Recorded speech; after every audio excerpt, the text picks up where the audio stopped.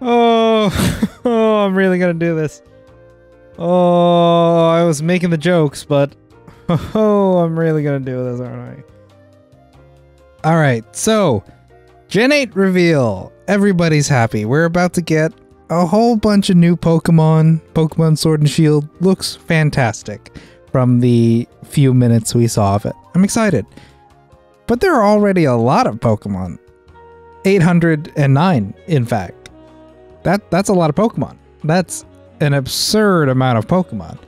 Like, it's easy to forget how big of a number 800 is. Like, it would take you a significant amount of time to even just count to 800, let alone do 800 designs for creatures and then do their like levels and movesets. Pokemon has had over 20 years to do so, but still, it's a very big number. So I thought, you know, to really understand how many Pokemon there are, why not rate all of them? All 809 Pokemon so far. You know, while everyone else is saying what they think about the new ones. It's gonna take me some time. But I also thought that, hey, while I'm doing this, I might as well just suffer that little extra bit more. So while I'm doing this, I'll rate all the forms and Mega Evolutions and all the things, all the different types of the Pokemons. I won't be doing the smaller gender differences because when they introduced gender differences in Gen 4, they kind of went a little crazy. They introduced things like, oh, female Rattata's whiskers are slightly smaller. I'm not going to do that, but the larger ones I will be covering. I'll rate all of those differences independently.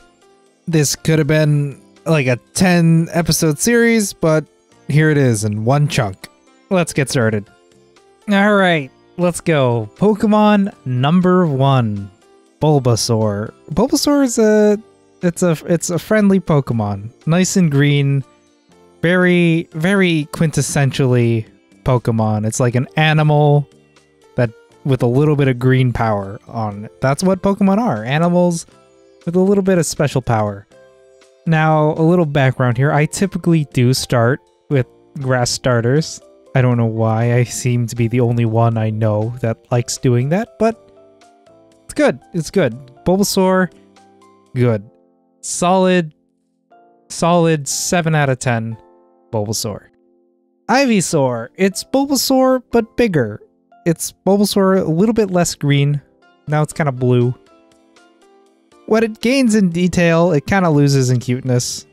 It's like a 13-year-old Bulbasaur that's combative for no real reason. 6 out of 10. Bulbasaur -1. Look at how chunky this one is. Look at him. Look at Venusaur. Woo. Big boy. It's a powerful little Hulk that just gets in there and ooh. Solid 8 out of 10. Mega Venusaur is our first Mega Evolution on the list. And I like Mega Evolutions. They get to give some Pokemon a second chance at design, or a second chance at being used in the Pokemon video games by anyone at all. Now, I don't know much about competitive Pokemon. I know a little bit. I'll try to avoid it most part for these ratings, but every once in a while, I'll just chime in. I know that Mega Venusaur gets the ability Thick Fat, which like cuts out its 2 biggest weaknesses. So that's a big bonus there. Design-wise, it's Venusaur, but with a larger tree. Which, you know, that's pretty good. I like it. 9 out of 10. 9 out of 10 Mega Venusaur. Charmander. The Charmander line is fan favorite Pokemon. Most people I know start with the fire type starters usually. And in Gen 1 started with Charmander. And I can't blame them. Very, very cute. Very peppy. It's slightly on fire, which is a bonus in my book. Things are usually better when they're slightly on fire. Solid 7 out of 10, Charmander. Charmeleon! Charmeleon! So a lot of middle Pokemon have kind of an awkward puberty thing going on, but Charmeleon, it's a bit more confident. Charmeleon is a 13-year-old who plays soccer. And really, that's like the only defining personality characteristic they have. And they just really, really like want you to know that they play soccer. A little annoying. 6 out of 10. 6 out of 10. Why you gotta be so mad all the time, Charizard? Yeah, maybe you just look mad all the time. As a starter, you're like the dragon boy, but you don't really get to be a dragon type, which is unfortunate. But hey, that's fine. You're all right. 6 out of 10. Mega Charizard Y is like it's a proper faithful upgrade to Charizard. It's like if you ask a different designer to like, hey, draw your take on Charizard. It's Charizard with a little bit more detail. Doesn't quite look like a knockoff Charizard. You know, it has enough faithfulness to what Charizard is. 7 out of 10. Mega Charizard X, good for you. You finally get to be a dragon type, but I mean, at what cost? You got these like weird, edgy shoulder spikes. Your fire's blue now. That's a little bit cool, but also you're inexplicably black and blue now, and you got these weird-looking wings. 5 out of 10. You're certainly an upgrade, but in the process, you lose a little bit of what a Charizard quintessentially is. Squirtle! It's Squirtle. It's great. It has a nice, vacant, blank stare. It's not too smart, but, you know, it tries its best. 7 out of 10. Wartortle. It's, like, again, in that puberty Pokemon vein. This one, it's kind of scrappy because it doesn't really know how to get along with people. It tries its best. 6 out of 10. Blastoise. It's a turtle with cannons. That's an amazing concept. It's physically impossible for it to hit anything it's looking directly at. It just shoots to the sides, which is okay, because who needs accuracy when you have this much firepower? 8 out of 10. Mega Blastoise. One of my favorites. I like it. At first, it seems like it only has one cannon, like it merged its two cannons into one bigger cannon. But then you take a look and it's got 2 arm cannons. Look at that's a third more firepower. 2, 3, 1, 2. No, that's 50% more firepower right there. Look at that. That's amazing. He's got his head's a little stupid, but who cares? He's got turbo delete this power. 9 out of 10. Caterpie is like the template bug Pokemon. It goes worm-like thing, cocoon-like thing, big boy. There are exceptions, but this is kind of the template. Quintessential bug Pokemon. It knows String Shot. It's not very spectacular. Then 4 out of 10. Metapod. It's like having a pet rock. It knows Harden. It doesn't really do much else. 3 out of 10. Butterfree. It's a butterfly, but it's a Pokemon.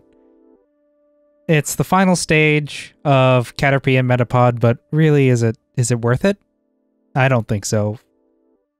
4 out of 10. No, 5 out of 10, because there was that animation that was like King of the Hill meets Pokemon, and Butterfree was Bobby. Take everything I said about Caterpie and just like repeat it here, and then add the bit that it has a spike and it has poison. Same rating, 4 out of 10. Kakuna. Just take what I said about Metapod and put it right here. Except add the bit that this one's like, it's almost an edgelord. It's as edgy as you can be while not doing anything. 4 out of 10. I like Beedrill. It's like you take the concept of a bee and they're like, let's add it a little bit. I got 2 more stingers, and they're called drills. Bee drill. Not bad. 6 out of 10. I really like Mega Bee Drill. It's like, I don't need legs anymore. Make those stingers. I just need more stingers. Very aggressive. Willing to sacrifice legs for more stingers. A noble effort. 8 out of 10. It's the template bird Pokemon. Very normal bird. What do I give, like, actual birds in real life? They're going to share a rating. Pidgey, and by extension, actual birds in real life. 4 out of 10. Pidgeotto. It's like a Pidgey, but larger. Got a little bit of flair. Not afraid to wear a little bit of color. That's not bad. 5 out of 10. Pidgeot. It's like somehow less crazy looking than Pidgeotto. A bit more confident, a bit more reserved. I don't know. 5 out of 10. It's pretty much the same, honestly. Mega Pidgeot. Ooh, boy. Wow. It's a little ooh. It's a Pidgeot with a Yu-Gi-Oh protagonist hairstyle. Look at that. Oh boy, that's powerful. I don't know if it's good, but it is certainly a powerful design. It's like a Pidgeot that got tired of being called normal. We're gonna give it a 7 out of 10. Rattata. Rat-tat-tat-tat-tat-tat-tat. It's the rat Pokemon. Purple rat. Not bad. Rats get a... rats would have gotten like a 3 out of 10, but after seeing Ratatouille, 5 out of 10. Alolan Rattata. It's like... our first regional variant. I like the idea of regional variants. Again, I like you giving older Pokemon new chances to shine, revisit new directions with their designs. Alolan Rattata is like if you had to draw Rattata's uncle, you would get Alolan Rattata. It's Rattata with a mustache. It's not very happy. 4 out of 10. Eradicate. It's like an even larger rat. I don't like it. The larger a rat becomes, the more threatening they are to my life. 2 out of 10. 2 out of 10. Alolan Raticate. It's still large, but it's passed around to the point where it is less threatening a little bit. Because I don't imagine Alolan Raticate can run very fast. 3 out of 10. Spearow. It's a bird. Again, not gonna get very high of a rating. I appreciate the pun in its name. It's a spear sparrow, but it doesn't actually have a spear, so the visual aspect of that pun is weakened. I guess its beak is like a spear, but it really isn't. 4 out of 10. Fearow. Its beak has become a spear, but now you're supposed to be afraid of it instead. It's large. It's kind of gangly. Not a big fan of it. 4 out of 10 again. Ekans. He's alright. He's very snake-like. He is a snake. His face is eternally in a expression of but it's not bad. 5 out of 10. Arbok. It's the bigger snake. It's pretty neat, actually. I like the fact that the face on it has like different variants on him. I was going to give every single one of those variants their own rating, but I couldn't find a comprehensive list of art of them. So altogether, Arbok gets like a 6 out of 10, plus 1 or minus 1, depending on if the variant is good or not. Most of them are. Pikachu, number 25, one of the most recognizable characters on the face of this planet. Pikachu, for many people, is what Pokemon is. And I don't blame them. Pikachu's pretty great. On its own, the vanilla base form Pikachu, 7 out of 10, 8 out of 10, 8 out of 10. But because Pikachu was the mascot, we can't stop there. Let's go a little bit more in depth on the different kinds of Pikachu you can see. Surfing Pikachu, 8 out of 10. Not bad. Flying Pikachu, 8 out of 10. I'm gonna have to say. Pikachu Rockstar from the Cosplay Pikachu, 8 out of 10. Pikachu Bell, 8 out of 10. Pikachu Popstar, 9 out of 10, that one. Pikachu PhD, 7 out of 10. Pikachu Libre, wow, what is 10 out of 10? 10 out of 10. Pikachu in various hats, all of those get a 8 out of 10. This Pikachu Snowman, 6 out of 10. Look, there are a lot of Pikachu. They're all 8 out of 10, plus or minus 1. Except for Libre, Pikachu Libre. Pikachu Libre is a solid 10 out of 10. Raichu! It's a big boy. It's a big Pikachu. It's very rare that the pre-evolution gets more famous than the evolution, but hey, it does its best. Raichu, 7 out of 10. Not as good as most Pikachus. Alolan Raichu. Wow, this is really cool, actually. It's a psychic electric type, which is really fun typing. It lives to surf. It's a good guy. Seems like it doesn't take anything seriously, but it'll give you some like oddly profound advice when you least expect it but need it the most. It's 10 out of 10, I'm gonna say. Sandshrew, very round, very good. 6 out of 10 because it's round. Alolan Sandshrew, it's even rounder. It's an igloo. I like it. 7 out of 10. Sandslash, very spiky boy. Spiky boy without being edgy. It's not edgy, it's just kind of what it is. It's a spiky boy, friendly, good time. 8 out of 10. Alolan Sandslash. It's no longer sand, still very slash. Steel ice type, which is neat. I like it. 8 out of 10. Same as its cousin. Nidoran female, little poisony, spiky girl. Introduced as a pair with Nidoran male before they're like, oh, let's make the gender differences a mechanic. But they're like, we can't make them one species because that'll ruin all of our Pokemon Dex numbers.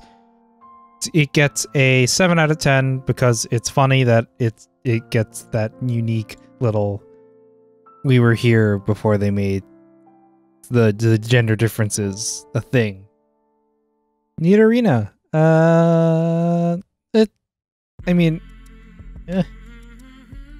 Still less spiky, I guess. A little bigger spikes, but they're blunter.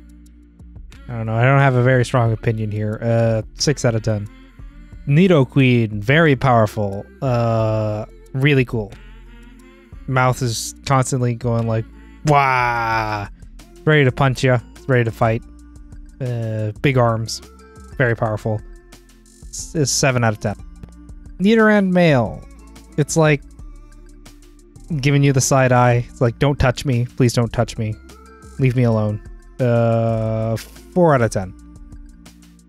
Nidorino. It's less cool than its female counterpart. It's just kind of like a generic purple spike animal. 5 out of 10. Nidoking. Less cool than Nidoqueen. I like its posture here. Its wide arm stance, asserting dominance. Powerful underbite, but that's all right. 5 out of 10. Solid 5 out of 10. Respectable. 5 out of 10. Clefairy. It came from the moon. It's kind of just generically pink and round. It got retconned into a fairy type, which, you know, that's pretty cool. Being one of the Pokemon that got type changed, I guess. 6 out of 10. It's not too bad. It's very, very round, happy. That's good. That's Clefable. It's like they took Clefairy and like stretched it out a little bit. It has these weird like pseudo wings. 5 out of 10. I'm not really feeling this one. Vulpix, another fan favorite. It's pretty cute, curious, ambitious, potent, latent psionic powers. Solid Pokemon, 7 out of 10. Alolan Vulpix, pretty much the same. Just take what I said earlier and replace the word psionic with the word ice fairy. And still good, 7 out of 10. Ninetales, very smart Pokemon, very smart. Wow, such psychic, much smart. 7 out of 10, 8 out of 10. Alolan Vulpix, same stuff as last time, but minus the Doge meme. Still majestic and mysterious, but less in like a refined way and more like a wild fairy kind of way. Good stuff. I like it. 9 out of 10. Jigglypuff. What a strange design. It's a round pink ball that sings at you and spams roll out and smash. Unique. 6 out of 10. Wigglytuff. They looked at Jigglypuff and like, how do we make this and how do we make an evolution for this? And they're like, we'll make it fight. We'll make it punch things. It's tough. Tuff. 5 out of 10. Zubat. I have mixed feelings about Zubat. On one hand, it was the Pokemon that we all just running it into caves over and over again while it just spammed and confused your Pokemon.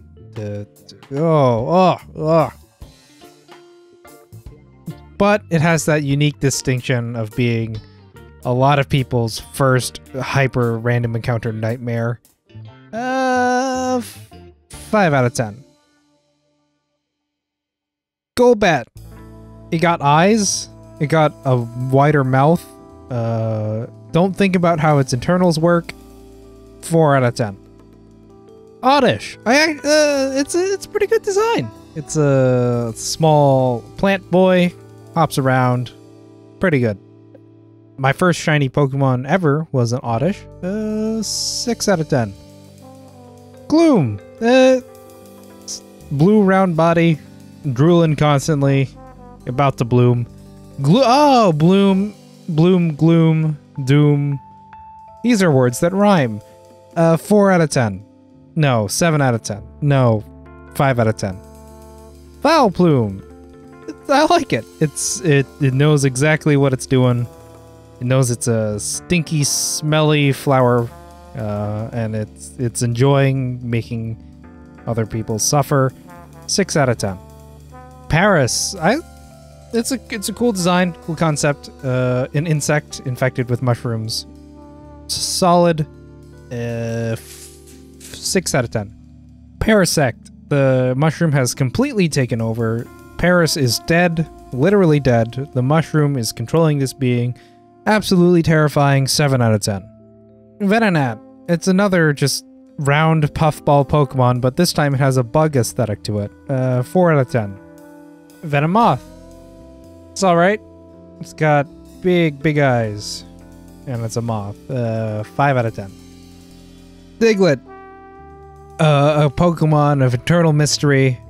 What lies below the surface, not only of the Pokemon, but also of its soul. 7 out of 10. Alolan Diglett. It's got a tan. It's got a little bit of hair. It's in volcanic soil, which I think is a nice touch. Not really an improvement, but not much of a detraction either. 7 out of 10. Dugtrio. It's 3 Diglets. It's Diglett Dig, Diglett Dig, Trio. Pretty good. 9 out of 10. 7 out of 10. Alolan Dugtrio. I mean, look at him. That's fantastic. 10 out of 10. Meowth. Very good cat. Very nice, very friendly. Has the ability to just create money. Solid. 7 out of 10. Alolan Meowth. It's Meowth, but smugger. It knows that it can just make money whenever it wants. It probably does, just so it can live without really having to put any effort in. Live your best life, Alolan Meowth. 8 out of 10. Persian. It's a large cat with a gem in its forehead.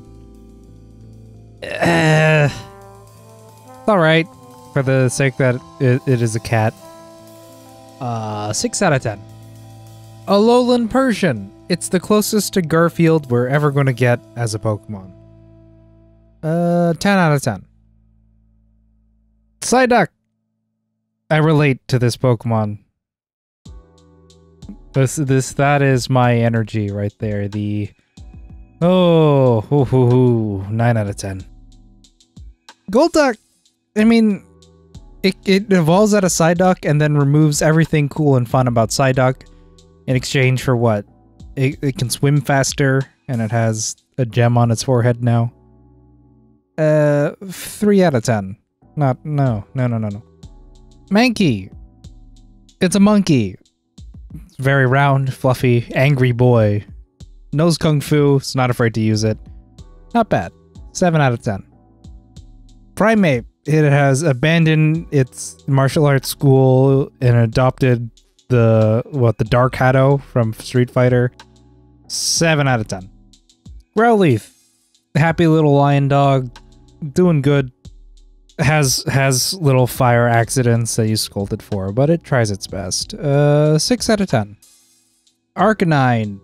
Big boy lion dog. Still thinks it's very small. Has a very powerful tackle. Very excited to see you come home. 9 out of 10. Poliwag. A nice little tadpole scallywag there. Spits water. Kind of sad looking at it all times. It's alright.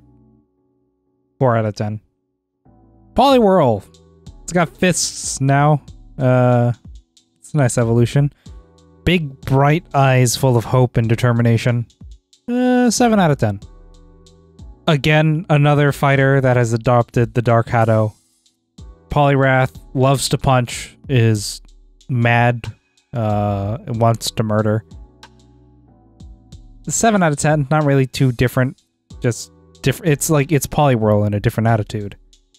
Abra lives a pretty good life. Just kind of sleeps and then teleports away if it's ever in any danger. It's a good life. 7 out of 10. Kadabra wields the spoon, a deadly weapon to amplify its psychic powers. Has a powerful mustache. 8 out of 10. Alakazam wields 2 spoons to double its psychic efficacy. Mustache is even more powerful. 8.5 out of 10. Mega Alakazam. I really like this one. It's completely given up shaving to focus on mastering the art of hovering and pentuple spoon levitation. Quintuple spoon? Quintuple spoon levitation. 9 out of 10. Machop. Generic fight kid, kind of like a lump of clay that likes to brawl. It's alright. It's kind of generically gray and lumpy. 5 out of 10. Machoke. Look at that. He's so ripped, his muscles have grown lines. Wears his belt halfway up his body because he's the champ. He's the champion. He's not Machamp, but he's a champ. 6 out of 10. Machamp. He got so ripped he grew 2 other arms to show off how ripped he is. He's a really strong fighting boy. His belt is proof of that. 7 out of 10. Bellsprout. Bellsprout is unapologetically weird. It is strange. It realizes that it's strange, but it does not care in the slightest. Powerful energy coming off of this boy. 7 out of 10. How do I describe Weepinbell? It's like, I don't know, it's got these like hot glued on googly eyes. Leaves. It has lost appendages in its evolution. Its mouth is just like, oh. 4 out of 10. Victory Bell. It's kind of gone back around to... I don't know. I think it's supposed to be menacing. It's trying to be menacing. It's got teeth now. That's cool. Its eyes are not goofy now, or just... I don't know. It's giving you, like... mean glare. 5 out of 10. Tentacool. Tentacle and cool. It's got these giant red gems on its head that just... they're there. They don't really do anything. It's got kind of a leave me alone kind of vibe going on for it. That's alright. 6 out of 10. Tentacruel. It's... oh boy. It's the alien evolution, man. It went full alien mode. It's got a big claw beak thing going on for it. More tentacles, bigger gems. All around pretty menacing. 7 out of 10. People give like the newer Pokemon crap, right? Like we get, oh, it's an ice cream with a face. This is what Pokemon are. This is a rock with arms. Come on. Geodude, quintessential rock with arms. 7 out of 10. Very good. Alolan Geodude. It's a rock that's also a magnet. Powerful eyebrows. It's got some little prickly hairs going on. Otherwise, Geodude in a slightly different color. That's alright. 7.5 out of 10. 0.5 added on for the eyebrows. Graveler. It's gravel. It has 4 arms, 2 of which are just always there hugging its belly. Like it had a good meal. 7 out of 10 is not much of an upgrade from Geodude. It's alright. Alolan Graveler. Not too much different from Graveler. It's a little less gravelly. It's got some yellow spots of magic magnet crystal. It's alright. Again, 7 out of 10. Golem. It now has a distinct head. Good for you, Golem. 8 out of 10. You're made of rocks. You're a rock man. Alolan Golem. I really like the design on this one, and it's fun to say. It's like a magnet railgun rock boy. He's very upset, but he likes to shoot. Who doesn't like to shoot? 8.5 out of 10. Moving on. Ponyta. Fire pony. I mean, what else is there to say? It's a solid, you know, take an animal, take a thing, power, slap it on there. It's alright. 6 out of 10. Rapidash. Fire horse. Pony plus time equals horse. An 8 out of 10. Why not? It has a unicorn horn now. Good for you. Slowpoke. Gets a good life. Not having to worry about anything. You just kind of sit there and vacantly stare. Enjoy the sun. Enjoy the water. Really take time to process it all. Pretty good. Solid 8 out of 10. Slowpoke. Slow bro. That's a bro. Actually a really cool design. It's supposed to be like a Shelder that bit its tail and evolved with it. Right? Like that's the thing. That's a really cool design. Doesn't play out in the game's mechanics. I think there's an episode on it in the show though. Pretty good. I like it. Solid 8 out of 10 too. 9 out of 10. Mega Slowbro. Oh, what a story. Look at him. Look at his face. His entire carefree life. All of a sudden, something has changed and he's not sure what.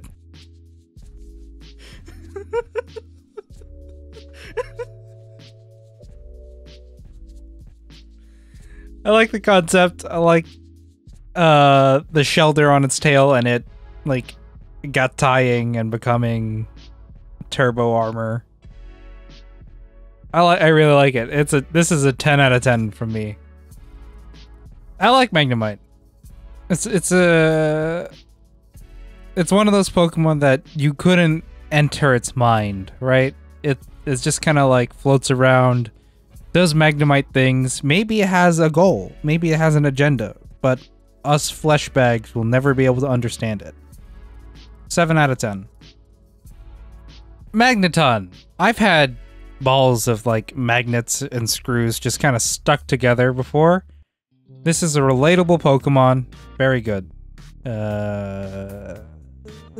out of 10. Far-fetched. It's like that old idiot. It's like based on an idiom. It's based on an idiom, like a duck approaching with a green onion in its mouth. As a metaphor for a fool or something like that. I'm not entirely sure. Farfetch'd is pretty cool. Prime candidate for Mega Evolution if they ever revisit the concept. Like, imagine it like wields 2 leek swords or something like that. Pretty good. 7 out of 10. Doduo, the Dodo Duo. It's got 2 heads, which is better than 1, but doesn't have any arms, which is kind of a downfall. Or wings, because it's a bird. Oh, it's a bird. I gotta give it like a minus 1 on that. 5 out of 10 total. Still no arms, but now a 3rd head. Dodrio's priorities seem to be a little bit off. I like how one of its heads is just kind of doing its own thing. Doesn't really care for the other 2 screaming all the time. 6 out of 10. Not bad. Seal. It's like a really... It's a seal. It's a seal, the unicorn horn, a dumb looking face. I'm gonna give it the same rating I would give actual seals in real life. 6 out of 10. Dugong. Not much changes here. Its face gets a little bit less kind of dumb, I guess. Its tail, which was previously split, is now one solid unit. It's whatever, 6 out of 10. Grimer. It's the sludge and the refuse and the pollution that is a direct result of mankind. A firm reminder of our impact on this planet. 7 out of 10. Slimy boy. Alolan Grimer. It's basically the same kind of thing. It's just a different color. Pokedex says they were imported to Alola to deal with a garbage problem, which I guess kind of parallels the import of cane toads to Hawaii, and they became like a pest, like a pest problem in themselves. And for that, it gets a +1. +1 Alolan Grimer. That's a 8 out of 10. Muck. It's the big sludge, an evil, aggressive warning to mankind. Kind of like, it's an environmental kind of kaiju, you know. We made this monster. This is our fault. 8 out of 10. Alolan Muck. It's the same kind of message, same thing that comes out of Muck, but it's got like this rainbow coloration, or like, I don't know if it's supposed to be like an oil slick or like a floating ball of trash in the ocean. Maybe both. And that just paints it a little bit more vivid, anchors it in kind of like the ocean setting of Alola. Same rating though, 8 out of 10. Shelder. It's a clam. I like clams. Clams are cool. It has fun little spikes on it and a big tongue. Lots of Pokemon with big tongues.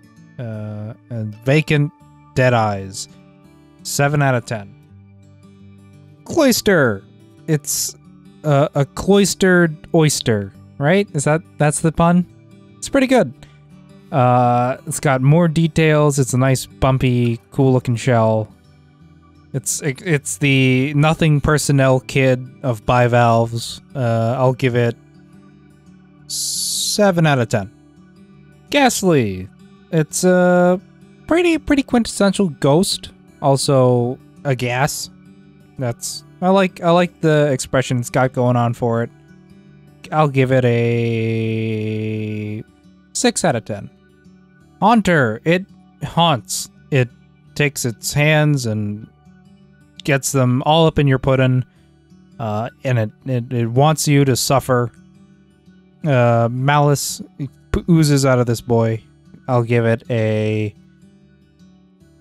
6 out of 10. Gengar. Somehow it's more adorable and more menacing than ever before. Its big face just plastered into the direct center of his body is just slightly unsettling. Pretty good. Pretty good for a ghost Pokemon. 7 out of 10.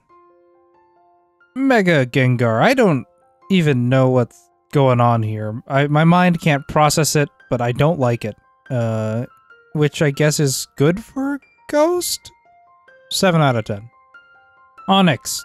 The big rock snake. What's there not to like? It's got a cool little fin on its head. It looks like it enjoys eating rocks.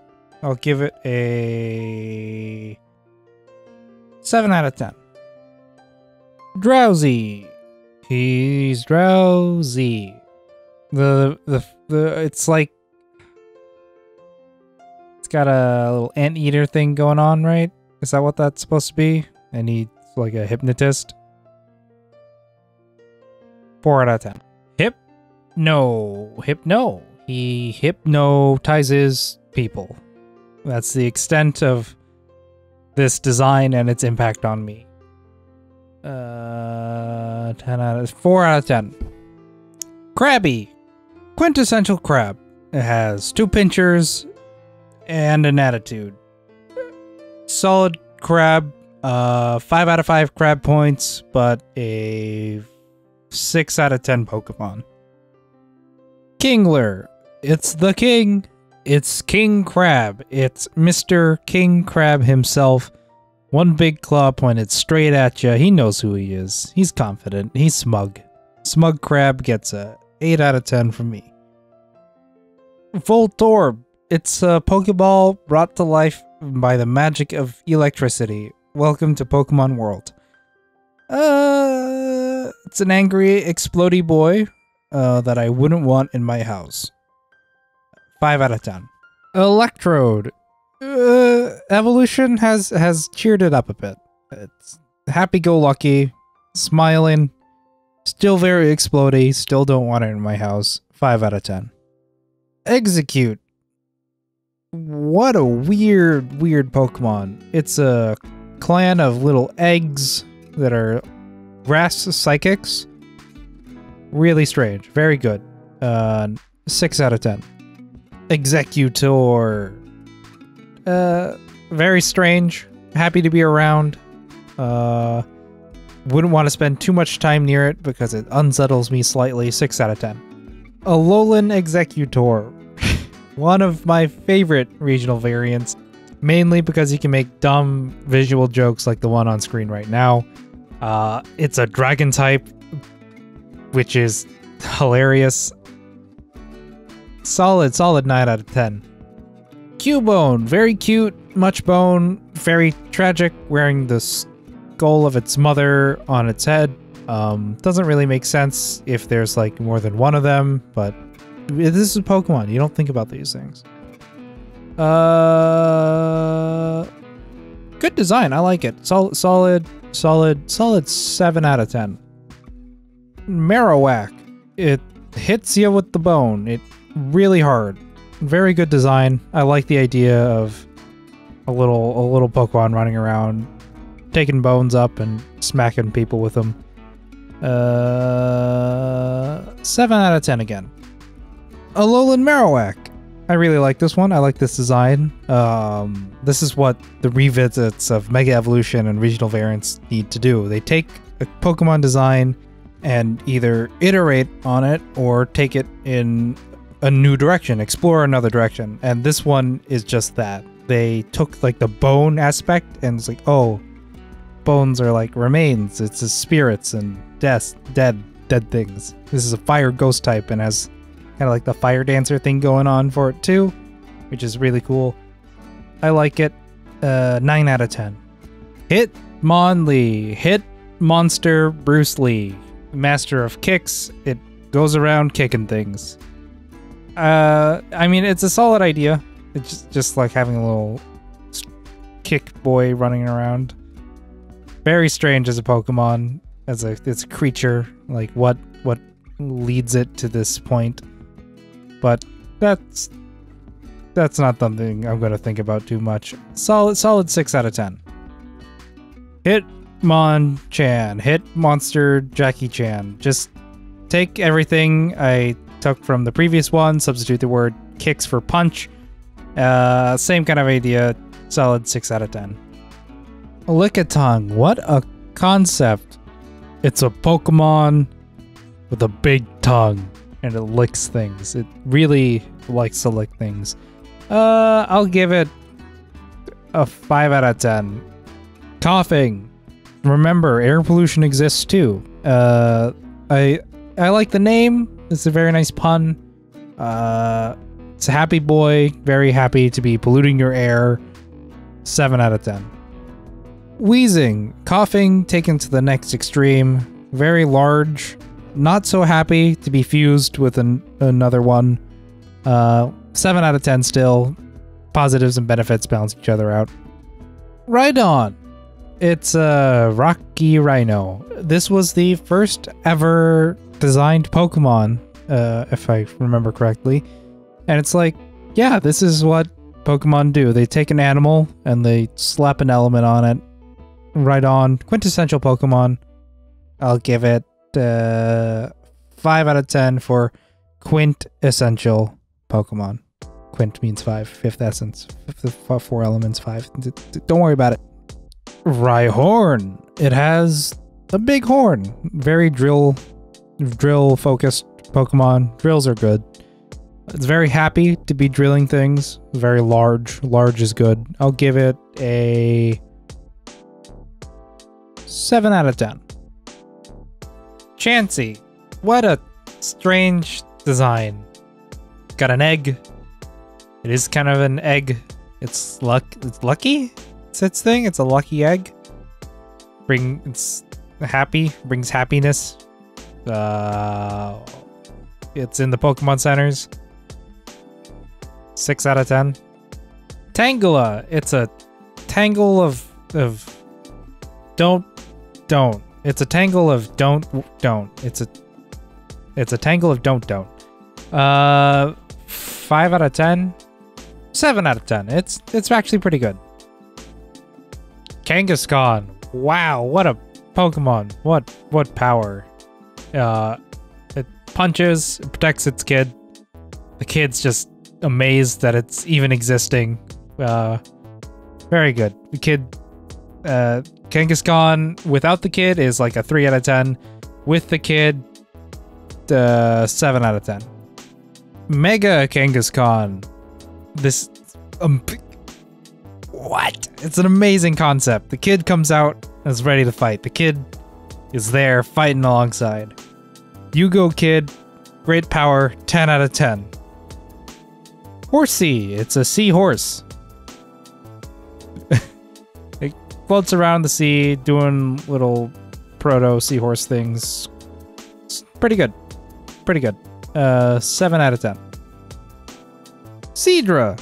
It's the dragon of the sea. It floats around doing seahorse things. 7 out of 10. Goldeen. It's a fish. It's pretty pretty. It's got a horn. A lot of Pokemon have just like horns added to them, not for any real reason, but to add visual interest. It's all right. I'll give it a 5 out of 10. Sea King. It's a little bit more visually interesting. It's got like little speckled spots things going on for it with a little bit.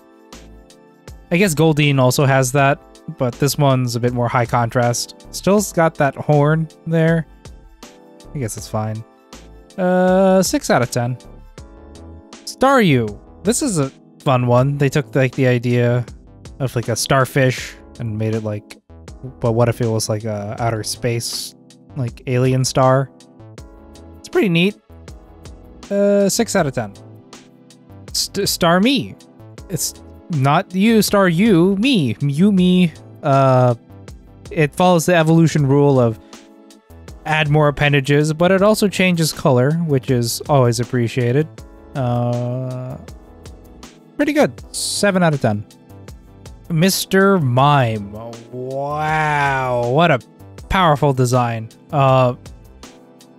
Just mildly disturbing with how energetic it is, but you know, it doesn't care. It's doing its own thing.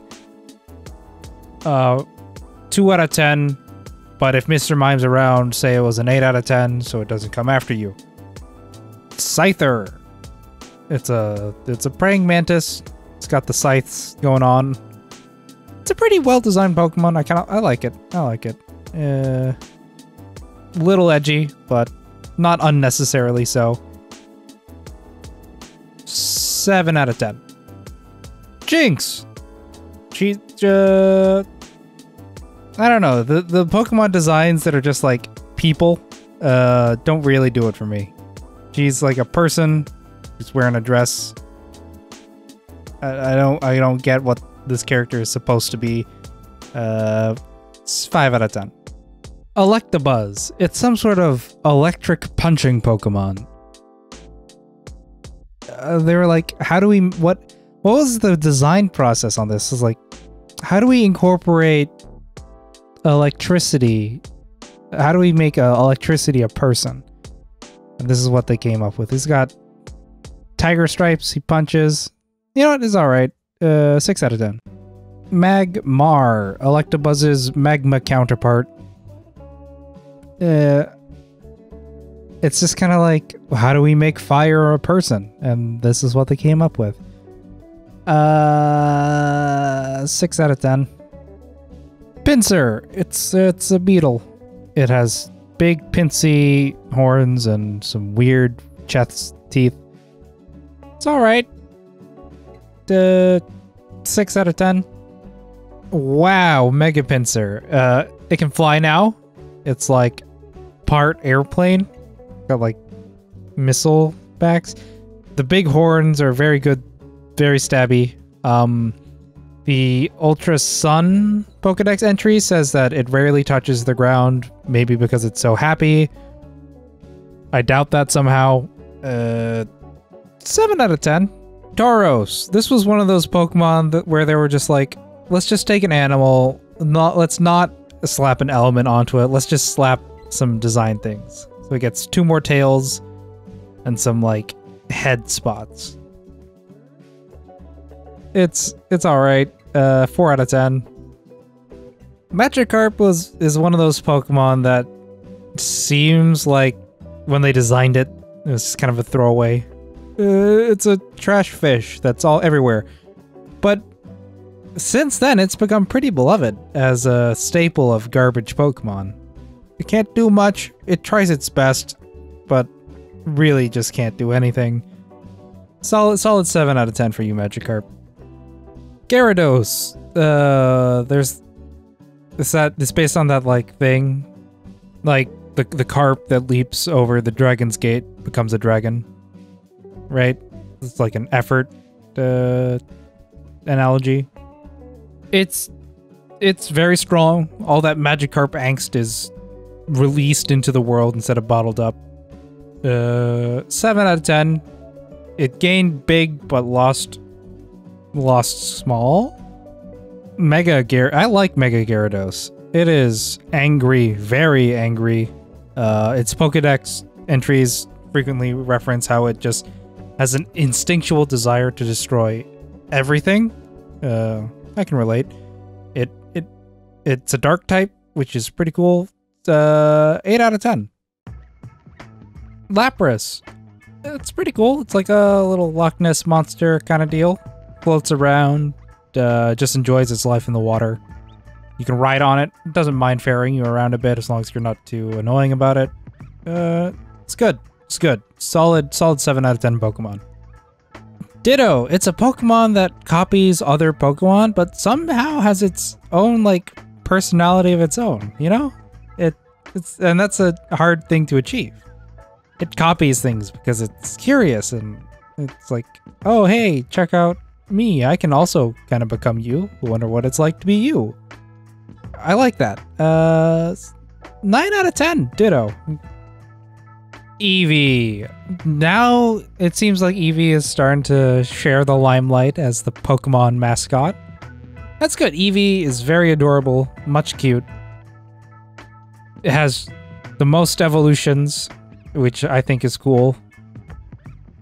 I will not be happy until we have an evolution for every type. I can't wait for Steel, Dragon, Bug, Ground, Fighting, Flying, what else? Normal, Poison. Is that it? Is that all of them? I'm probably missing one. Anyways, you got time, Pokemon. I'll be around for like another 60 years or so. You'll get it by then, right? 9 out of 10. Eevee, very good. Vaporeon, the water Eevee. Very nice. It swim. It has a neck frill. Neck frill's a little weird, but otherwise it's a very swim Pokemon. Very swim Eevee swim. I don't know what I'm going for here. 8 out of 10. Jolteon, he's a energy electric Eevee. It's just kind of a yellow Eevee that's very spiky. Try to add as many spikes as we can. Little jolts, if you will. 8 out of 10. I feel like maybe we need like another scale for evolutions because they're pretty good. 8 out of 10 as a Pokemon, 7 out of 10 as an evolution. Make it the same for Vaporeon too. Flareon, the fire Eevee. It's nice. I like it. I like how the fur hints at fire instead of just actually being fire. That's nice. 9 out of 10 Pokemon, 8 out of 10 as an evolution. Porygon. Porygon is one of my favorite Pokemon. It came from the computer. It was man-made. It's it's a little low poly, but it's still very lovable. If you ever want to make a couple more like Porygon side evolutions, or maybe a Mega Porygon Z, or you know, whatever, Game Freak, just Porygon 8 out of 10. Ammonite. It's a pretty cheerful thing. I don't know if it experiences joy the same way us mammals do, but I'm sure it's content with its bottom feeding life. 7 out of 10. Amistar. Wow, it's opened up. Its eyes are excited, but somehow more alien. It's those vertical pupils that freak me out a little bit. At least it's energetic. It's got spikes too, which just add more spikes for more visual interest, I guess. I don't know. It's either like threatening you or putting its hands up like it just don't care. 8 out of 10. Kabuto. It's like a horseshoe crab, and those are cool.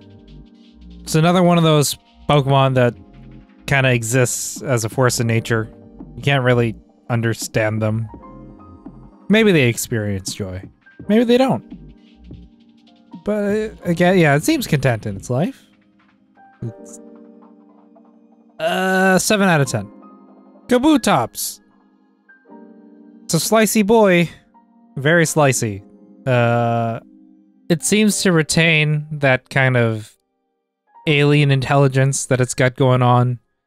It doesn't understand what's happening, but it hides that behind its stoic exterior. It wants to slice. It desires slicing. 8 out of 10. Aerodactyl. It's the flying fossil. It's very angry, very big underbite. Bites things and tears them up. It's all around solid pterodactyl kind of feel. I'm gonna give it 7 out of 10. Mega Aerodactyl no longer has hands and just has spikes that protrude up through its wings. Stony spikes bursting out of every point in its body. It looks incredibly painful, and the Pokedex entry suggests that it is constantly in incredible pain. Why would you force this upon a creature with Mega Evolution? Just to win? Just to chase victory? You monster. I used Mega Aerodactyl a lot, but I do regret it. 10 out of 10. Snorlax, leave Snorlax alone. It just sleeps. It just wants to sleep. When it wakes up, it's hungry and wants to eat. This is me as a Pokemon. Snorlax was based on one of the programmers, one of the Pokemon programmers, I think. If I'm remembering that correctly. That's pretty cool. It's 9 out of 10. Leave Snorlax alone. Give him a Mega Evolution. Articuno! The cold bird. The cold out of 3 birds. It's a bird and it's cold. That's the extent of its design. I like how its wings kind of like suggest a snowflake pattern. That's pretty cool. 7 out of 10. Zapdos, the electric bird. It's very spiky, very pointy. Kind of looks like an action onomatopoeia sound bubble from a comic book. It's all right. 6 out of 10. Moltres. It's a bird that's on fire. I kind of like how it looks, kind of like a large rubber chicken that's on fire. It's all right. 7 out of 10. Solid hot bird. Dratini, very, very cute. Very dragon-teeny. It's the smallest dragon. Very cute. Very dragon. Very solid. 8 out of 10. Dragonair, also very adorable. It's got this cool, elegant, smooth dragon aesthetic. Very nice, very elegant. 8 out of 10. Dragonite. Wow, you changed. Dragonite is a complete 180 from Dragonair. Still seems pretty friendly. Would spend time with. Seems like he would enjoy a nice peanut butter and jelly sandwich. 10 out of 10. Mewtwo, ultimate testimony to mankind's cruelty and infinite curiosity, and how they are infinitely inseparable. It didn't ask to be born. But it's, you know, it's just there, suffering, existing. 8 out of 10. Mega Mewtwo X. I like this design. I like the idea of it's using its psychic powers to just become a ripped punching machine. It's alright. I don't know. I like the original Mewtwo design best, but the concept on this one is pretty good. Same, 8 out of 10. Mega Mewtwo Y. I like this one too. I like this one's design a little bit better than Mega Mewtwo X's. I like the concept a little bit less. It's a bigger psychic. Its tail, it's on its head now, which is kind of weird. It's closer to Mew. It's like closer to its predecessor. I'll give it a 9 out of 10. Mew, genetic ancestor to all Pokemon, capable of learning all TM moves. That's pretty cool. It's design-wise, it's a pink floaty ball, floaty line, floaty puff, float boy. Not really a ball. I'll give it, and by extension, all Pokemon, a 7 out of 10. Hey, we're done with Gen 1. Where are we? We're over an hour in. This is already my longest video, and we are... oh boy. Oh, this is gonna be a fun one. Alright, Gen 2. Here we go. Alright. Chikorita! It's kind of, you know, the Gen 2 starters are kind of my least favorites out of all of them. I guess. Cyndaquil's alright. Well, back to Chikorita. Chikorita, it's got little seed neck. It's got a big leaf. It tries its best. I can't really give it anything less than a 5 out of 10. Sorry. Bayleaf. Bayleaf is doing alright. I like it a lot better than Chikorita. It doesn't have this awkward middle evolution. In fact, this could be a final evolution, and I'd be just fine with it. 7 out of 10. Meganium. It's pretty good. I don't know if its design really says final evolution to me, but it's certainly related somehow to Bayleaf. I don't know. 6 out of 10. Cyndaquil's pretty good. It's doing alright. Definitely the best of this generation's starters. Very happy. Very, very torched up. Very good. 6 out of 10. 7 out of 10. Quilava. It's alright. Not as adorable as Cyndaquil, but not quite, I don't know, powerful and strong looking yet, or amazing. It's a teenage Cyndaquil that's not, it at least manages to avoid looking awkward. Good job, Quilava. 7 out of 10. Typhlosion. Very, very explode loud boy. I have no opinions other than that. 8 out of 10. Totodile. Toadadile. It's alright. It's happy. It's blue. Enjoying its childhood as best as it can. 7 out of 10. Croconaw. All of a sudden, it's got this caveman aesthetic going for it. Like, what? Where did that come from? This is its awkward middle stage. It's got a tooth going in the wrong direction. I'm gonna give it a 4 out of 10 here. What is Feraligatr even trying to achieve with this look? It's relatively smooth, but just has these like weird bands on its arms and on its knees. It doesn't make it look tough. Doesn't make it look intimidating. It's supposed to be Feraligatr, feral, I guess. I don't know. It's not very wild. It looks like an old man trying to be wild. I'll give it 5 out of 10. Sentret. I like Sentret. It uses its tail to get a very high look. It has wide arms that it uses to assert dominance. Very good. 7 out of 10. Ferret. It's a ferret. It has all the characteristics of a ferret. It runs fast. It does ferret things. I'll give it the same rating I'll give actual ferrets, a 6 out of 10. Hoot Hoot. A real hoot.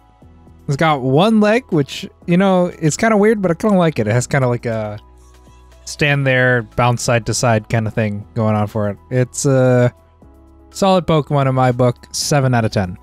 Noctowl. Nocturnal Owl. It's an owl. It's an owl that kind of doesn't like you. It's giving you that mean glare.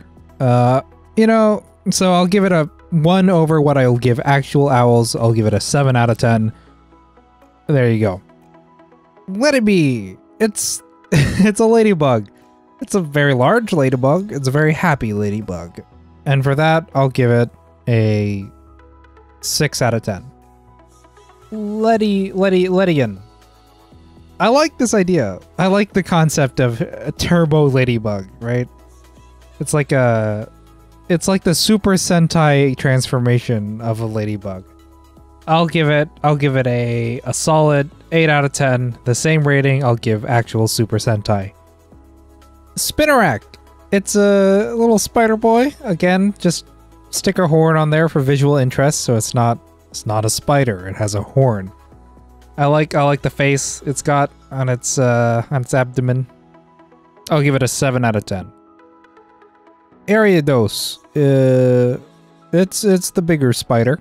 It's got little things on it, which are kind of cool, right? Those are like legs that are tucked up towards his back, I guess. I don't know.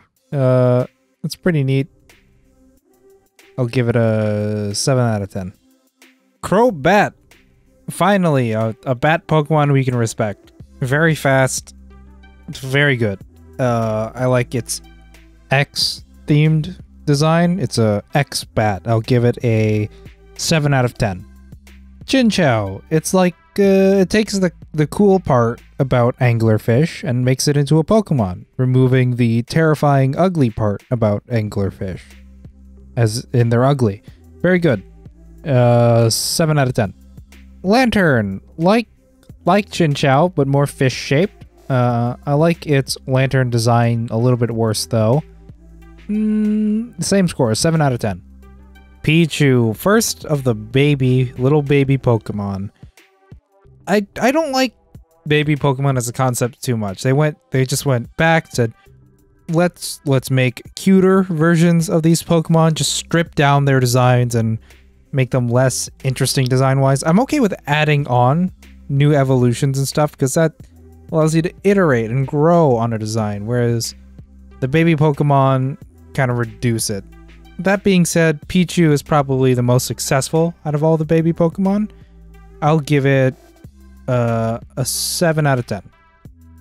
There is also a spiky-eared Pichu that you can get in Heart Gold, Soul Silver. Give this one a +1, 8 out of 10. Very cute. I guess Cleffa isn't too bad either. Very small. The smallness kind of emphasizes the side bits it's got. 6 out of 10.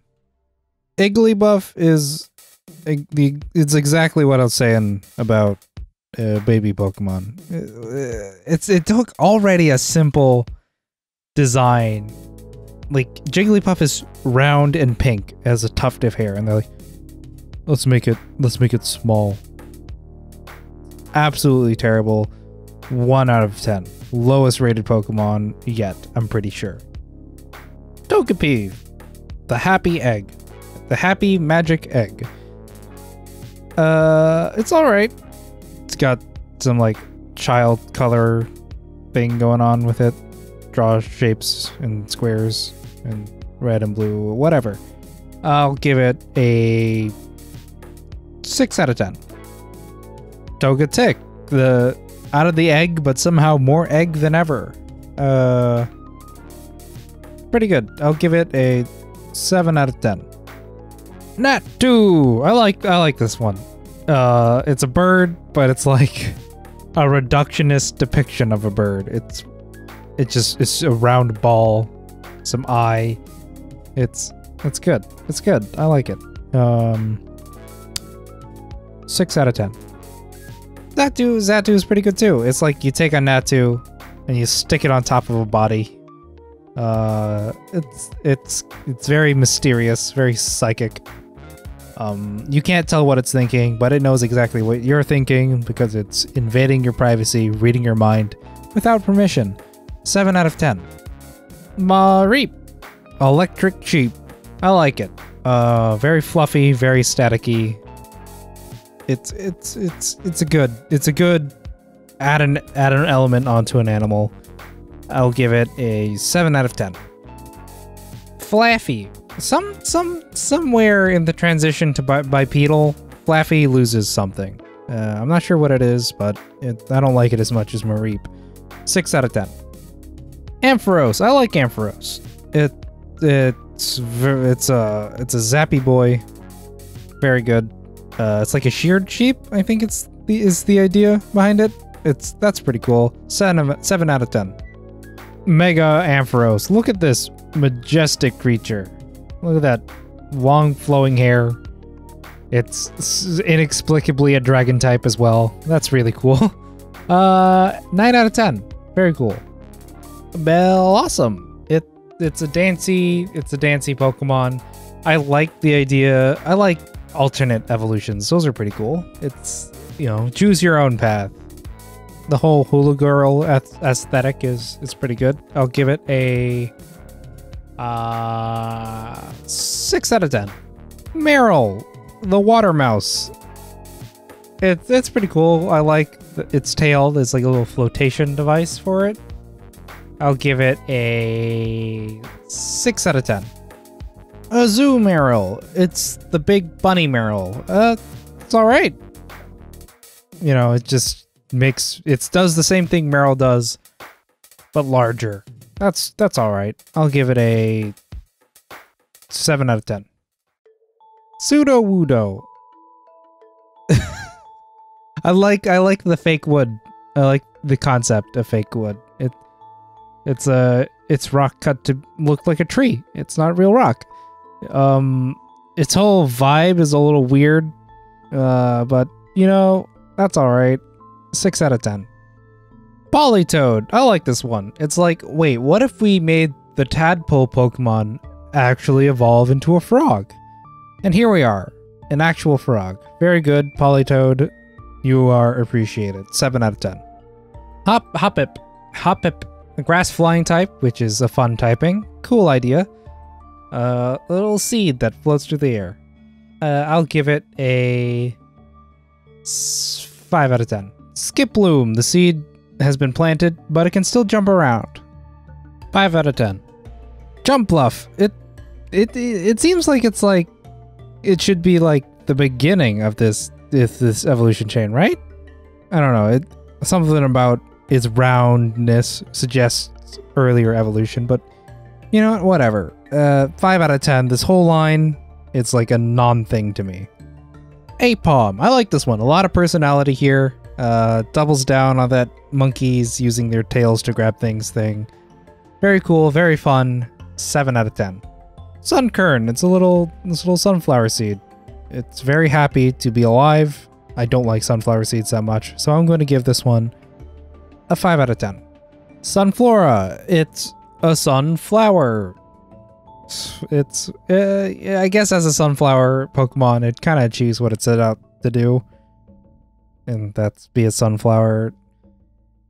5 out of 10. Aim higher. Yanma. It's cool. It's a dragonfly. It's a very large dragonfly, but very cool nonetheless.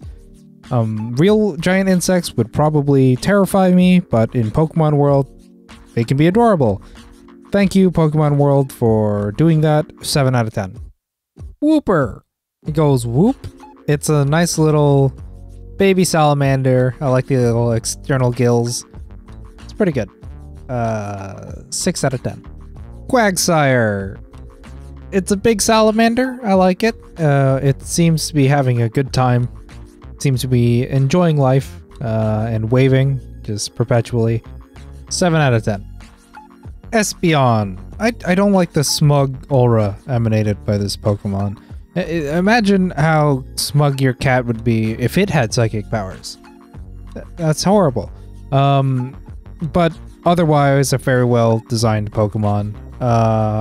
Little split tail is a nice little detail. I'll give it a 8 out of 10 Pokemon score, 6 out of 10 EV score for being so smug. Umbreon. The edgiest of the EV evolutions, I think, but even then, it's not super edgy. Lives in the dark, is the dark, embraces the dark, but is still your friend. I'll give it a 7 out of 10 Pokemon score, 7 out of 10 evolution score.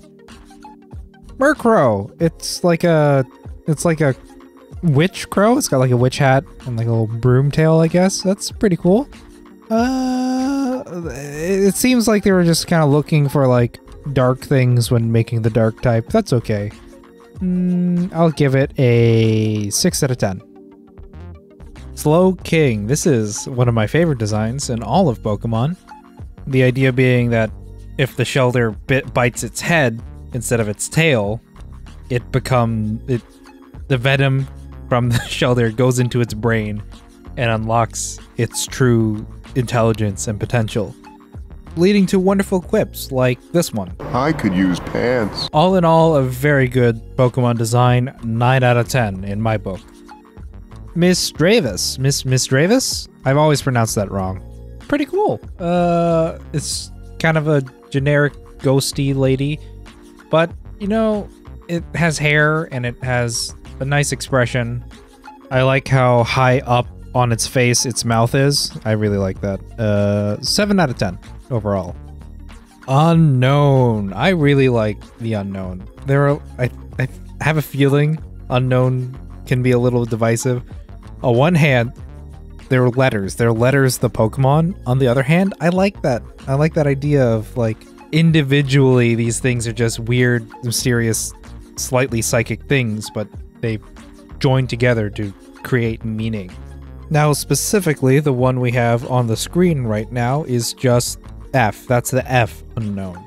I'm not gonna rate them individually just yet. Overall, the unknown get a 7 out of 10. All right, now I'm gonna rate them all individually. So for every one of these unknown, take the 7 out of 10, and I'm gonna give them a modifier of plus or minus some points based entirely on how much I like that letter. You can also, in the future, if you want, just take these ratings and translate them into me rating every letter of the alphabet. All right, here we go. A, +2, good letter. B, -1, all right letter. C, +2, good letter.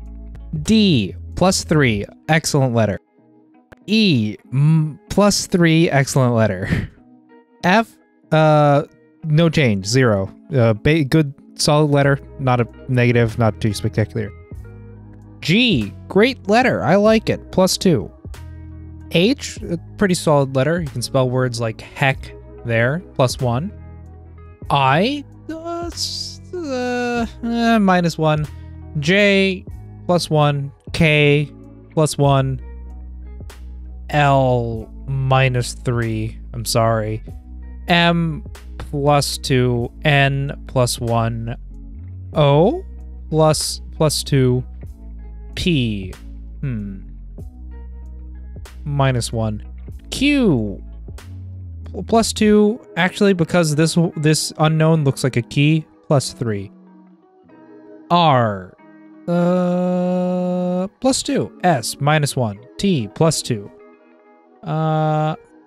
U, +1, V, +1, W, -1, X, +2, Y, -1, Z, +2, exclamation point. I like I like how these two, the exclamation point and the question mark that's coming up next, are they're really just done with it.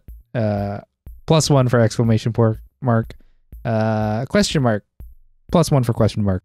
Wobbuffet. I like Wobbuffet's design. It's a Pokemon that can't hurt you unless you take a swing at it. It's a bag that flies back at you and hits you. From what I understand, it's like loosely based on a Japanese comedian. That's pretty neat. 6 out of 10. Giraffarig. I like this one. It's a giraffe, but it's been made palindromic. If that's not a word, it is now. And it has like a little head on its back because it's like same backwards and forwards. I like that. That's pretty cool. 7 out of 10. Pineco. It's a pine cone, but it's a bug type, so it's like a bug living in a pine cone. I like that. It's like a grenade too, right? Because it explodes and looks vaguely grenade-like. I've always said pine cones are nature's grenades. I've never said that. 6 out of 10. Fortress. It's like a bug living in a steel walnut. I think it's supposed to be, right? Pretty cool. Again, it's impenetrable fortress. It's constructed itself a fort made of steel, stuck cannons out the side. It's pretty cool. I like it. 8 out of 10. Dunsparce. This is a funky one. It's like it's based on like a Japanese chupacabra, like a Japanese cryptid that's like a snake bee. It's a little fat snake bee. I like it. It's a little odd. Give it a mega evolution. 5 out of 10. Gligar. It's flying ground type. It's some sort of flying scorpion. The thought of a flying scorpion terrifies me. But Gligar seems alright. 6 out of 10. Steelix. I like Steelix. Steelix is a much needed Onix upgrade. I like its little fins that come out of it. It's very cool. Very cool. I like it. 9 out of 10. Wow! Look at that! Look at that! Mega Steelix. What a Pokemon. its tail and its spikes have become really cool crystals. It's got floaty hexagons. It's got a beard, like a shovel chin. Very good. I like it. 10 out of 10. Very cool. Snubble. I like Snubble because it's like a terrible, annoying, angry dog that people think is cute for some reason.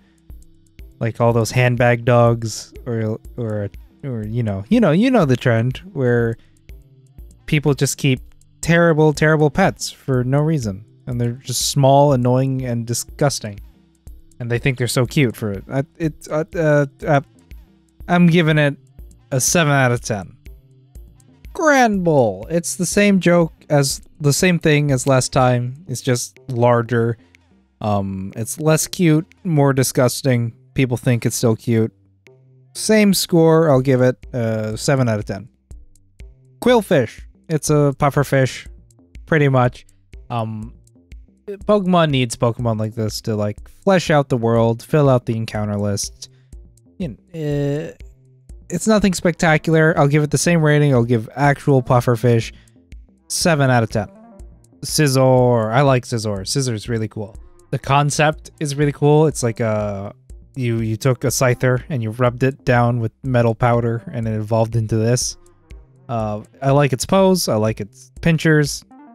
All around very good. 8 out of 10. Mega Scizor. It's Scizor with 0 chill. It's got some more angular details and just terrifying pincers. The Pokedex entry says it can't sustain this form too long because if it does, its body will melt, which is insane. 10 out of 10. I can't even begin to interpret what Chuckle is. It's like a bug type. It lives in a red shell. It collects berries and then stores them in that shell and makes them into juice.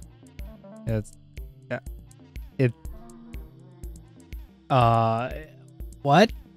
Whatever. It's a strange boy. It makes juice. It's your number 1 juice buddy. 5 out of 10. Heracross. It's a very convincing beetle. It has all the beetle textures and features and those vacant eyes. Overall, pretty decent. I'll give it the rating I'll give actual rhinoceros beetles. 6 out of 10. Mega Heracross. What even? So it's got like the big pinch. It lifts things. It throws things. And I don't know. I'm not really digging this design. Weird bulky forearms and the placement of the pincher in the middle of its face. Kind of not doing it for me. 5 out of 10. Sneasel. That's a pretty good design. It's got slicey bits all over its body. It seems that it enjoys running around. Very good. I'll give it a solid 6 out of 10. Teddy Ursa. It's a little teddy bear with a crescent moon on its head. Very cute. I like the idea of a little baby bear and then its evolution, which is coming up next. That deck set, I like it. 7 out of 10. Ursa Ring. Very big bear. Lots of sharp claws. Don't mess with its children. It's got a ring. Ursa Ring. Ring bear. 6 out of 10. Slugma. It's a magma slug. There's nothing beyond that, right? The concept itself is pretty cool. Sentient magma, sentient lava. I'll give it a 6 out of 10. Macargo. I like this idea, where it's like it's gotten bigger and part of it has cooled a little bit to make a shell. So it's like a magma escargot. It's a good pun. Magma slug there, Macargo. 7 out of 10. Swinub. I don't like these Pokemon that are just like It's a round fluff ball, and that's really much it. It's supposed to be like a baby wild boar, I think. It's alright, but nothing special. 4 out of 10. Pile of swine. It's a larger fluff ball. It's supposed to be, again, I think it's supposed to be like a wild boar. It's ice boar. It's just a big round blob of brown and with tusks and a nose. 5 out of 10. If only for volume. Corsola. I like it. It's coral. It's coral given a little round body and spikes. At least there's like a neat concept here where it's coral. Coral is neat. I'll give it a 6 out of 10. Remoraid. I like this one. It on the surface it looks pretty plain, like just generic fish, but there's a lot of neat things going on here. It has to be in the party for a Mantike to evolve, and it's actually loosely based on a gun. It's a gun fish. There are previous designs where that's more obvious, but those were scrapped in favor for this less gun-like fish.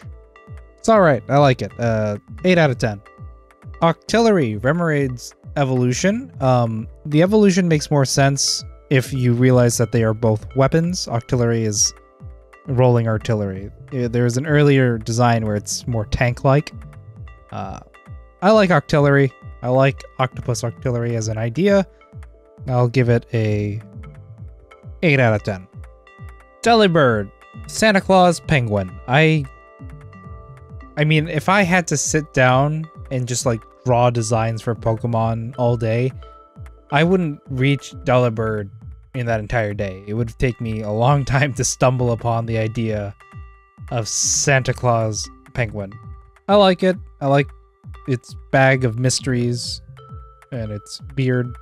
I'll give it a solid 7 out of 10. Mantine. Look at that. It's a fighter plane manta ray. That's a really cool concept. It's water flying type, which is pretty cool typing. All around great design. A happy face. Very good, very good. I give it a 9 out of 10. Skarmory. Yeah, sure, let's have a steel bird too. We need every element bird. It's alright. It's a little weird looking. I don't like its face. I don't like its wings. 5 out of 10. Houndour. Angry little hell puppy, but a little hell puppy nonetheless. 6 out of 10. Houndoom. Angry hell dog. Big angry hell dog. Not friendly. Still alright. 6 out of 10. Mega Houndoom. This is a cool design. A bit edgy for my taste, but still pretty cool. Neat little detail. Its claws are red because it's molten, because its internal temperature is so high it causes it perpetual pain. 9 out of 10. Kingdra. I think it was a necessary upgrade from Seadra to, like a retcon to make the evolutionary line engine a dragon type. Seadra dragon. Kingdra dragon. It's alright all around. 8 out of 10. Bamfy, little baby elephant, very cute. It's just an elephant. It's literally a little baby elephant. I'll give it the same rating I'll give actual baby elephants. 7 out of 10. Donphan. It's pretty cool. It's a round, angry elephant with a tire wrapped around it. Rolls up, rolls around, I think. Pretty cool. 7 out of 10. Porygon 2, everyone's favorite Cyberduck, now in HD. What's there not to love? 10 out of 10. Stantler. It's a reindeer, has antlers. It's one of those Pokemon that's just an animal, and I don't think it achieves it very well. It's kind of weird. I don't know. 4 out of 10. Smeargle, the painting beagle. I like it. Its unique move sketch lets it learn every move. I like its little beret. Very cool. 8 out of 10. Tyrogue, a necessary addition to Pokemon to make the Hitmon family connected evolutionarily. But there are tons of Pokemon out there that are very similar that aren't connected evolutionarily. I could take it or leave it. It's a little fight boy. Looks like he likes football. That's cool. 6 out of 10. Hitmontop. I like Hitmontop, if only for its absurd fighting style. It spins on its head and kicks repeatedly. I wish I could get away with that. That's really cool. I'll take 10 of them. 8 out of 10. Smoochum. Did Jinx really need a pre-evolution? I guess design-wise it's a little bit more interesting than Jinx. I don't know. It's like it has short hair now, but then it gets super long and I'll give it a 5 out of 10. Elekid. This is an alright baby Pokemon. It's an electric kid. I like how its head is a plug socket. That's pretty cool. 6 out of 10. Magby. It's a small magma child. It spits. It's not a particularly inspired design. I'll give it a 5 out of 10. Milk Tank. It's alright. It's the dairy cow Pokemon. I like Moo Moo Milk, the item. Pretty good. I'll give it a 6 out of 10. Blissey. I didn't understand Chansey, and I still don't understand Blissey. It's some sort of lucky egg. From what I understand, this is a super duper durable Pokemon in the games. It's alright. I'll give it a 7 out of 10. Raikou, the Thunder Dog, Storm Dog. I like its design. I like its wind mane. I like its lightning bolt tail. Very cool. 8 out of 10. Entei. Again, a design that only hints at fire without just being, I'm literally on fire. A face that hints fire. Its mane is smoke. Very cool. I'll give it a 8 out of 10. Suicune. Very cool. Very cool. I like its sleek design and its mane that suggests like a wind or a cloud, like a rain cloud. That's really cool. I like it. 8 out of 10. Larvitar. Little angry baby. Little angry baby with a fin. Very nice. 7 out of 10. Pupitar. It's waiting. It's a pupa tar. It's the in between stage that's the least interesting. But it's hoping you'll think the wait is worth the payoff. 6 out of 10. Tyranitar, big angry. My favorite thing about Tyranitar is you can see the little elements from Pupitar on there, like the holes on his chest, and it's like, it burst out of Pupitar. Very cool. 9 out of 10. Mega Tyranitar. Wow, what a... I don't know, it's reached around into over-designed for me. I kind of like the eyes and the chest, but like those just spikes going in every direction off of its body. Its tail is split 4 ways. Oh boy. 8 out of 10. Still pretty good. Lugia. Wow, what a big hand Pokemon. I like it. It's Guardians of the Seas. It has pretty neat design elements. The little accents on its back and its face spice up what would otherwise be pretty bland. And look at those hands. That's powerful. 9 out of 10. Oh, very bright bird. Very, very bright. I give this Lucky Rainbow Phoenix a 7 out of 10. Celebi! Time-traveling celery. Alright, I like its design. It's very forest spirit, which is what it's supposed to be. Little fairy wings, little fairy antenna. blue eyes and accents on the antenna are a nice way to break up all that green. Very good. I give it a 8 out of 10. And with that, that's Gen 2 done. Oh, and we are about an hour and 40 minutes in. All right. I'm making good time. I can do this. Okay. Gen 3. Gen 3. Trico.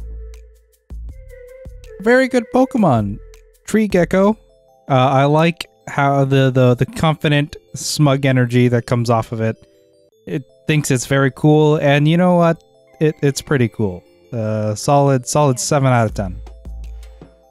Grovyle, look at him. Look at this sleek, jumpy boy. I like its raptor-esque design. Looks like it could run fast and slice you up pretty good if it wanted to. Its expression is quiet confidence, which is something I always appreciate. 8 out of 10. The smug aura coming out of Sceptile is very powerful. Its design, it's not super cool, but it's pretty good. And being that confident with the design that's just pretty good is really cool. That's great. 9 out of 10. Mega Sceptile. Well, of course they forgot to make its tail a rocket launcher. Of course they forgot to add these red accents on its body. That's just, it makes perfect sense. Very cool. 9 out of 10. Torchic. I like Torchic. Torchic is the only starter without hands, and it makes me want to protect Torchic. Torchic is very energetic and will get itself into danger just running around straight into the meat grinder. We must protect Torchic. 8 out of 10.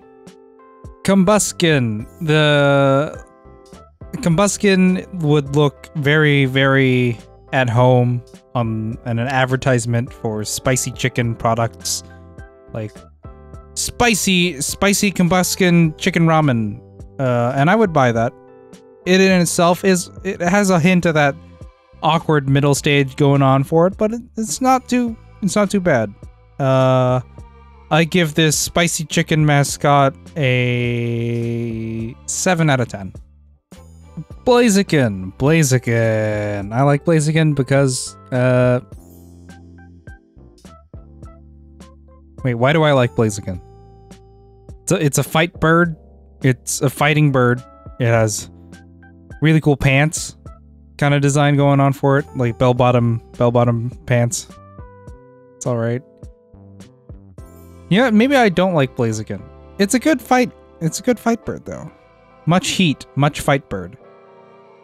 This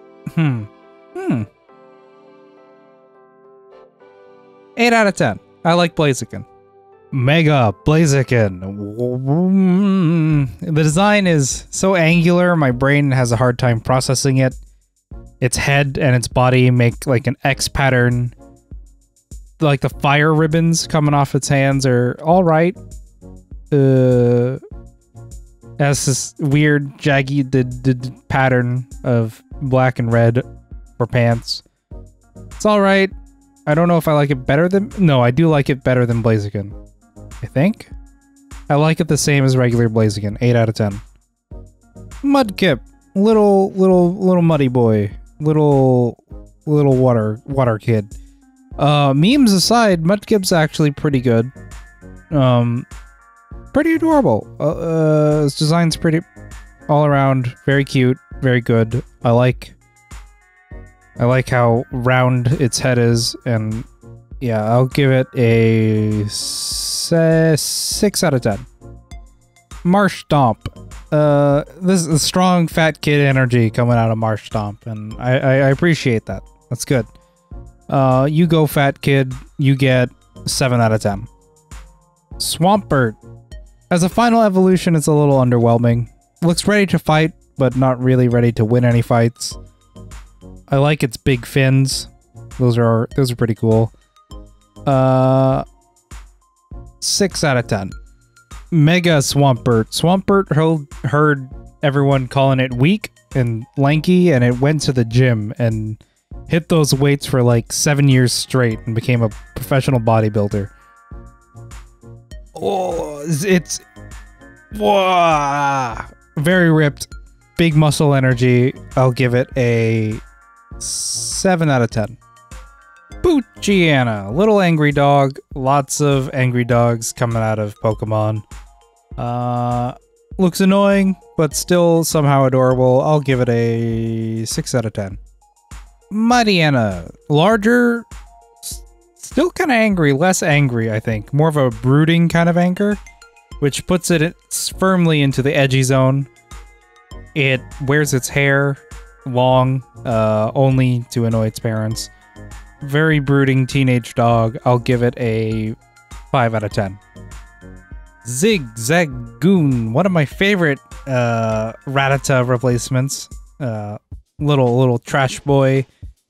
It's a zigzag raccoon. What's not to like? It runs in zigzags for no reason. It's in your garbage, but you'll never catch it. It'll give you a thumbs up before it runs away. Very good. 7 out of 10.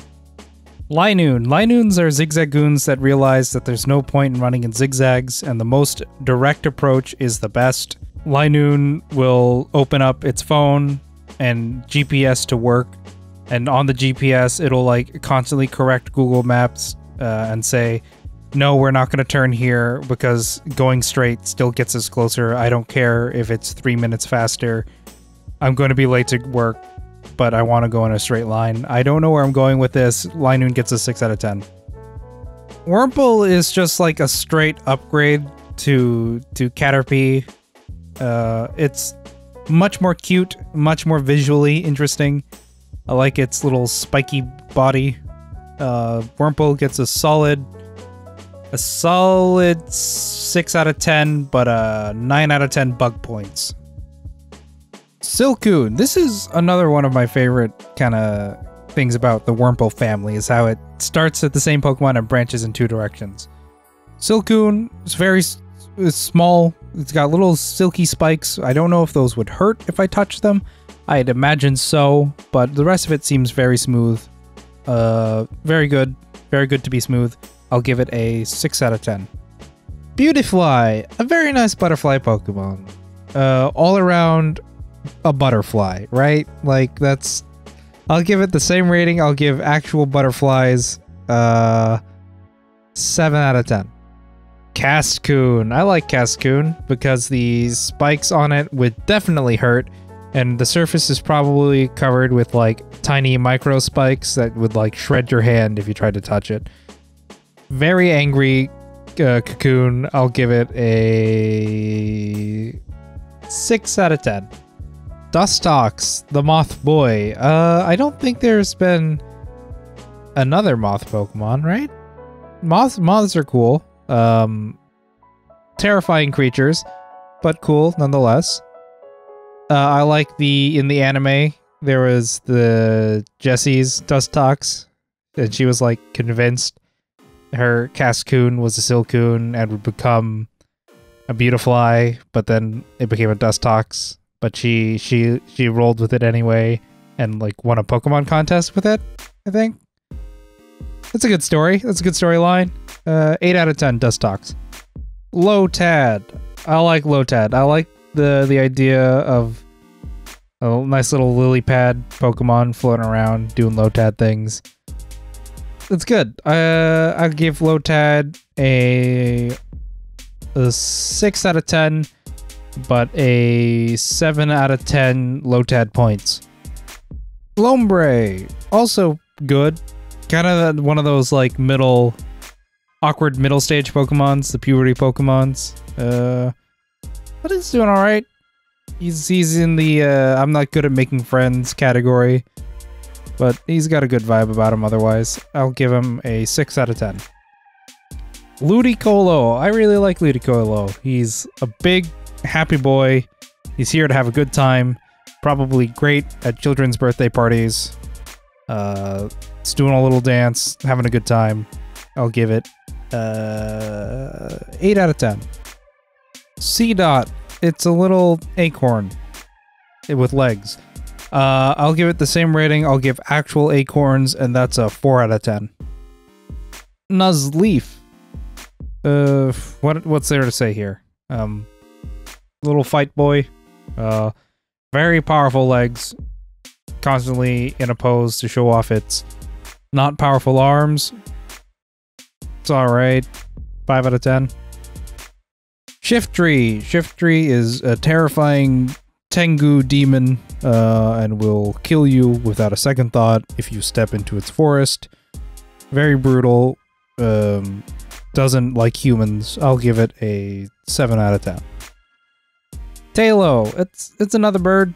It does bird things. It's very quintessentially bird. I'll give it a 6 out of 10 just because the design's alright. Swallow. It's a larger bird.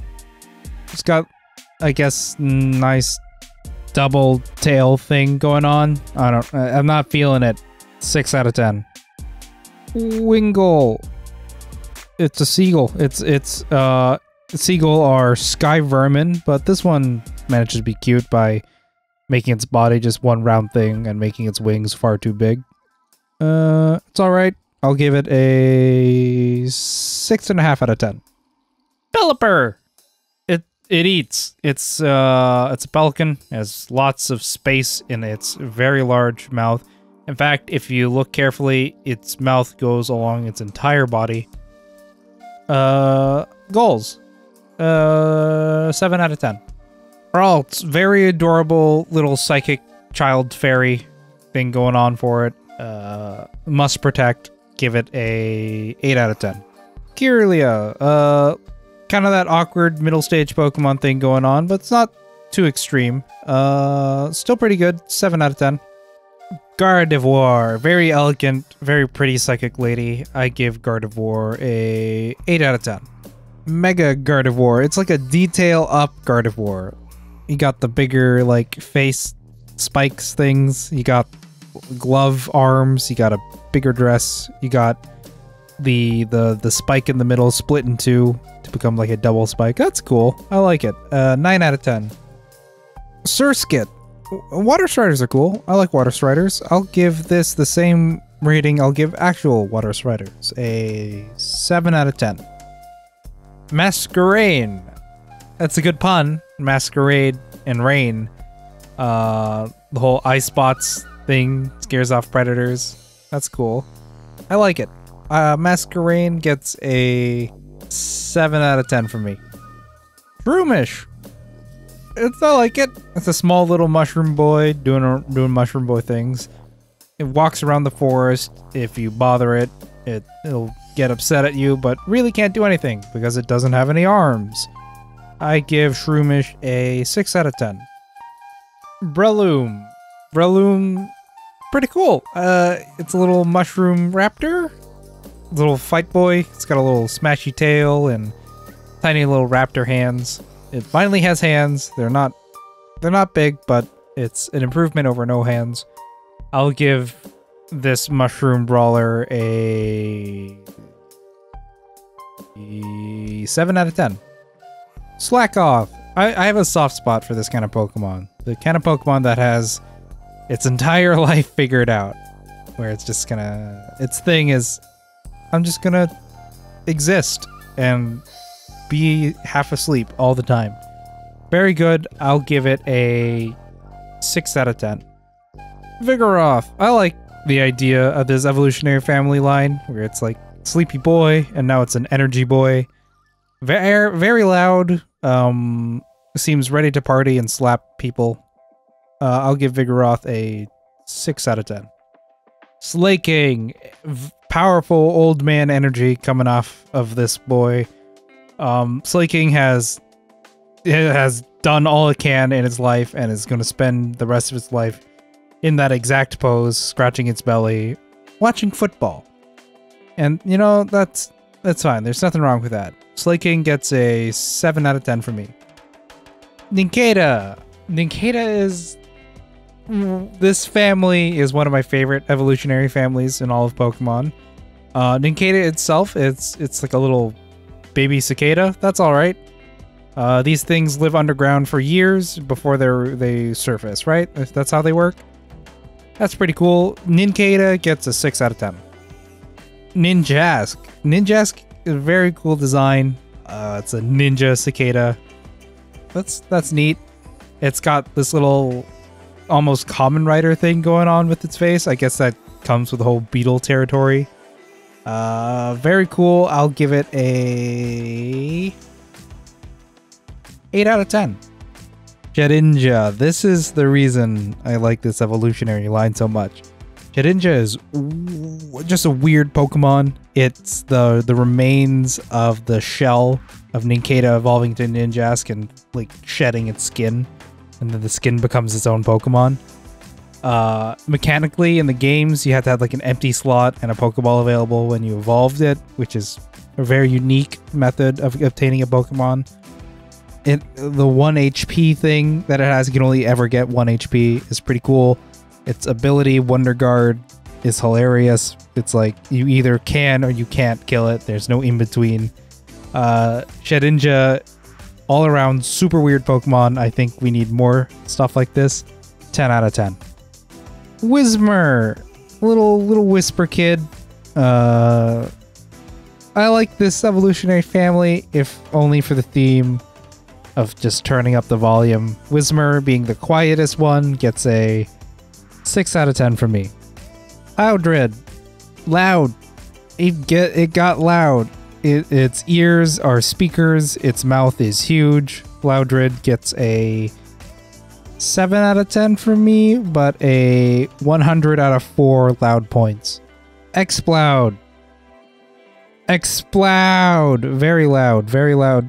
Very loud. I give Exploud and all of its giant sound tubes a 7 out of 10. Look, I'm sorry. I had to make that joke. I tried. I tried to make it as bearable as possible. Okay? Okay, we're done. We're moving on. Moving on. Makuhita. Very nice Pokemon. Very strong. Fat kid energy coming out of this one. He's shaped like a meat bun. He's a little meat bun sumo wrestler. It's got little punchy hands that are only good for little punchings. I give it a 6 out of 10. Hariyama. Hariyama slaps. He pushes. Very serious sumo man. There's nothing else to Hariyama's life. But, you know, dedicating your entire life to something is admirable? Admirable. I'll give it a 7 out of 10. Azuriel's another alright baby Pokemon. Maybe I don't actually hate baby Pokemon. Maybe I just hate the idea of them. Azuriel sits on its tail. It's very sad about it. Altogether, pretty good. I like how the ball on its tail is the same size as its body. I'll give it a 6 out of 10. Nosepass, very cool. Nosepass is very cool because it's an Easter Island head and a compass.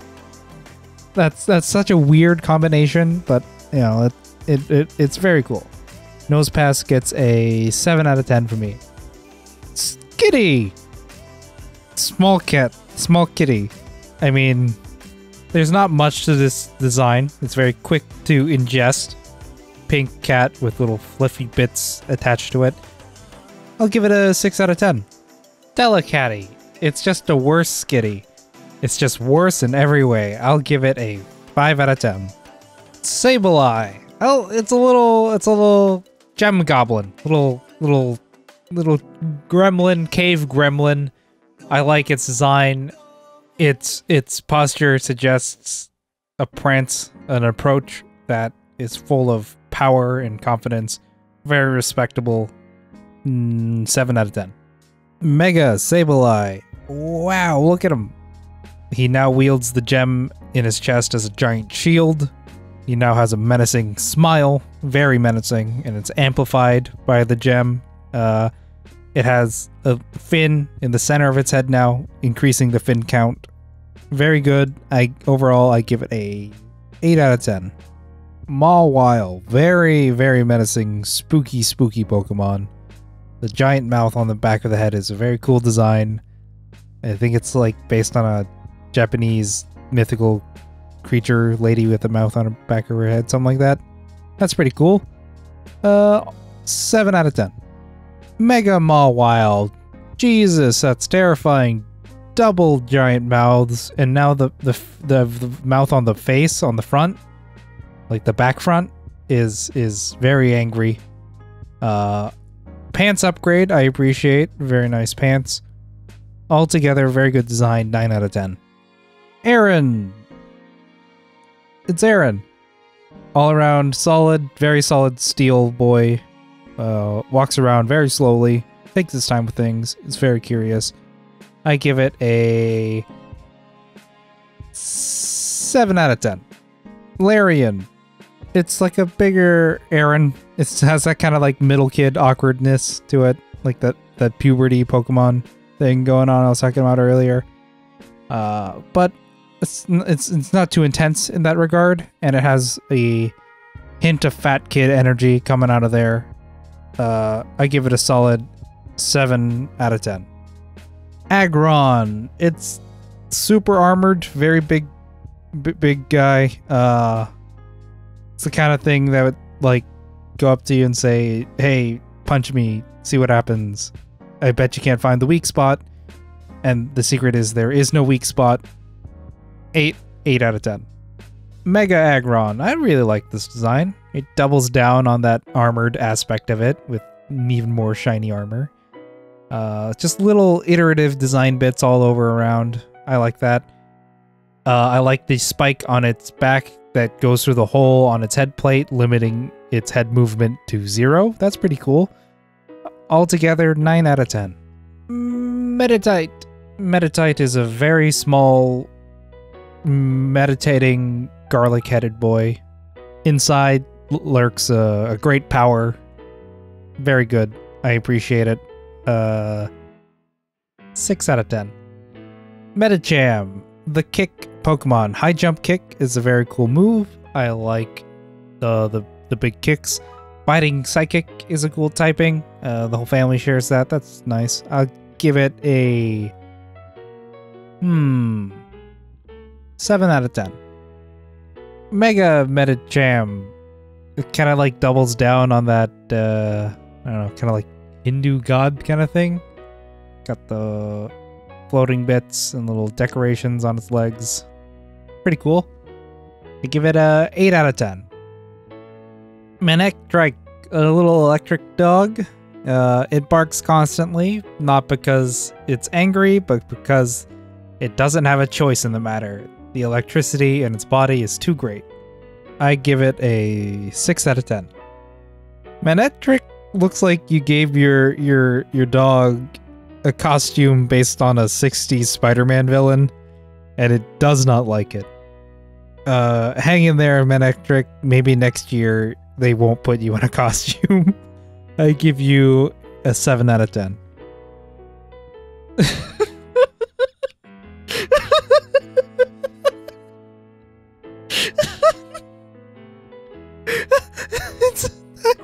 Its entire body.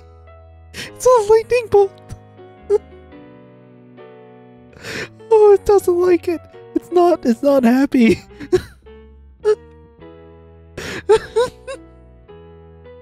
Ten out of 10. Plusle. I like the design of these two, the Plusle and Minum duo. Not related evolutionarily, but definitely somehow related, right?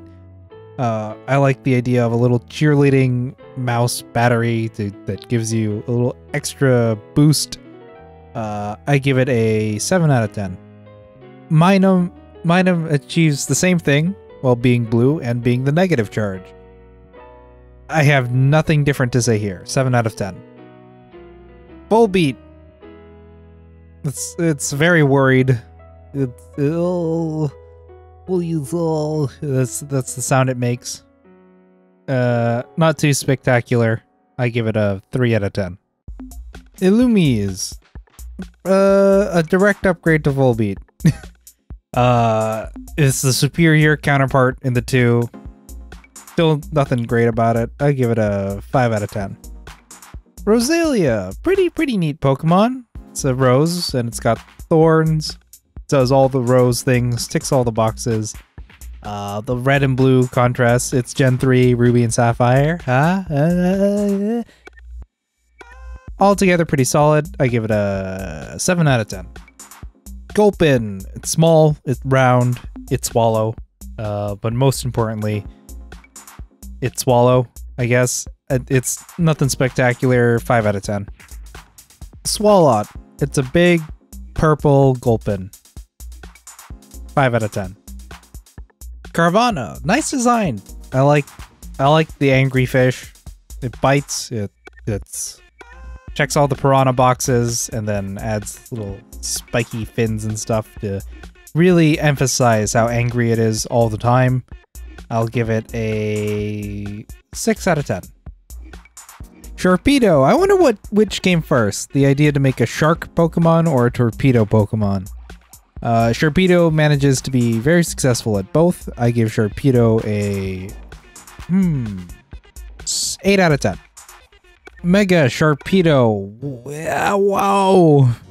Just add scars, add lines, add as many lines as you can to Sharpedo. It has very spiky fins. I like the idea of a scarred up battle shark.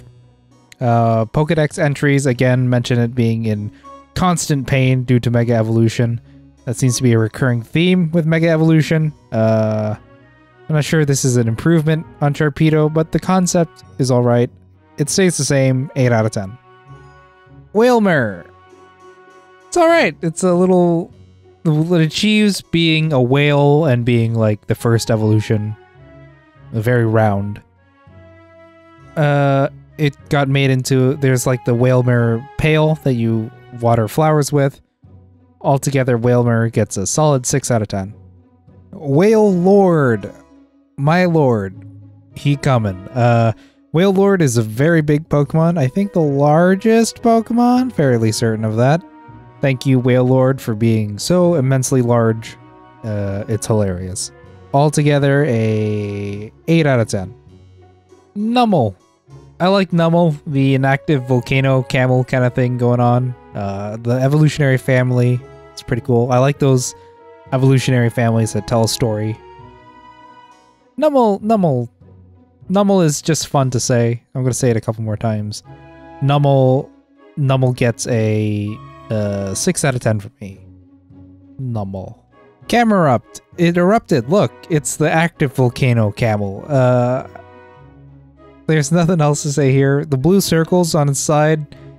I mean, I understand why they're there. They break up that big red flank, but otherwise don't add much or make any sense.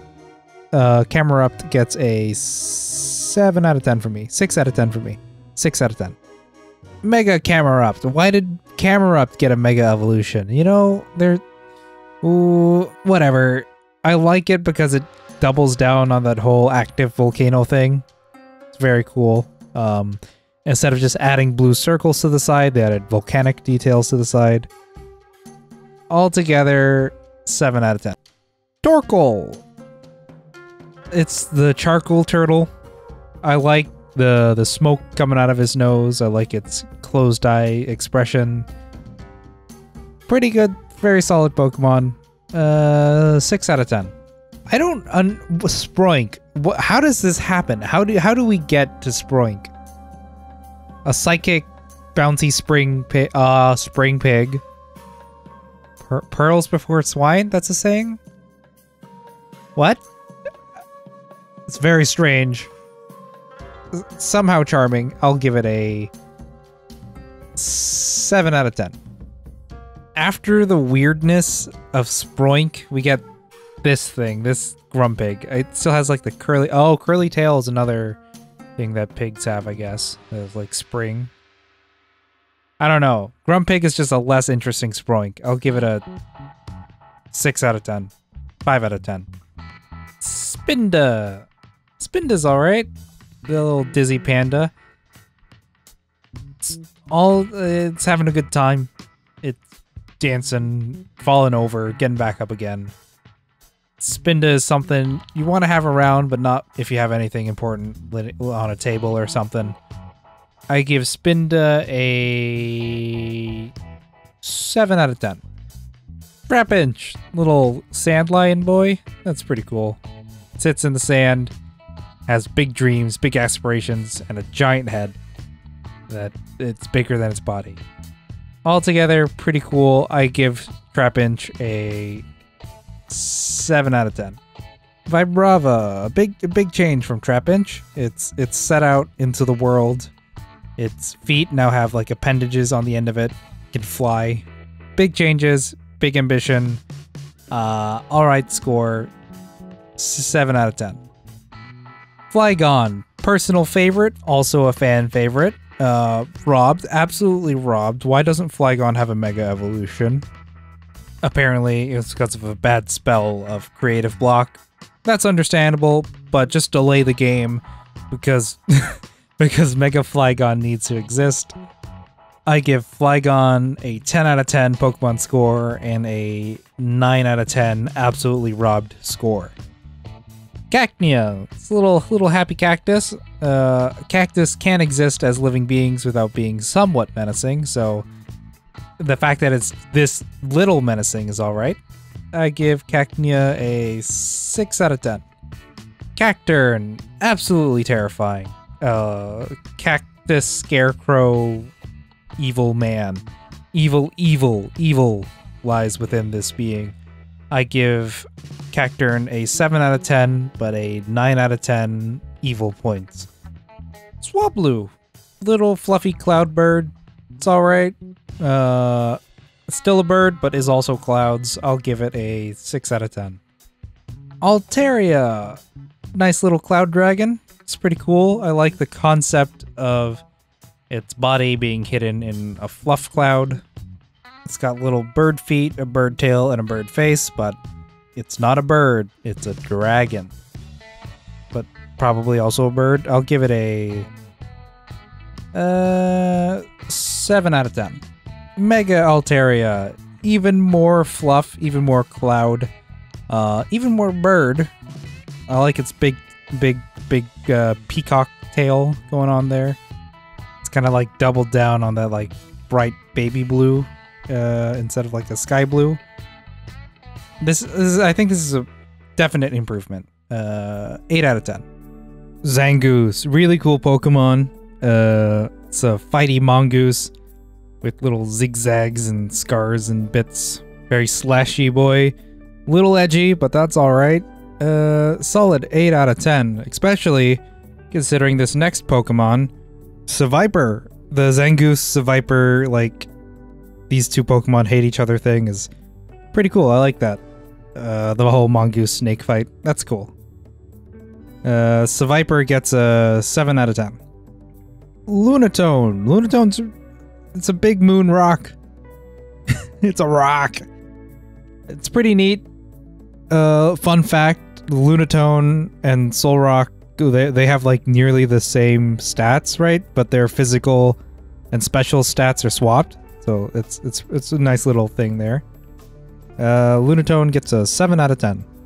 Solrock, just repeat what I said there. The rock. The swap stats thing. It's 7 out of 10. Same. Barboach. Barboach is a neat little loach Pokemon, and loaches are little tasty fish. Little tasty fishies. Barboach, as a Pokemon, it gets 6 out of 10 Pokemon points, but a 9 out of 10 tasty little fishy point. Wishcash. It's like a little catfish. Causes earthquakes, I think. There's an episode of the show that never aired because there was an earthquake in Japan before it was supposed to air. It's not your fault, Wishcash. Could have happened to anyone. You get a 7 out of 10. Corphish. It's a crayfish. In a army corps? I think it's supposed to be like a military thing, considering its evolution. A little fresh-faced crustacean cadet, ready to take on the world. I bet it tastes delicious. 7 out of 10 Pokemon points. 9 out of 10 delicious points. Crawdaunt. It's the big lobster. He has a 4-head star and like stripes. Like stripes are like a military thing, right? And stars, those right? Right? Am I crazy? Do I just not know? Whatever. Crawdaunt. You are the big crab. You get a 8 out of 10 from me. Baltoy. I like Baltoy. It's a nice little clay spinning top doll thing. Pretty neat design. It's a ground psychic type, and it and its evolution are the only ones. Very cool. You get a 7 out of 10 from me. Clay doll. This is the big Baltoy. It has strange eyeballs. You would never be able to understand what goes on in its advanced psychic 5-dimensional mind. Us puny brains can only hope to rate it a 7 out of 10. Lileep. It's a little sea lily with thought eyes. I'll give it 1 over what I would give regular sea lilies. I'll give it a 7 out of 10. Craydilly. Never did I think that a sea lily could look menacing, and yet here we are. Craydilly gets a 9. No, that's way too high. What am I? Gets a 7 out of 10 for me. Anorith. Look at it. Look at its big eyes spaced out on its head. Look at his little spore-like body. This is a creature you made in spore and then covered in metal plates. Very good. You get a 7 out of 10 for me. Armaldo. If you didn't realize that the red bits weren't its eyes, it would look a little bit menacing. But because its eyes are on those little protrusions out there, it's less menacing. It's a friendly boy. His name is Armaldo. That's actually a pretty good name. Armaldo, you get a 8 out of 10 from me. Feebas. On the surface, you would think, oh, it's a Magikarp replacement, a Magikarp analog. And you would be correct. You would be 100% correct. But Feebas has a couple little neat things going on for it. I think it's the only Pokemon that evolves through increasing one of those like contest stats. So you max out its beauty and then level it up, and it evolves into Milotic. And I think it's the only Pokemon that can evolve that to to one stage, the same stage, in multiple ways. You can either do the beauty thing or you trade it with a prism scale. Because of these neat little things, Feebas, you get a 8 out of 10 from me. Milotic! Another one of those Pokemon that's like, I'm nothing like who I used to be. I am completely changed. A Gyarados equivalent, right? Feebas is to Magikarp as Milotic is to Gyarados. Very beautiful, very strong. I give Milotic a 9 out of 10. And 10 out of 10 give Mega Evolution points. Cast Form. I really like Cast Form. Its unique weather change mechanic, letting it go into different forms, is pretty cool. I'll give Base Form, Cast Form a 8 out of 10. Sunny Cast Form also gets an 8 out of 10. Rainy Cast Form gets a 9 out of 10. And Snowy Cast Form also gets a 9 out of 10. Kecleon. Kecleon is pretty neat in concept. In Gen 3, it just stands in your way while being invisible. Aha, get wrecked, idiot, until you get a scope to see it. Kecleon otherwise is pretty boring. It's a chameleon. It has stripes. I'll give Kecleon a 6 out of 10. Shuppet. A little ghosty shadow puppet. I like the idea here. Nice little piece of cloth that's spooky as hell. Not too spooky. It's in the spooky realm, but it's still pretty adorable. I give Shuppet a 7 out of 10 and a 2 out of 10 spooky points. Try harder, Shuppet. Banette. Very spooky design. Dolls are spooky. And zipper mouths are very spooky. So combine those two things and you got a pretty spooky thing. I give Bennett a 7 out of 10 Pokemon points and a 9 out of 10 Spooky points. Mega Bennett Turbo Spooky! The zippers go everywhere. The zippers on its hands now. It has zippers on its hands that have unzipped, and its body has unzipped, revealing some sort of demon inside. That's a really cool design. I like it. 10 out of 10 Pokemon points, 10 out of 10 Spooky points. All around, very good. Duskull, a pretty good ghost. It's just kind of like gray and formless, but the skull mask is really cool, and I like that it has one eye that like goes between the two holes in the skull mask. That's really neat. I give Duskull a 6 out of 10, 7 out of 10. You've won me over. Dusclops is pretty cool. It has a weird kind of wrapped around vibe going on for it. It's the one very spooky eye and grabby spooky hands. I give Dusclops a 8 out of 10. 7 out of 10.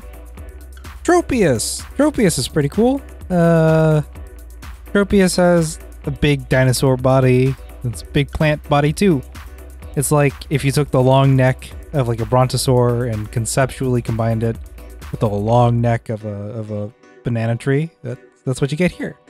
I like its little banana beard, banana chin. I like its bananas. Tropius gets a 7 out of 10. Chimecho. It's a wind chime Pokemon. And you guys are mad about keys? It's a wind chime. Come on. Wind chimes are pretty cool. They ding around. They float in the breeze. All right, life. Good lifestyle, Chimecho. You get a 7 out of 10. Absol, a fan favorite. Not one of my personal favorites. This little edgy boy, this little emo Pokemon. It's done its best. Oh, I'm gonna get hate for this one. It's like the edgiest Pokemon in the generation. It rips emo rock songs off of YouTube, then burns them to CDs to listen in the CD player it bought because iPods are like too, impersonal or something. What are you doing, Absol? You get you get a 6 out of 10. That's as good as it's gonna get. Okay, so Mega Absol. It goes all the way around. Like, it's reached the critical edge, the point where it's so edgy, it's just kind of funny now. It's like gone full circle. It's got wings now, so it can be your angel or your devil.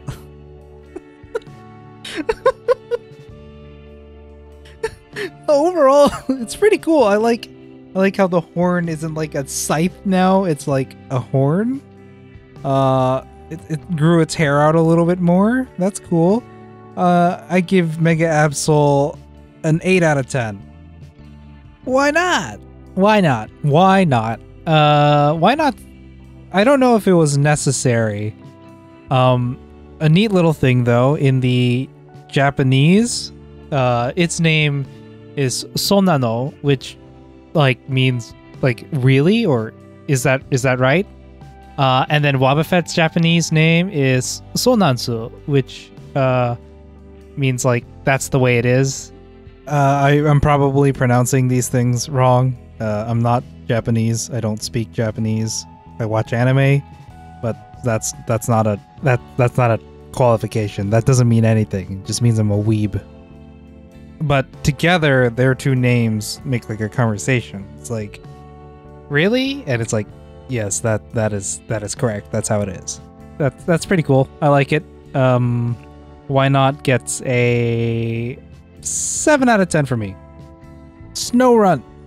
Snorunt is pretty neat. It's a little snow boy. From what I understand, it's based on like a Japanese spirit that is essentially a snow gremlin. All gremlins get high scores from me. You get a 7 out of 10. Glalie. Glalie all right. It's just kind of a round, cold ball. It's like a snowball. It's like an angry snowball. What lies inside Glalie? You get a 7 out of 10 from me. Mega Glalie. Why? Why this Pokemon? Pokedex entry confirms that yes, its jaw is broken. It's literally a broken jaw. You can see how its jaw was forced open and it has a crack going up its jawline because its head has been shattered. Mega evolution sounds painful. Never let me mega evolve. I'm sorry, Mega Glalie. You must be in so much pain. You get a 7 out of 10 from me. Spheal! They're not even trying to conceal it. Like, the first evolution in a line has like a 30% chance of just being a ball. Spheal is the sphere seal. Alright, yeah, sure, fair enough. You get a 6 out of 10 from me, just because you're so adorable. Celio! Celio is a mysterious one. It has both fat kid energy and a powerful mustache. Rare these two things come together. That powerful mustache, if children could, they'd wear mustaches like that. 100%. Celio, your mysterious, paradoxical nature earns you an 8 out of 10. Walrein, like, is Rain as in like king? Are you supposed to be like the king walrus? It doesn't seem very majestic. It has, I don't know, like little tufts of hair, mustache hair, and side hair. Very big tusks, very impressive. But yeah, you're nothing really special. I give you a 6 out of 10. Clamperl. Clam. I like clams, but Clamperl has a neat little thing going on for it.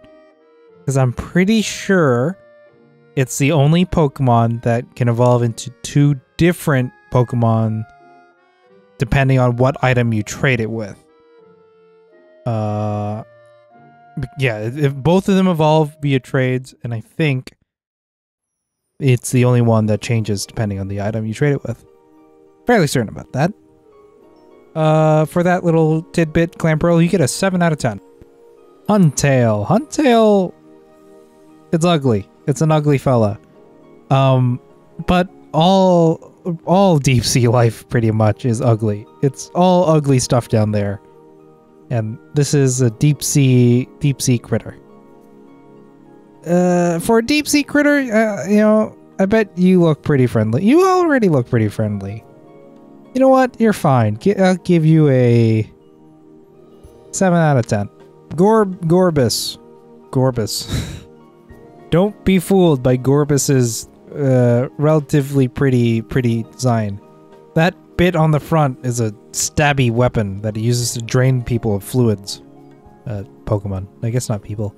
Maybe people. Be careful. Gorbis. I mean, Gore Abyss. Or is it Gorgeous? Maybe it's the other one. I'll give Gorbis a 8 out of 10, but a 9 out of 10 caution murder points. Relicanth. I like Relicanth a lot. Its design is based on a kind of fish that was thought extinct but discovered again in like the 30s. Really neat. You need it to unlock the Reggies. The Reggies? Reggie from Nintendo. You need it to unlock Reggie from Nintendo. Which I guess I should have mentioned with Wailord too. But Relicanth, I don't know, it seems like the more unique of the two. I'll give it a bonus point here. So it gets 7 out of 10 plus 1 bonus point. Brings it to 8 out of 10. I don't like Love Disc.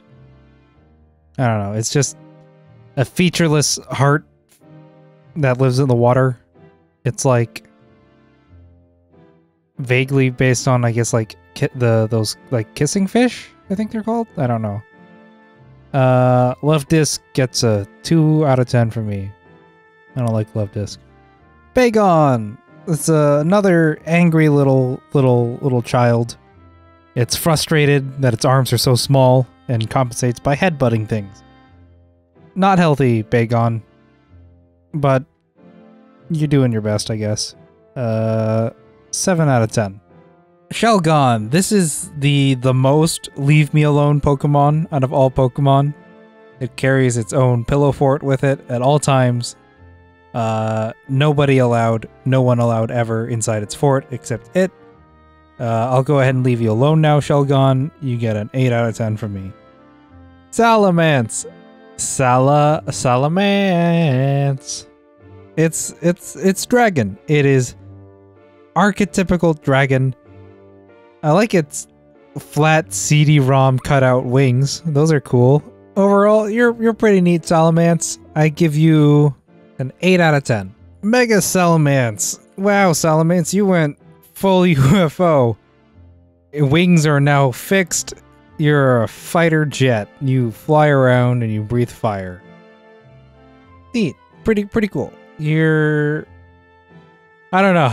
I have a feeling this design could be pretty divisive, but I really like it. 9 out of 10. Beldum. This is my favorite, one of my favorite Pokemon families, one of my favorite evolutionary lines. Beldum is a little robot boy, little robot computer probe. Watches your every move. Very good, very vigilant. He's only programmed that way. 7 out of 10, Beldum. Metang. Metang is what happens when two Beldum fuse together. It's robot fusion. It's Gatai. They combine. It's good. Very good. 8 out of 10.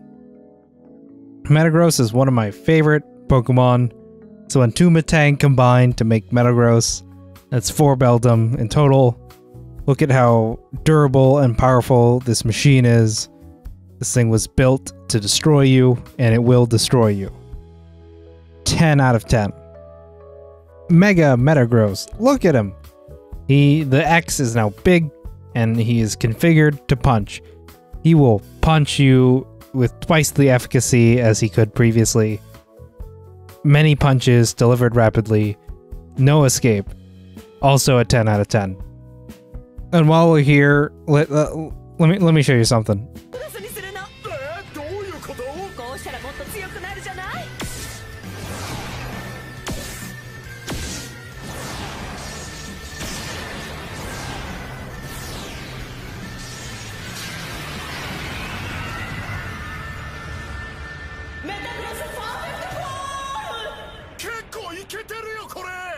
Pretty cool, right? That wasn't an official, like, canon thing. It was a little fun bit at the end of a Pokemon episode. You know, it's for fun. But that design gets a 1 billion out of 10. Regirock. I really like the Regi series. It's a machine. It's an ancient relic of a bygone time. Its mysterious purpose, no one knows. Regirock, you're pretty cool in my book. 7 out of 10. Regice. For what purpose would the ancients create such a machine? Such a device that is just cold all the time? Who knows?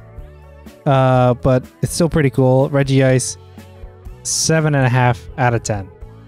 Registeel. If they could make machines out of steel, why did they make them out of rocks and ice? Who knows?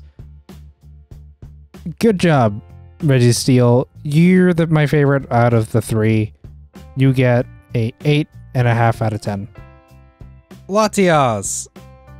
Jet plane dragon with a little triangle on his chest.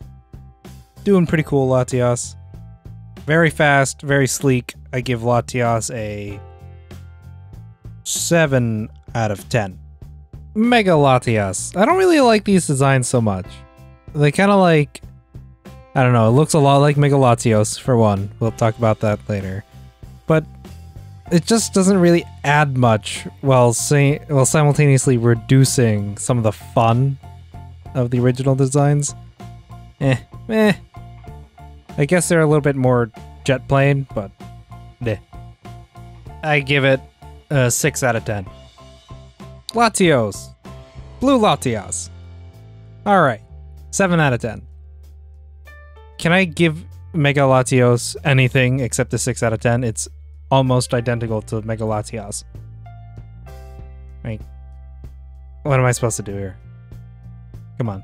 6 out of 10. You had a chance. You had a chance, right? Like, you gave Mewtwo 2 Mega Evolutions, and you're like, these things should be distinct. And you had a chance to give these 2 different Pokemon different Mega Evolutions and make them more distinct. But you just mashed them together. You just made them the same. It's a waste of potential. 6 out of 10 stands. Kyogre. Very nice Pokemon. Master of the Seas. I like the little Nazca line kind of deals it's got going on its wings. It's very swimmy, very, very water. I give it a 8 out of 10. Primal Kyogre. Kyogre plus pretty glowy lights. I like it.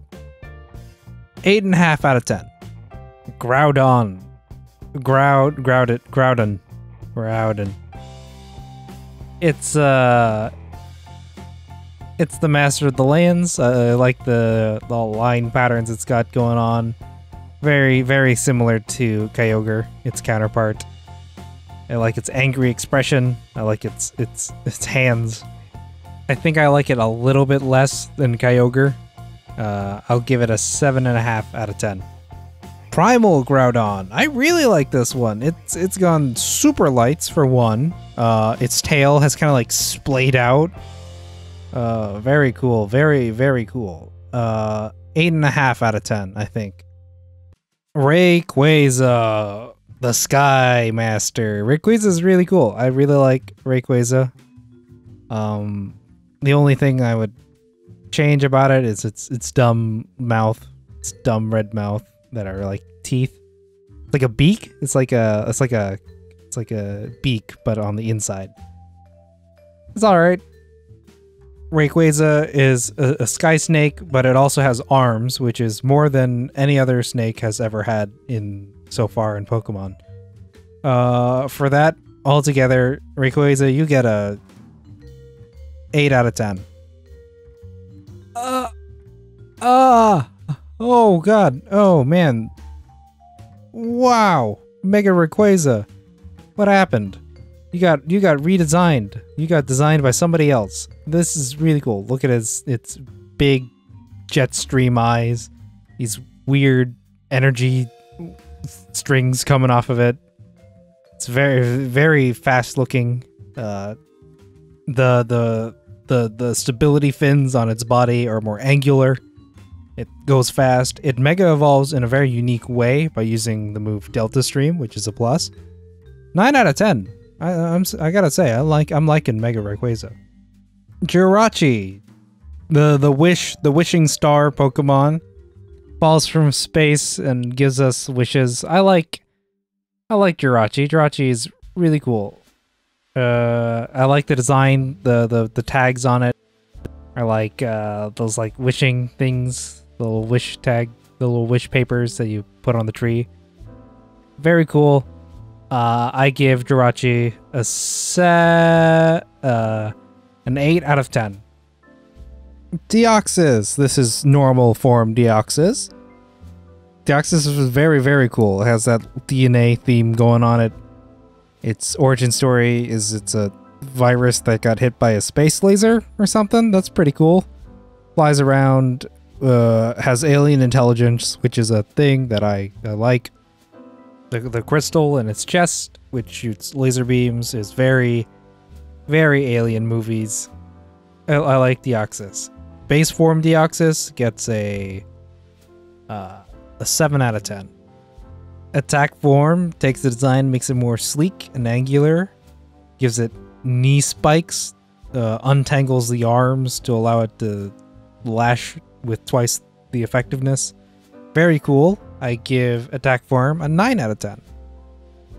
Defense form. Defense form is very, very tough looking.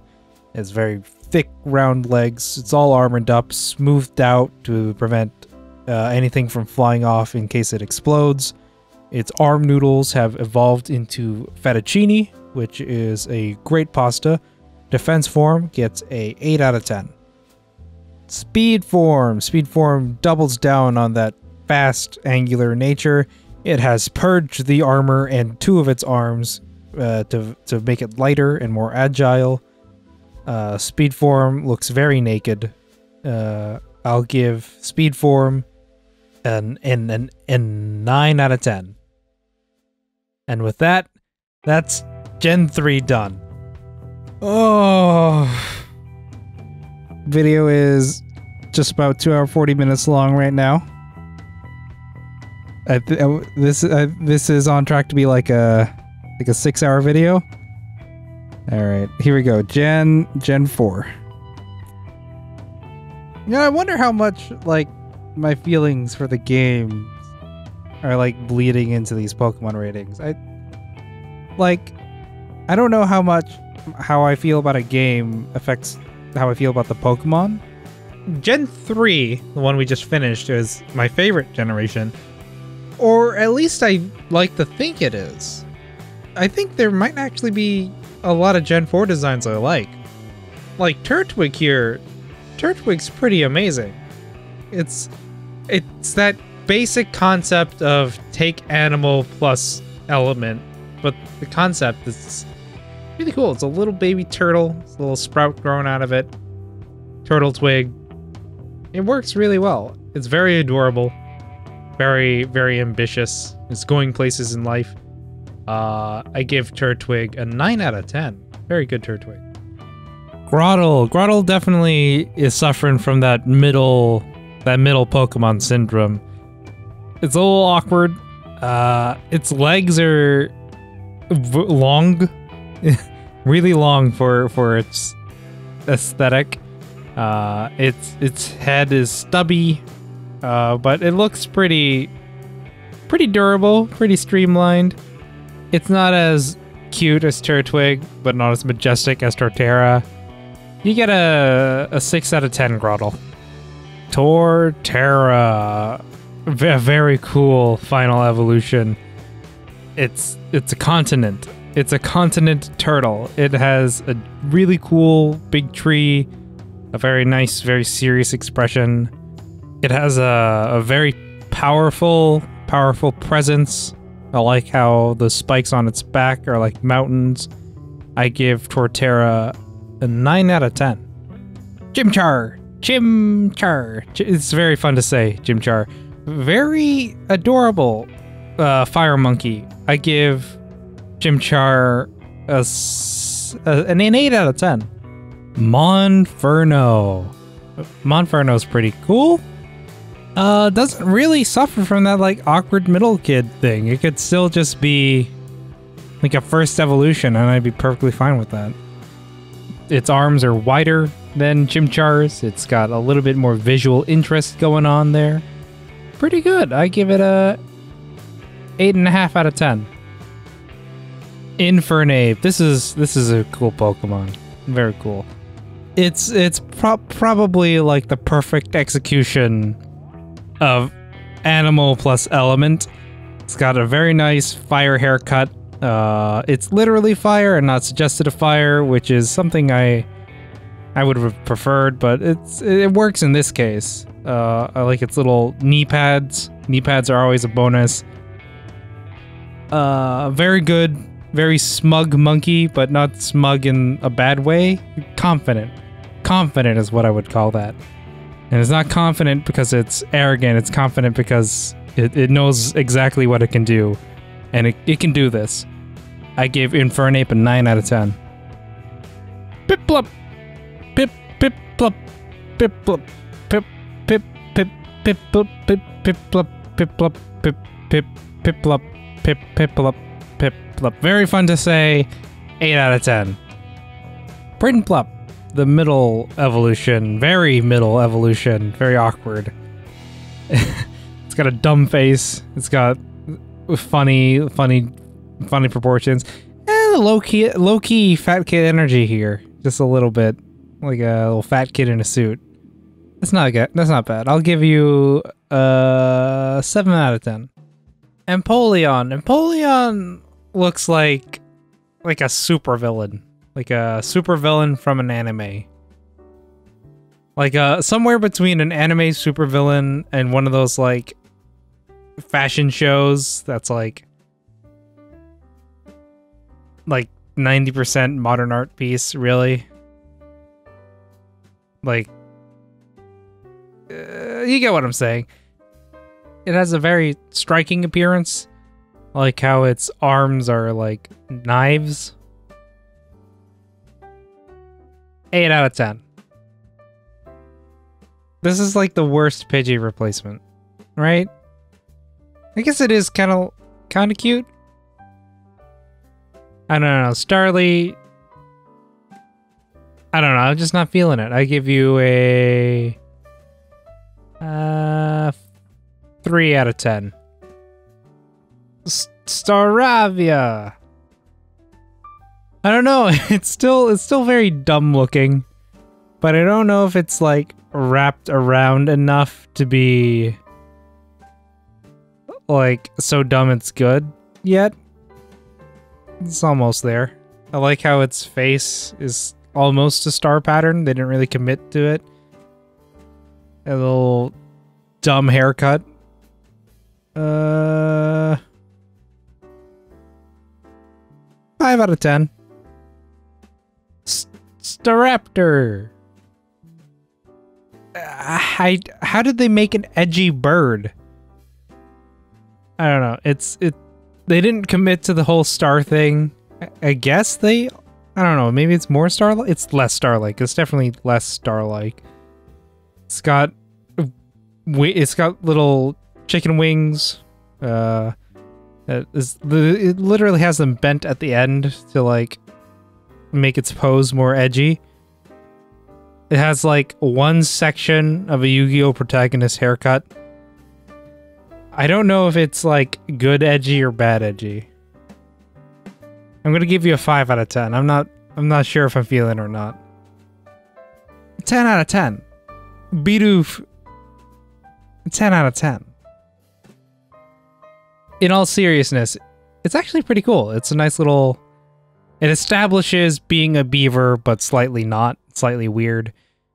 And it's a pretty cool, like, Rattata replacement. 10 out of 10, still. 0 out of 10. Ruined. Just absolutely ruined.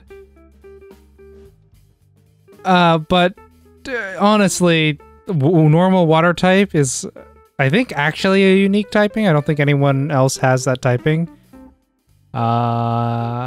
It's not too bad. It's not too bad. 5 out of 10. Cricket-tot. It's like a... This is pretty cool. It's like a cricket string instrument. It's like one of those, what are they called? Lyres? Like little small harps. And a cricket. That's a pretty cool concept. I gave it a 6 out of 10. Cricketoon. It's the concept done even better. It's like little scythe arms are like bows. It's a cello in itself, or like a double bass. That's pretty cool. It's got a little maestro mustache. I like it. I give it a 7 out of 10. Shinx. Very, very adorable. Very adorable. Very Shinxy. It's a nice little electric type. Little front armbands. Star ears. Star tail. Glowing yellow eyes. That let it see prey in the dark. I'll give it a 7 out of 10. Luxio. It's a little edgy. It's an angry little kid. It has double armbands now. That's pretty neat. It's got a "don't cut my hair because I'm trying to upset my mom" haircut. It's all right. I give it a... It gains a little bit, it loses a little bit. I'll give it the same score as Shinx. 7 out of 10. Luxray. Triple armbands. That's a sprint. That's all right. Its haircut is... It's gone away from edgy and just towards like Yu-Gi-Oh! Protagonist again. That's all right. It has arm warmers now. It has like half gloves. Those are neat. It like reversed. Like now its back legs are exposed, but its front legs have sleeves. It's all right. 8 out of 10. Badoo. They realized how robbed Rosalia was, how good of a design it was, and how much it needed an evolutionary family. Badoo as stage 1 makes sense. Little bud. I give it a 6 out of 10. Roserade, the evolution of Rosalia, but I don't know, I can't help but feel it could have been done better. I don't know, it's alright. 7 out of 10. Cranidos. That's, I mean, a solid execution of a dinosaur. A little headbutt dinosaur. It's alright. Nothing too spectacular about it, though. I'll give it a 6 out of 10. Rampardos. It's the big Cranidos. I don't know. It's, I kind of like how, like, its head is, like, cut in half. Right? It's got, like, that stark 90-degree bend on his head. I don't know. 6 out of 10. Shieldon! Look at it! This is actually pretty good dinosaur concept. It's a shield dinosaur. It's pretty adorable. Rock steel typing. Pretty fun. I'll give it a 7 out of 10. Bastiodon! Look at his dumb face.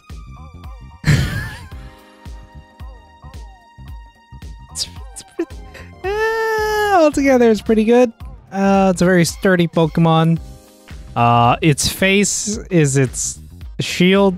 It will block all incoming attacks with its face. Its dumb looking face and its troll teeth. It's alright. I give it a 6 out of 10. Burmy. Okay, here's the one with multiple forms. The one you're seeing here is the base leaf form.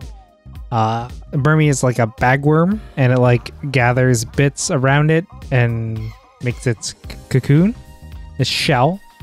So when Burmy, depending on where it last battled, it changes between 1 of 3 forms. Plant form Burmy, it's a pretty basic execution, 6 out of 10. Sand coat, it's covered in sulf and sand and rocks.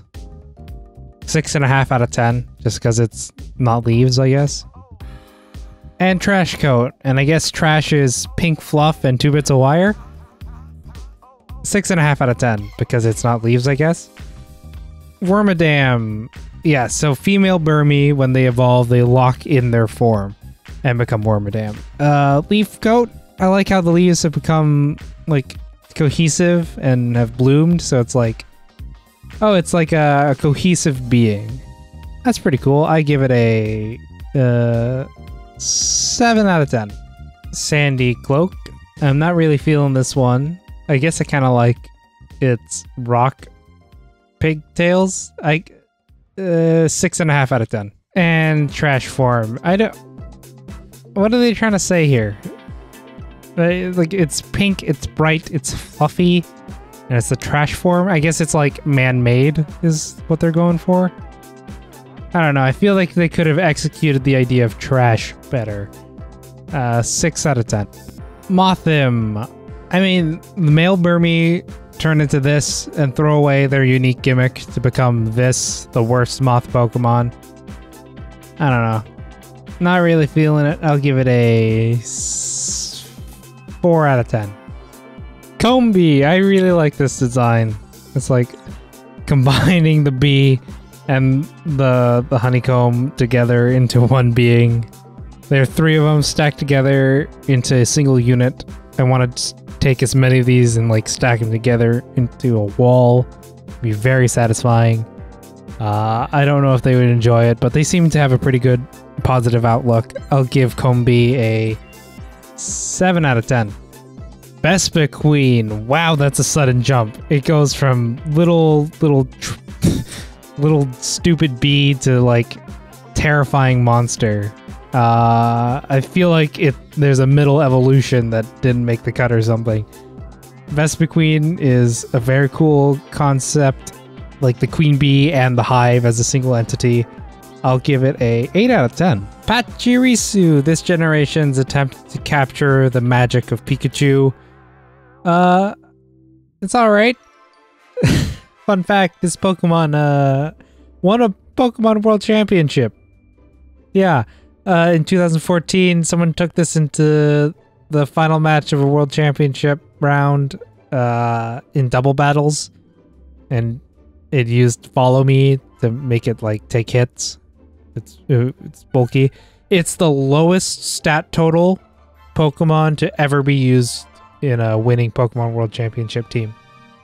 This otherwise acceptable, but you know, kind of bland design gets boosted up by that fact. I would have given it a 7 out of 10, but it gets a 9 out of 10 from me. Buizel. I like this design. It's a neat little fun design. An otter with a flotation device collar. I like it. I give it a 7 out of 10. Floatzel. Wow. Same concept as Weasel. It's a little like a raft now. That's pretty neat. But look at its confidence. Look at its smug expression. This is a smug energy Pokemon. I give it a 7.5 out of 10. Cherubi. It's cherries. It's the cherries Pokemon. One seems to be the dominant personality, but there's this little bit that whenever there's like the Pokemon uses this a lot, where there's like another bit that has a face on it. Do those faces, are they their own entity? Do they have their own consciousness, or do they share one? Does the second head feel pain? I don't know. These questions are perhaps too much. I'll give it a 4 out of 10. Sharam!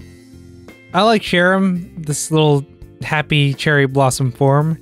This is only one of its forms. This is the sunshine daytime form. I like the concept, right? Like the blossom and then the flower bud. It's cool. This is a very energetic, very happy Pokemon. Very go get 'em kind of Pokemon. I'll give it a 7 out of 10. But on the flip side, sometimes this Pokemon just wants to be left alone. This is the Overcast form for when it's not sunshiny day. This is one of the most powerful just leave me alone Pokemon out there. It's just wrapped up. It's not going to listen to anything you have to say. It can't hear anything outside of its fortress. Its fortress of leaf solitude, of blanket leaf solitude. It's still the same Pokemon. We all gotta be left alone sometimes. We can't all be 100% energy all the time. I give you a 7 out of 10.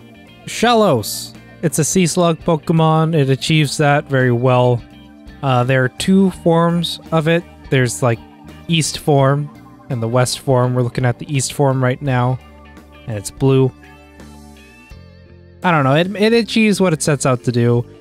There's a lot of these Pokemon are just to add a little bit of variety and life to the Pokemon world, and those are necessary. I give it a 6 out of 10. The West form of Shellos, I like the back spikes more than like the back wings, but I like the head puff spikes, not really spikes, puffs, less than the little head swoops on East form. Those balance out. It gets a 6 out of 10. East form Gastrodon. He's happy to be here, even if it doesn't look like it. I like the little swoops down its body. I like the head swoops. Those are pretty cool. I give it a 6.5 out of 10. And here's the West form of Gastrodon. I like the shell bumps. I like the little horns, the little neck wavers, little neck feeler bits. That's pretty neat. 6.75 out of 10. Ambipom. Yeah, no, Apom deserved an evolution. And I really like the Ambipom implementation here. It's ambidextrous, just not in the way you think it is. I give Ambipom a 7 out of 10. Drifloon. Absolutely terrifying Pokemon. It attempts to lure children and grabs them and steals them away and takes them to hell. What? I don't know how you come to the concept of Ghost Balloon, but good job, Pokemon. This is a pretty cool design. 8 out of 10. Drift Blim. Well, where do you go from Ghost Balloon? Well, Ghost Hot Air Balloon, of course. The Ultramoon Pokedex entry says the gas in its body is souls. Still terrifying, maybe, perhaps more so. It still grabs people and takes them away. Can't control where it's going. That's my life right there. I'll give Drifloon a 9 out of 10. Bunnery. It accomplishes what it sets out to do, to be a bunny. Very, very adorable. It's a solid 6 out of 10. But a solid 9 out of 10 bunny points. Lopunny. An evolution of Bunnery. It has very nice legs. How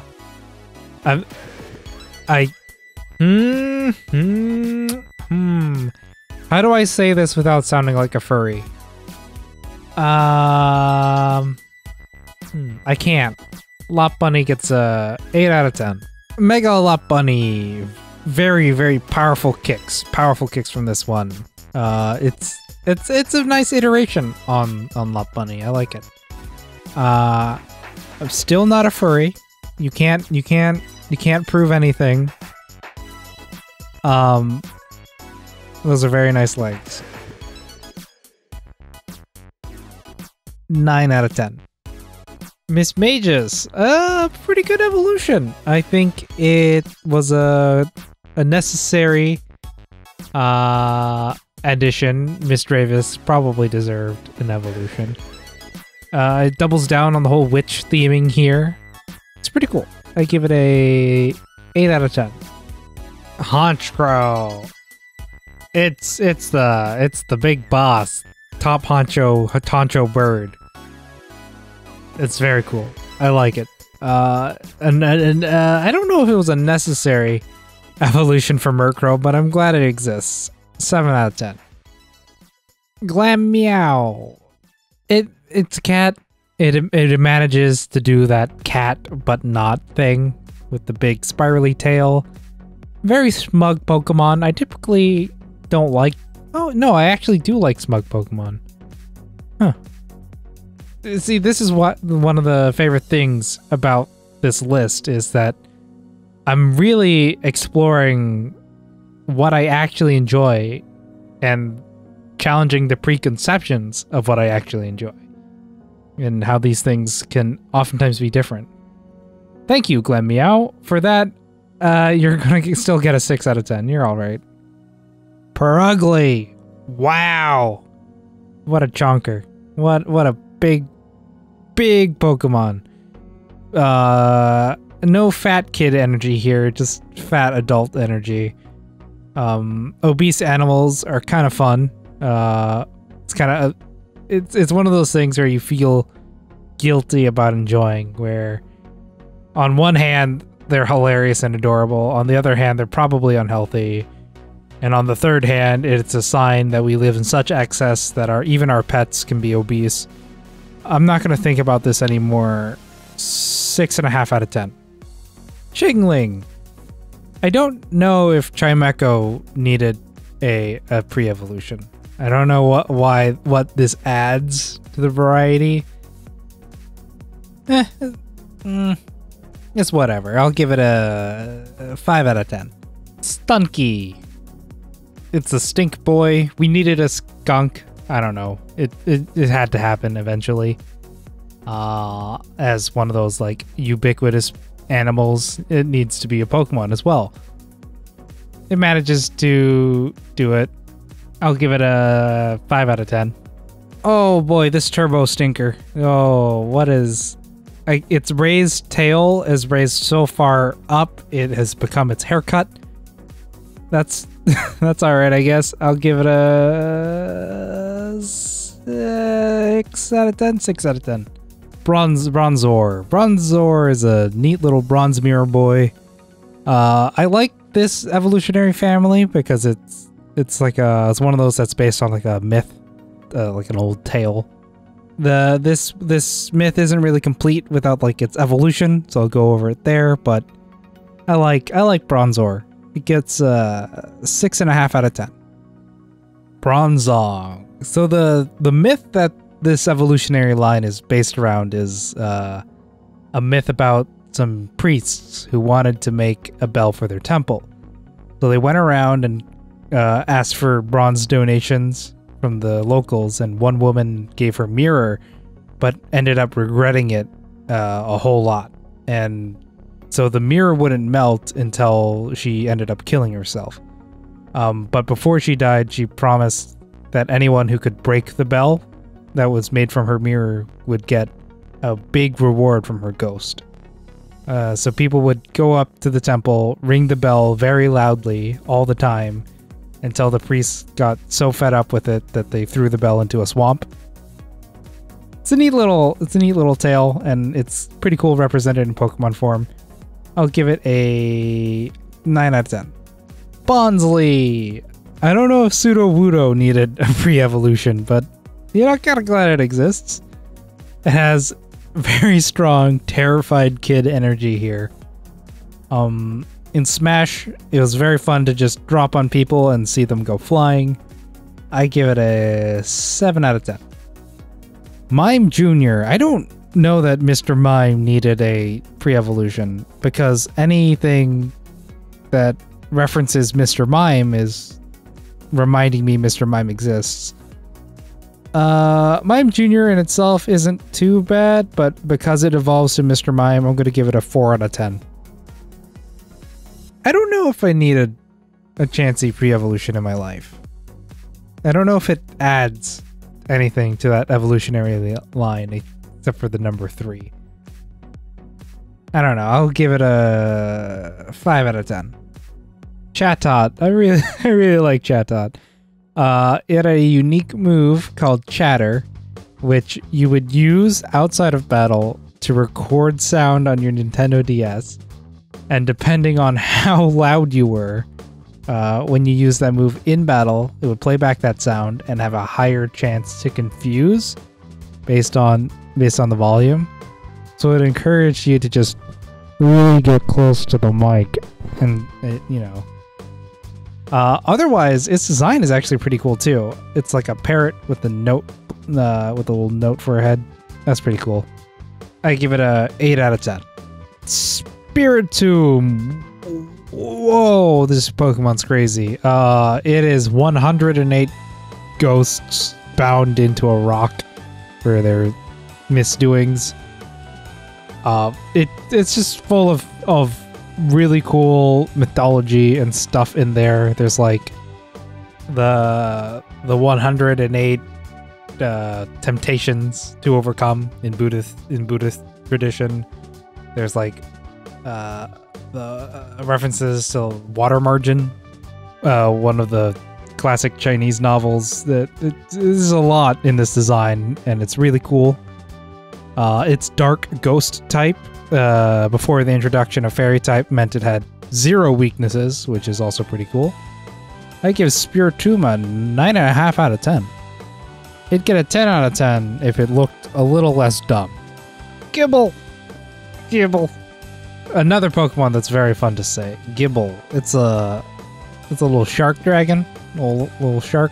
Little land shark. That's pretty cool. I give it a adorable 7 out of 10. Gabite. No awkward middle phase here. This is a pretty well developed Pokemon. Small arms, but a lot of Pokemon have small arms. It's okay. You're a land shark. Who needs arms? 7 out of 10. Garchomp. Finally, you got the fully realized land shark ideals. You got arm fins. You got a little hammerhead thing going on. You got what I normally would say are spikes, but for some reason I'm compelled to say are teeth, body teeth on your body. Pretty good. 8 out of 10. Mega Garchomp. You got lots of more body teeth. The hand fins have become stabby hand fins, and now it has a well-defined jawline too. All around pretty cool. 9.5 out of 10. Munchlax is a very powerful embodiment of fat kid energy. Of course, it evolves into Snorlax, so that's a given. It's pretty good all around, but nothing really special. I'll give it a 6 out of 10. Riolu, little adorable fight kid, small fight kid energy. Very nice. I like how it's not a steel type yet, because the spikes in its hands aren't like spikes yet, and it doesn't have the chest spike, which is the steel bit. I give Riolu an adorable 7 out of 10. Lucario, it's Fight Dog, Fight Man Dog, Fight Dog Man. Fight Dog Man has spikes in his hands for powerful back fists, and a spike in his chest for a chest bump that you will never come back from. I don't know where I'm going with this. Lucario overall is a pretty cool design, and I know it's a fan favorite, so if I give it anything less than a 9 out of 10, I'll get hate mail. So I'm going to give it a 9 out of 10. 8.99 out of 10. Mega Lucario. Mega Lucario is like the template for Mega Evolution, right? It's like you take the spikes on that Pokemon and you double it, and then you add like jagged lines all over. Make it look angrier. You take what previously was like a minor design detail and like stretch it out. It's with its like dreadlocks thing going on. It's a little overwhelming. It's all right. I'll give it an 8 out of 10. Hippotas. It's all right. It's a little hippo friend. Little hippo friend. Ground hippo. I like the idea of like a sandy hippo. That's all right. This is the male version. The female version has slightly different coloration. I think that's big enough to include, but I'm not really going to grade them differently because of it. They're all right. They're both 6 out of 10s for me. Hippowdon. I like Hippowdon. I like they double down on the sandy hippo theme. I like the sand coming out of it. I like the big teeth. It's all right. The female version is a black coloration, which I like a little bit better actually. We'll give the male version a 6 out of 10. Female version 7 out of 10. Skorupi. It's a scorpion. It manages to be a pretty adorable scorpion, despite real scorpions being terrifying hell beasts. I like its segmented body design, very insecty, while still removing you from the whole actual insect thing going on. I give it a 7 out of 10. So if Skorupi is like the Pokemon version of a scorpion, I don't want to see what the real version of Drapion is. This thing is terrifying. It's got really big, pinchy arms, a tail that looks like it's like it has like fangs that are like keeping its mouth open at all times. Is that how that works? Manages to terrify me. 7 out of 10. Krogunk. There he is. It's Krogunk. Krogunk is actually one of my favorite Pokemon. Or this line is. I like the poison fighting type. I like Poison Jab, the move. Krogunk knows exactly how you're gonna move. It's not moving until the exact point where it hits it with the Poison Jab. I give Krogunk a solid 7 out of 10. Toxicroak. It takes the idea of the poison fighting type and moves up a little bit. The middle finger on its hands, the little spiky poison bit, Has a very, very smug expression. I like the balloon thing that the frogs do with their like necks. That's pretty cool. I give it a 7 out of 10. Carnivine.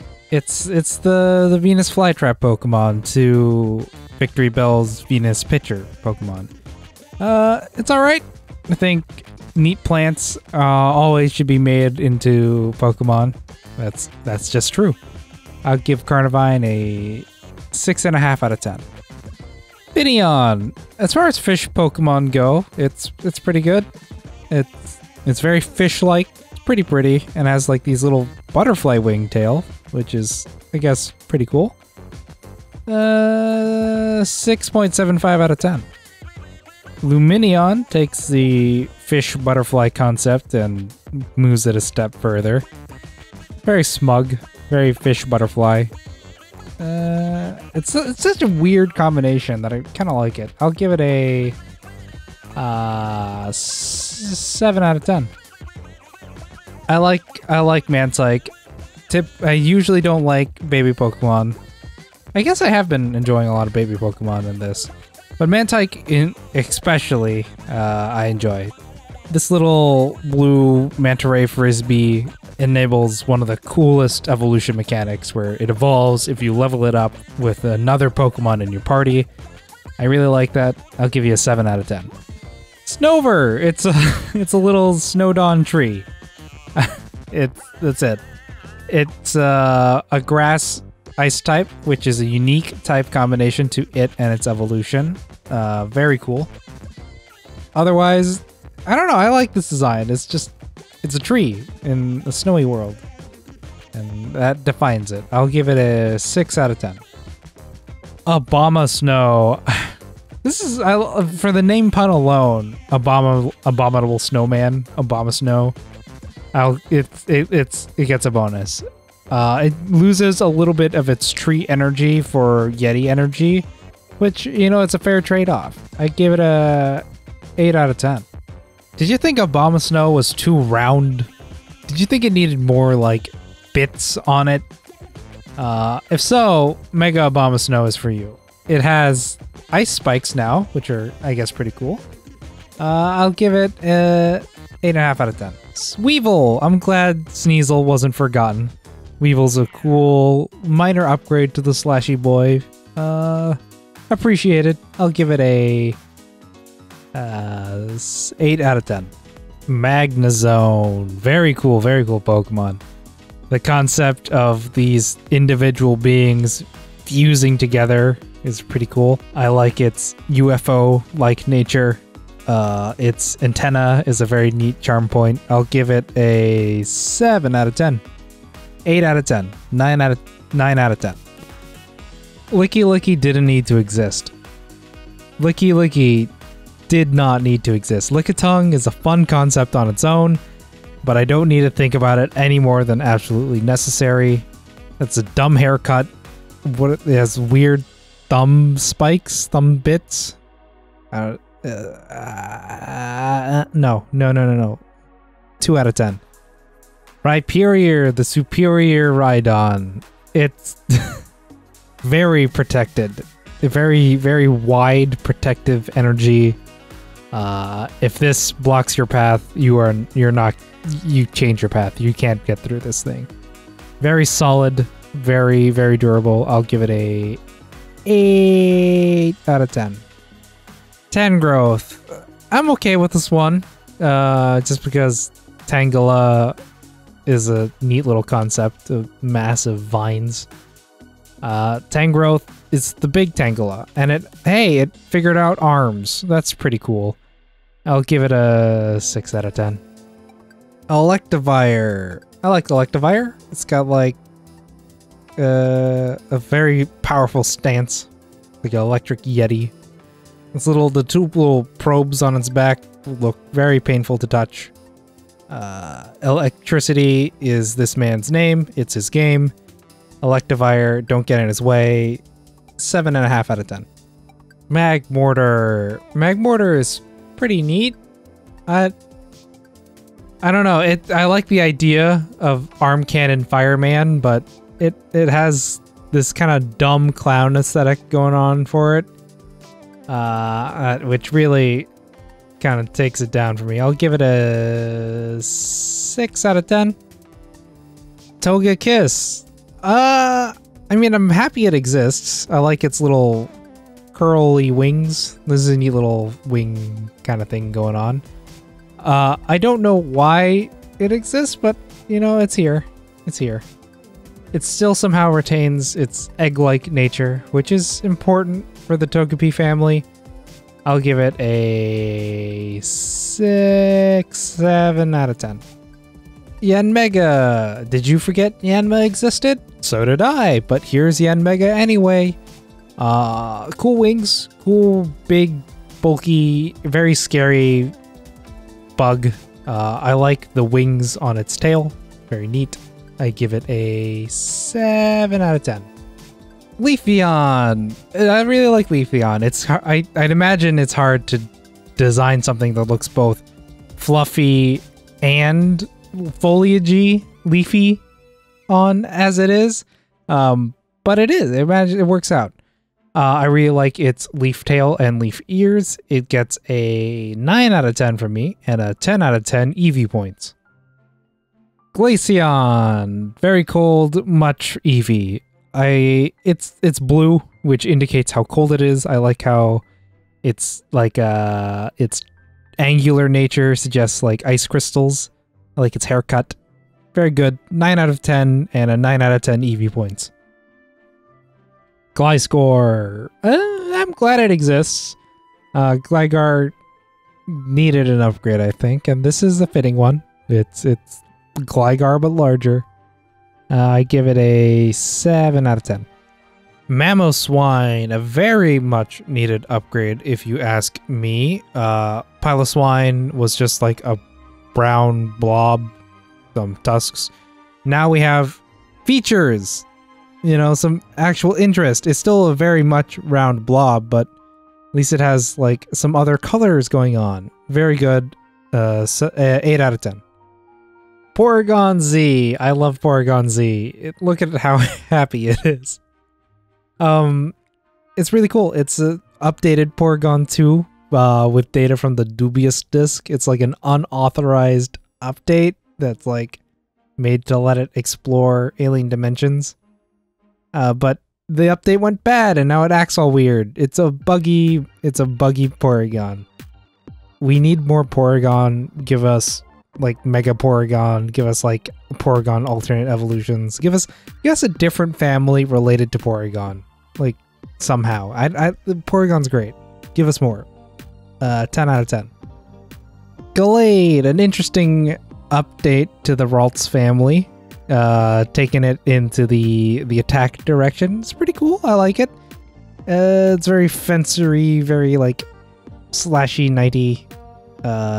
It's here to protect. It'll stand in the way of danger, even if you're not actually in danger. I'll give it a 7 out of 10.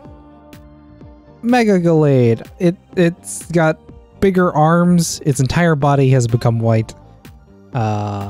It's even slashier than before. I like its cape. I like the cape. The cape is a nice touch. It's alright. I'll give it a 8 out of 10. Probopass.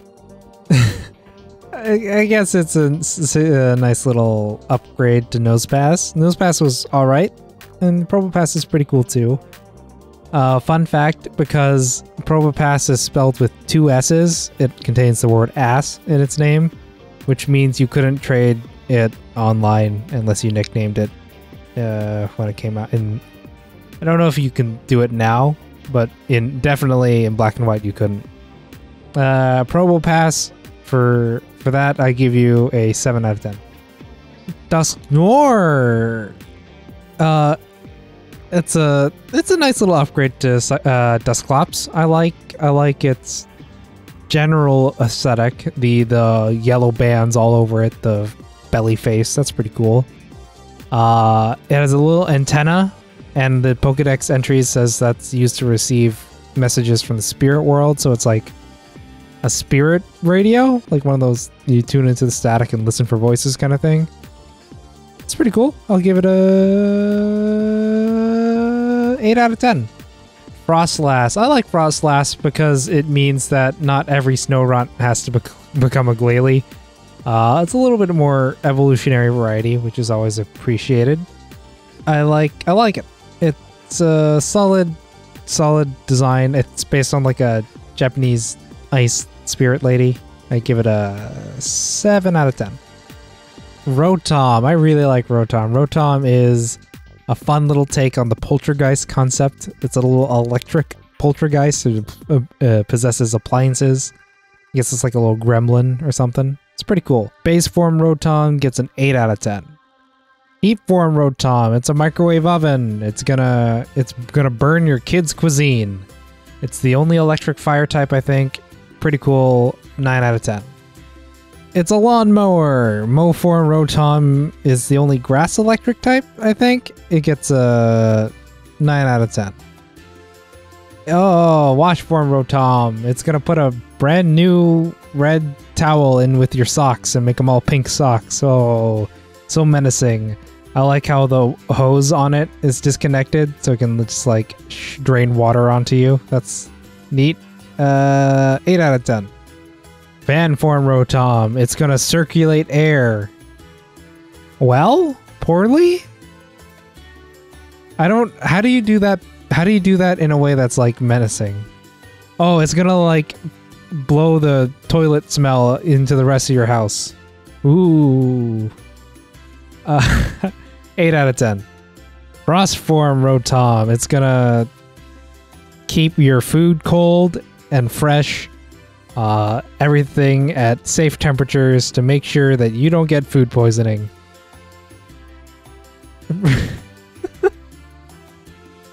9 out of 10. I really like the refrigerator Pokemon.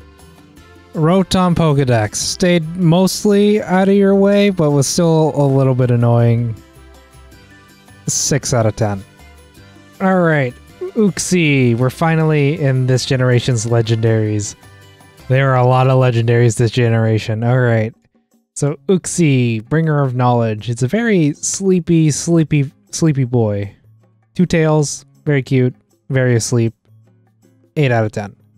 Mesprit, the bringer of emotion. Eyes are slightly more open, very awake, alert. Had its coffee and it's ready to go about its day. 7 out of 10. Azelf. Bringer of willpower looks very concerned. Is very concerned with something. What are you worried about? What do you need, friend? Did you see something you shouldn't have seen? Can you not forget? 9 out of 10. Dialga, Master of Time. The diamond of the diamond and pearls. There's nothing about its design that outwardly says time, but you know, that's like good, I think, because if this thing was covered in clocks, I think it would like cheapen the whole thing. Not having those like human concepts of time put onto it really just doubles down on that. I like it. It's a 8 out of 10 for me. Primal Dialga. It only appeared in the Mystery Dungeon games, I'm pretty sure. Maybe in the anime. I didn't watch this far in the anime. It's orange instead of blue on Dialga. Not much of a big change, especially compared to other Primal reversions. Primal Dialga's whole thing is it doesn't want time to work right, which is not cool. 7 out of 10. Palkia. Palkia is a very convincing space monster. Space monster. Not in like the sense that it controls space, but in the sense that it's from space. It looks like a kaiju from space that shows up to threaten humanity. I like its design. It's very lines. It's very sleek and future-y. I give it a 7 out of 10. Heatran. It's a real dumb looking Pokemon. Not very menacing. This little magma gremlin is, I think, the only fire steel type? I think so. You're doing your best. 6 out of 10. Regigigas. I love Regigigas. It's the big golem. You can't understand it at all. It's 12 feet tall, weighs 1,000 pounds. It's very cool. I like it. I like how they introduced another bit of a legend from the previous generation. You know, this is the one that is the master of all those other legendaries, those other Regis. Regigigas is very cool. I give it a 9 and 3/4 out of 10. Giratina, one of the more edgy Pokemon designs, to be sure. It's got shadow wings with red spikes on them. Like, come on. It's from the distortion dimension, where it was banished there for its extreme violence. It's the renegade Pokemon. It's literally what it's called. Taking it back though, from that edgy cliff is its dumb 6 legs and its long, stupid body. I don't know. It's kind of lovably edgy. I'll give it a 8 out of 10. And here's its origin form, the form it takes when it's in the distortion dimension. It has it loses its dumb stubby legs to gain more spikes, more edginess. Its shadow wings are now just like shadow stabbers. It's certainly less dumb looking, but more edgy, and I think like being less dumb kind of works against it in my opinion here. I don't know. I'll give it a 7 out of 10. Cresselia. I like Cresselia. It's the good dreams Pokemon, the no nightmares. I like its really otherworldly design. It doesn't have wings or feet or appendages. It doesn't need them. It just floats around in Dream World. I like the neat little pink swooshes around it. Its head is a crescent moon. That's pretty cool. 8 out of 10. Phione. Phione's a funky one. Phione can be bred from Manaphy or from other Phiones, but can evolve into Manaphy, which is kind of neat. I don't know why they came up with that, but it's unique at least. Design-wise, Phione's pretty. It's a smaller, adorabler Manaphy. I'll give it a 7 out of 10. Manaphy. It's a little water fairy.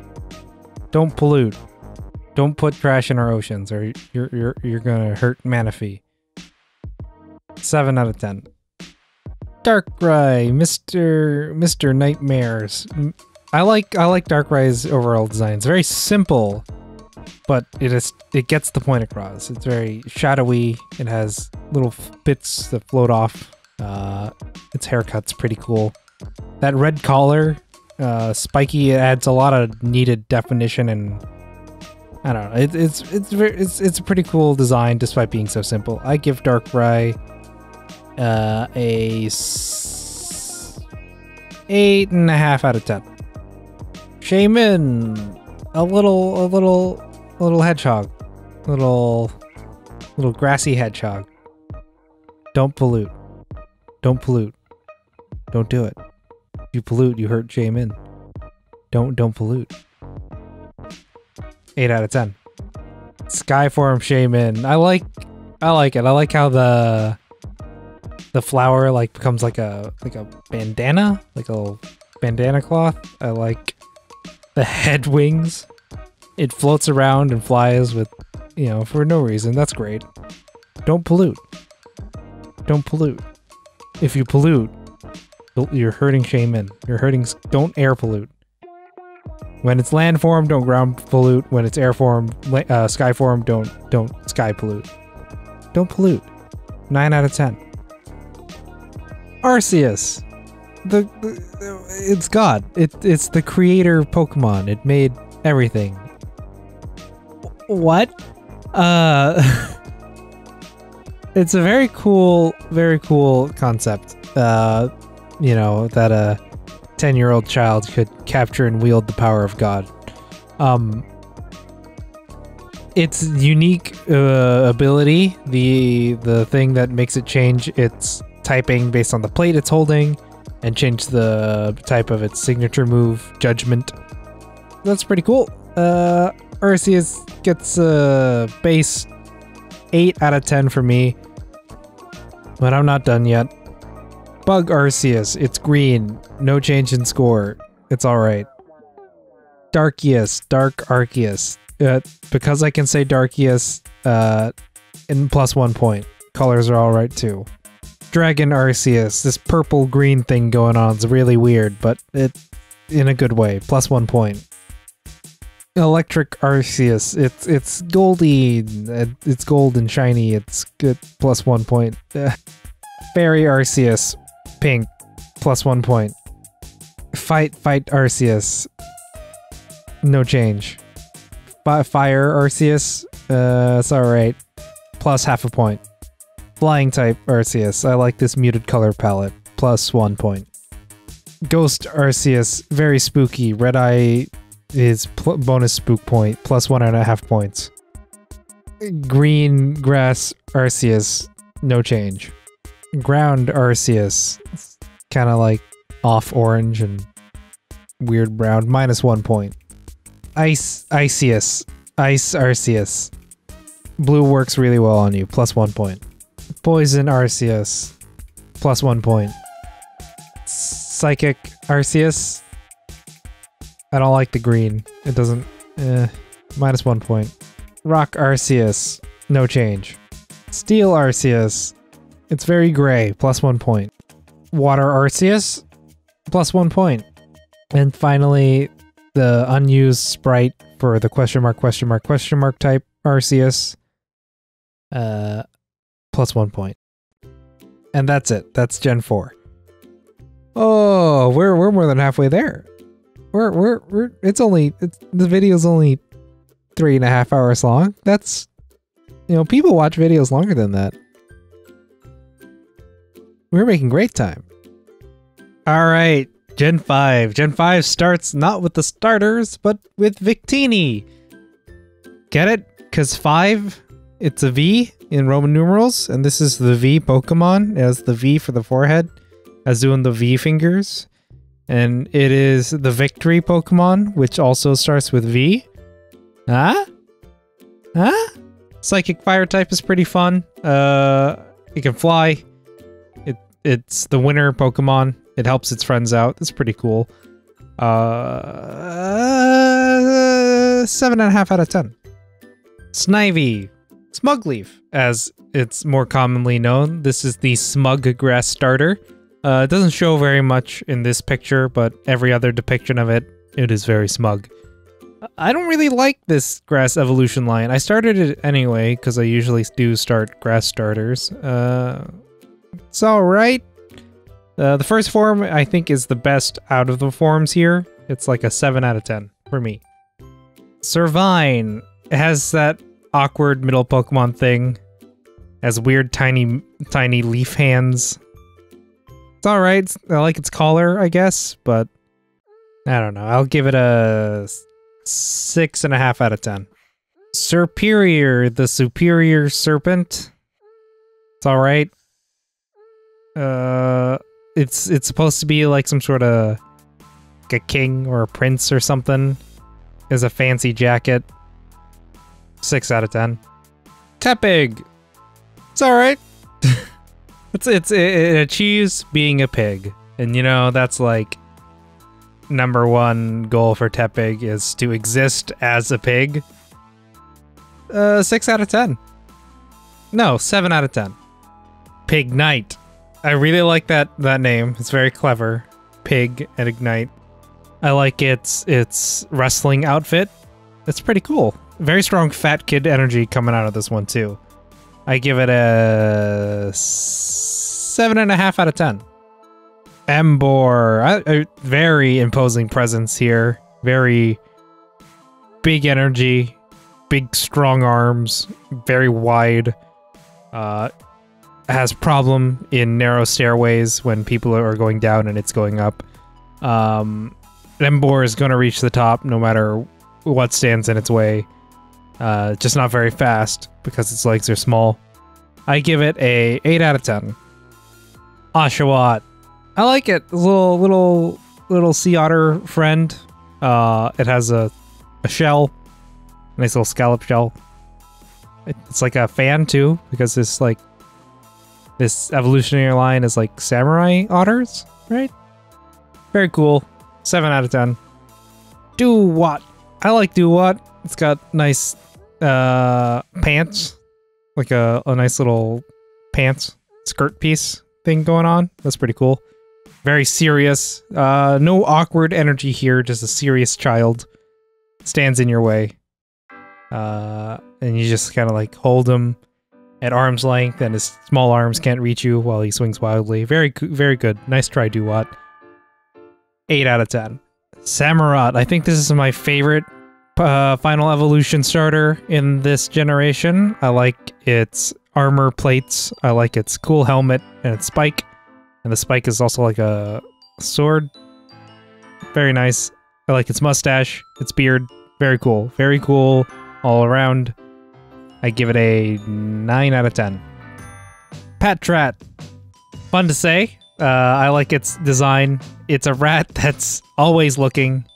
Its eyes are red because they are in pain, because it can never blink, because it's always watching out for danger. What danger? It doesn't know. It's sure to know it when it sees it. Patrat gets a 7 out of 10. Watchhog. Like a watchdog, but a hedgehog? Groundhog.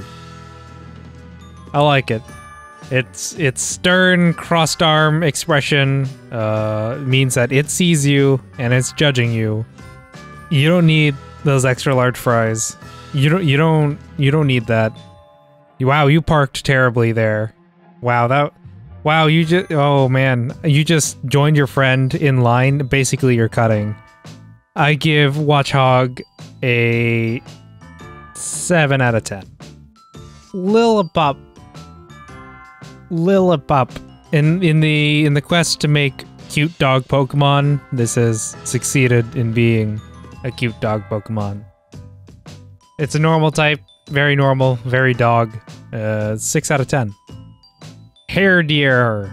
I like the scruffy old man dog energy coming out of this. The old terrier energy. It's very stern. It's probably, you know, just a big baby on the inside, but it's a rocky exterior. I give it a 8 out of 10. Stoutland.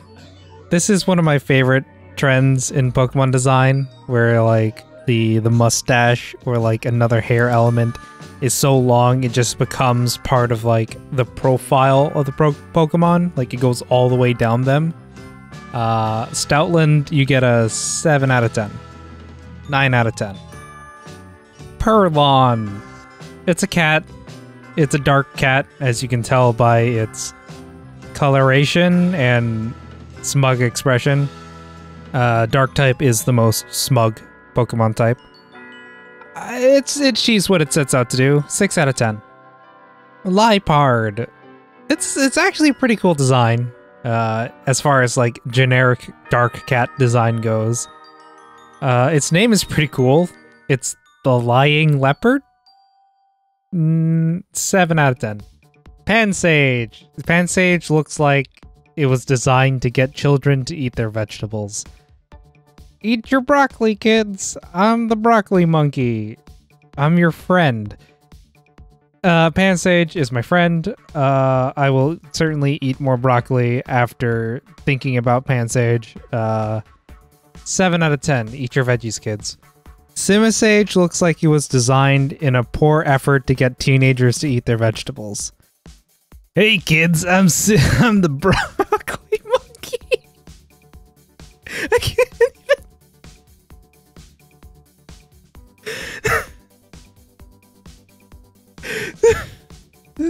Okay, no, I like its haircut. I like its thumbs up expression. It's our friend. 8 out of 10. Panseer. So this trio, this elemental monkey trio is pretty cool. I like how they're all related. I've accounted for that in their scores. Don't worry about that. Panseer looks like, I don't know, it's generic fire monkey. I like its expression. It's not entirely, it's listening to you, but it's not entirely going along. It's judging everything you're saying. 7 out of 10. Simisear has one of the dumbest haircuts in Pokemon, which is saying something. I like its floofy collar. That's alright. Its stance is a little funky. I like its big poofy tail. It's very poofy for something that could melt to you. I'll give it a 7 out of 10. Panpour. I like its water spout head. That's a neat little geyser design. Having a good time, just going with the flow. Eyes closed, just listening, enjoying the atmosphere.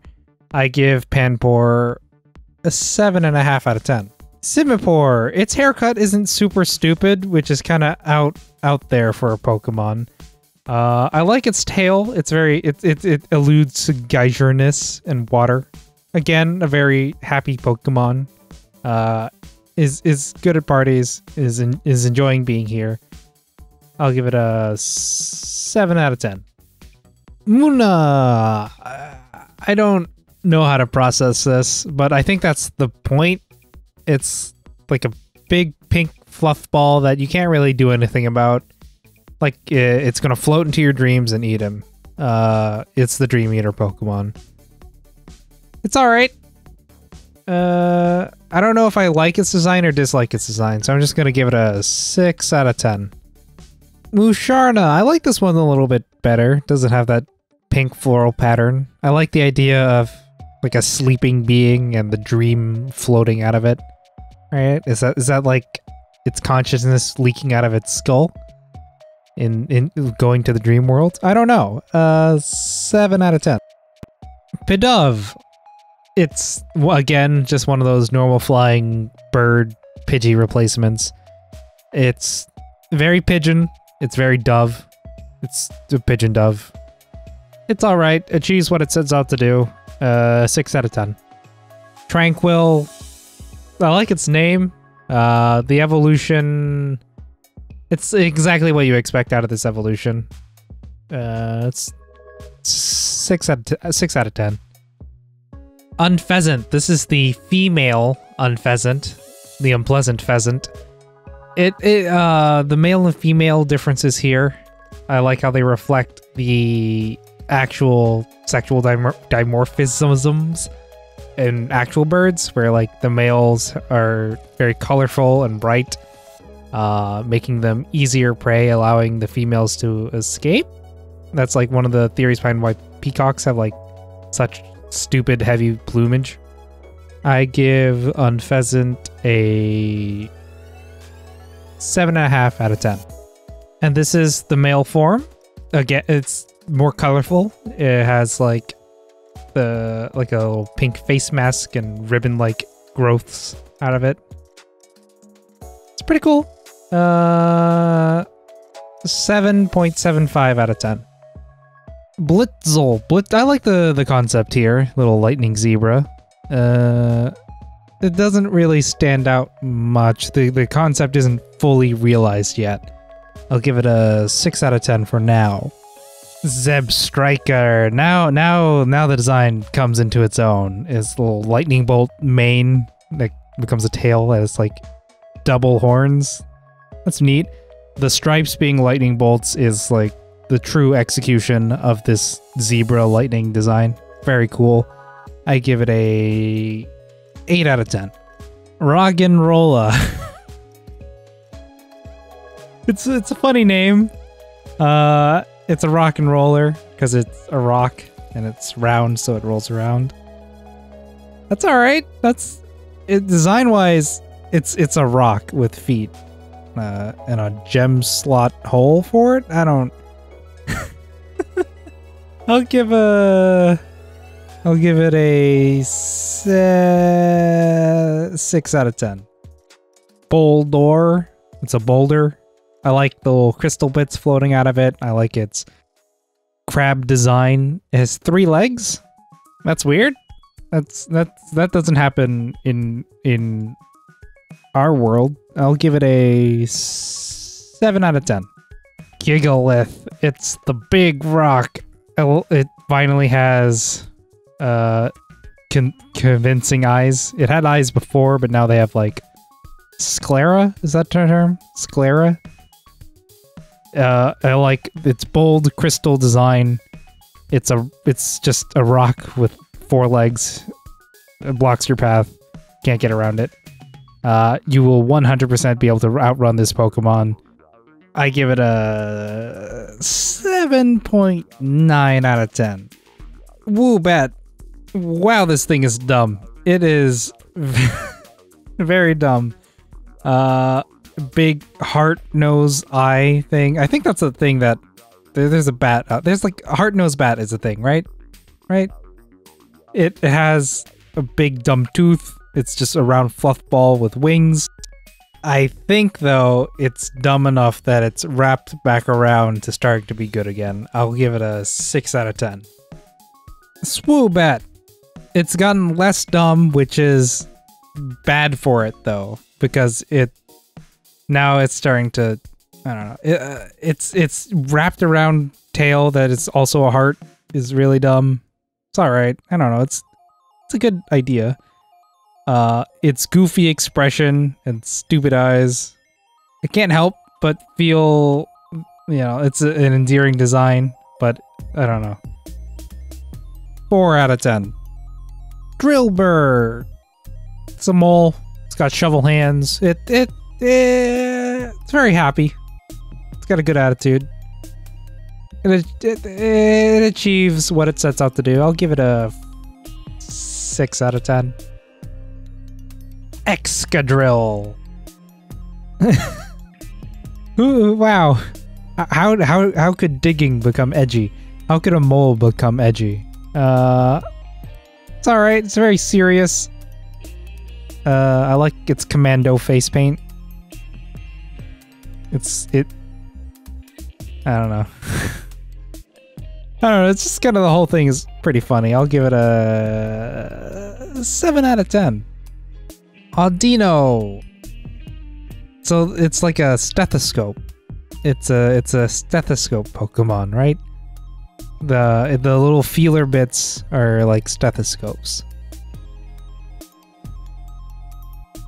I don't know. It just doesn't really do anything. The design, it's just kind of pink and there. Visually, at least. I'll give it a 5 out of 10. Why did Audino get a Mega Evolution? Why? Why does Mega Audino exist? I guess it lets it have a design, right? Now it's like more doctor-like, and it's like a white lab coat thing going on. It's now a fairy type. That's cool. It doubles down on the whole stethoscope thing with having the feeler bits come out of its chest, like a stethoscope hanging on a neck or something. 6 out of 10. Timber. Child labor is bad. This is a construction site child. Those large veins can't be healthy. Seriously though, I just don't like the design of this evolutionary family. The concept is all right, where it's like, here are construction materials. I'll give it a 4 out of 10. Girder. It now has a girder. It has a dumb clown nose, and its veins are pink now, but still kind of like disgusting. The rest of it is just like a gray blob. 4 out of 10. Conkeldurr. At least this one has like a little bit more going on. I like its old man appearance. Its beard's okay. The 2 concrete pillars, that's neat. 5 out of 10. Timpole. It's like a drum tadpole. Tadpole Pokemon, frog Pokemon are always welcome, especially when they're a neat concept like this. What is this, like, it's a loud tadpole. Alright, 6 out of 10. Palpitoad. It's the upgrade. I don't know. It's got that kind of awkward middle Pokemon thing going on. I like his expression. Kind of like a kind of mood to it. I'll give it a 6 out of 10. Seismitoad, the final loud frog. It's so loud it causes earthquakes. That's cool. Kind of got like a kind of goblin thing going on for it, like a little troll thing going on for it, like a kind of vibe. But 7 out of 10. Throw. It's a judo man. It's red judo man. I'm not really feeling it. It doesn't. I don't know. It's like a weirder, less cool Hitmonchan or Hitmonlee. 4 out of 10. Sock. It's a punch man. Again, I'm not really feeling it. This one is, I don't know. If I were to give the 2 personalities, this one would definitely be the Ernie of the Bert and Ernie duo, I think. 4 out of 10. Swaddle. I like it. It's a swaddled caterpillar. It's wrapped up in leaves and very comfy, very happy. 6 out of 10. Swadloon.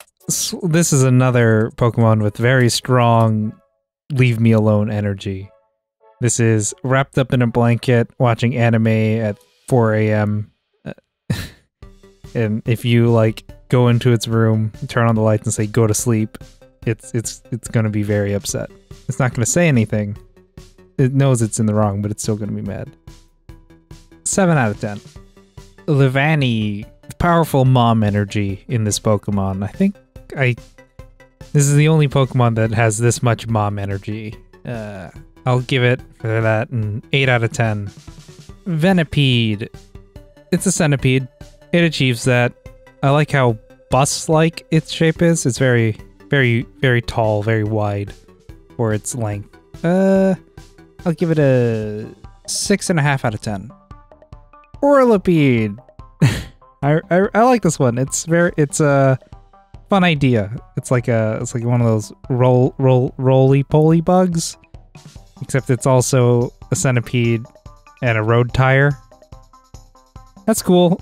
I like it. I like its roundness. I like the speed. It gives this a 8 out of 10. Scoilipede. It's a giant centipede. It has big legs, a couple of big legs, 4 big legs for walking. I kind of miss the roly-poly nature. If this guy had tires, that'd be hilarious. But it's still pretty cool. I like the quadruped, but also small legs thing it's got going on. I'll give it a 7 out of 10. Cottony. It's a cotton ball with leaf arms. Alright. Yeah, sure. 6 out of 10. Whimsicott. It's alright. It's got very happy vibes. It achieves its goal of being a fluffball fairy. Good times, high energy. Not bad. 7 out of 10. Petalil. Yeah, small plant. It's alright. Very cute. 7 out of 10. 6 out of 10. Lilligant. I like the whole like sundress floppy hat this thing's got going on. That's pretty cool. Especially for a plant. 7 out of 10. Basculin. Yeah, it's another angry fish. This is the blue version. It's smoother. It's still angry though. 6 out of 10. And here's the red striped basculin. It has spikier fins. Its tail, its rear tail fin is like down like the handle to a gun. This is a fish so angry it wants to be a gun. 7.5 out of 10. Sandile is a creature incapable of complex thought. You can tell just by looking at it. It's just gonna sit there and, you know, kind of enjoy the sun. It doesn't know what it's missing out on. And you know what? Maybe it's better off that way. 7 out of 10. Krokorok. Krokorok. It's a big, smug crocodile. I like its armed cross stance. It's hey, what's up? Kind of vibe going on for it. Krokorok is the kind of Pokemon that just kind of stands around in a grocery store, not really shopping or anything, just kind of wasting everyone's time.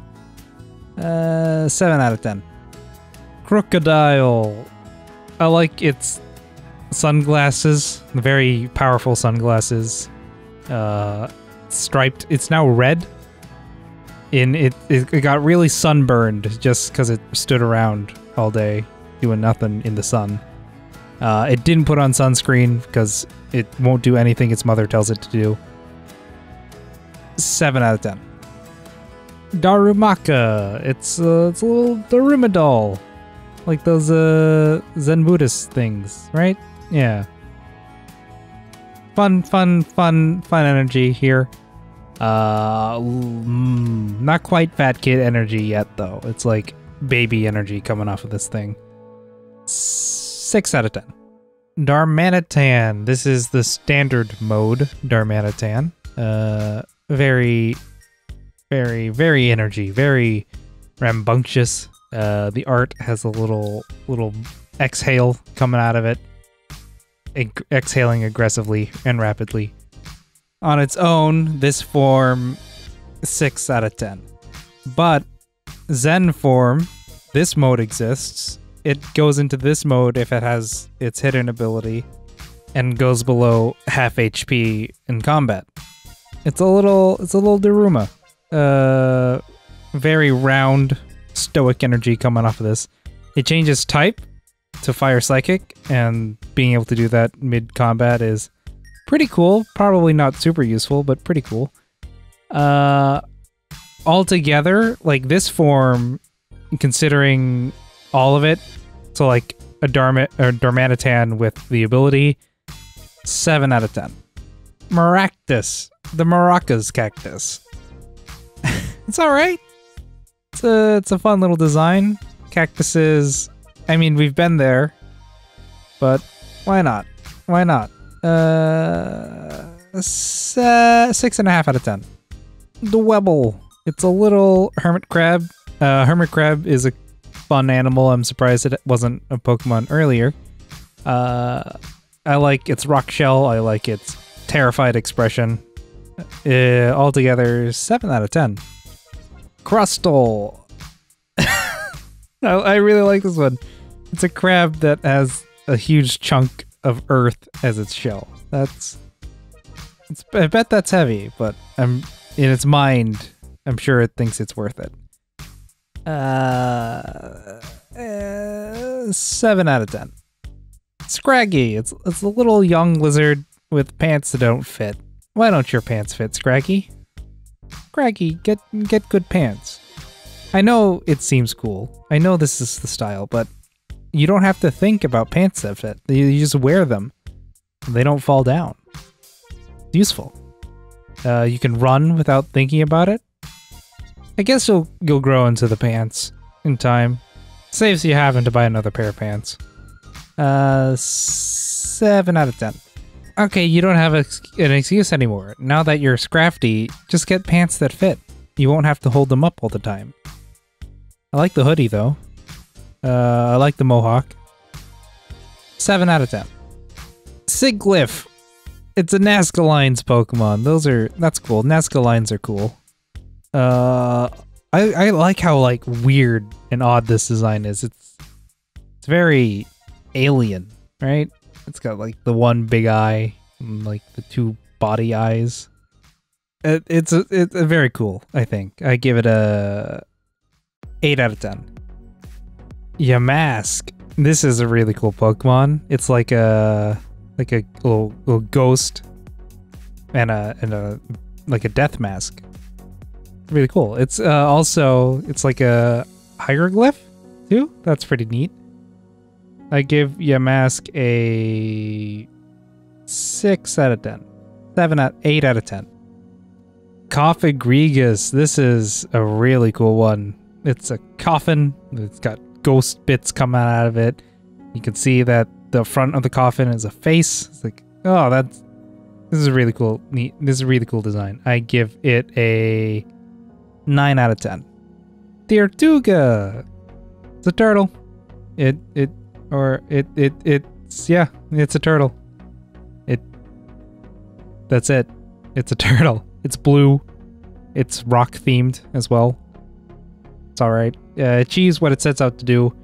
Solid turtle, 6.5 out of 10. Caracosta. I like this one a little bit better. Its face is very menacing. It's got like a rock face mask thing going on. I like its bipedal nature. I like its wide-armed, imposing stance. Like the thing going on.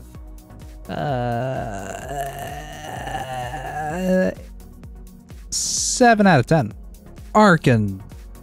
It's it achieves the fossil bird thing going on. I like the rocky beak detail. It's very vibrant. I like the colors. 6.5 out of 10. Archeops. It's a flying dinosaur. It's got a dinosaur head. It flies. It does dinosaur things.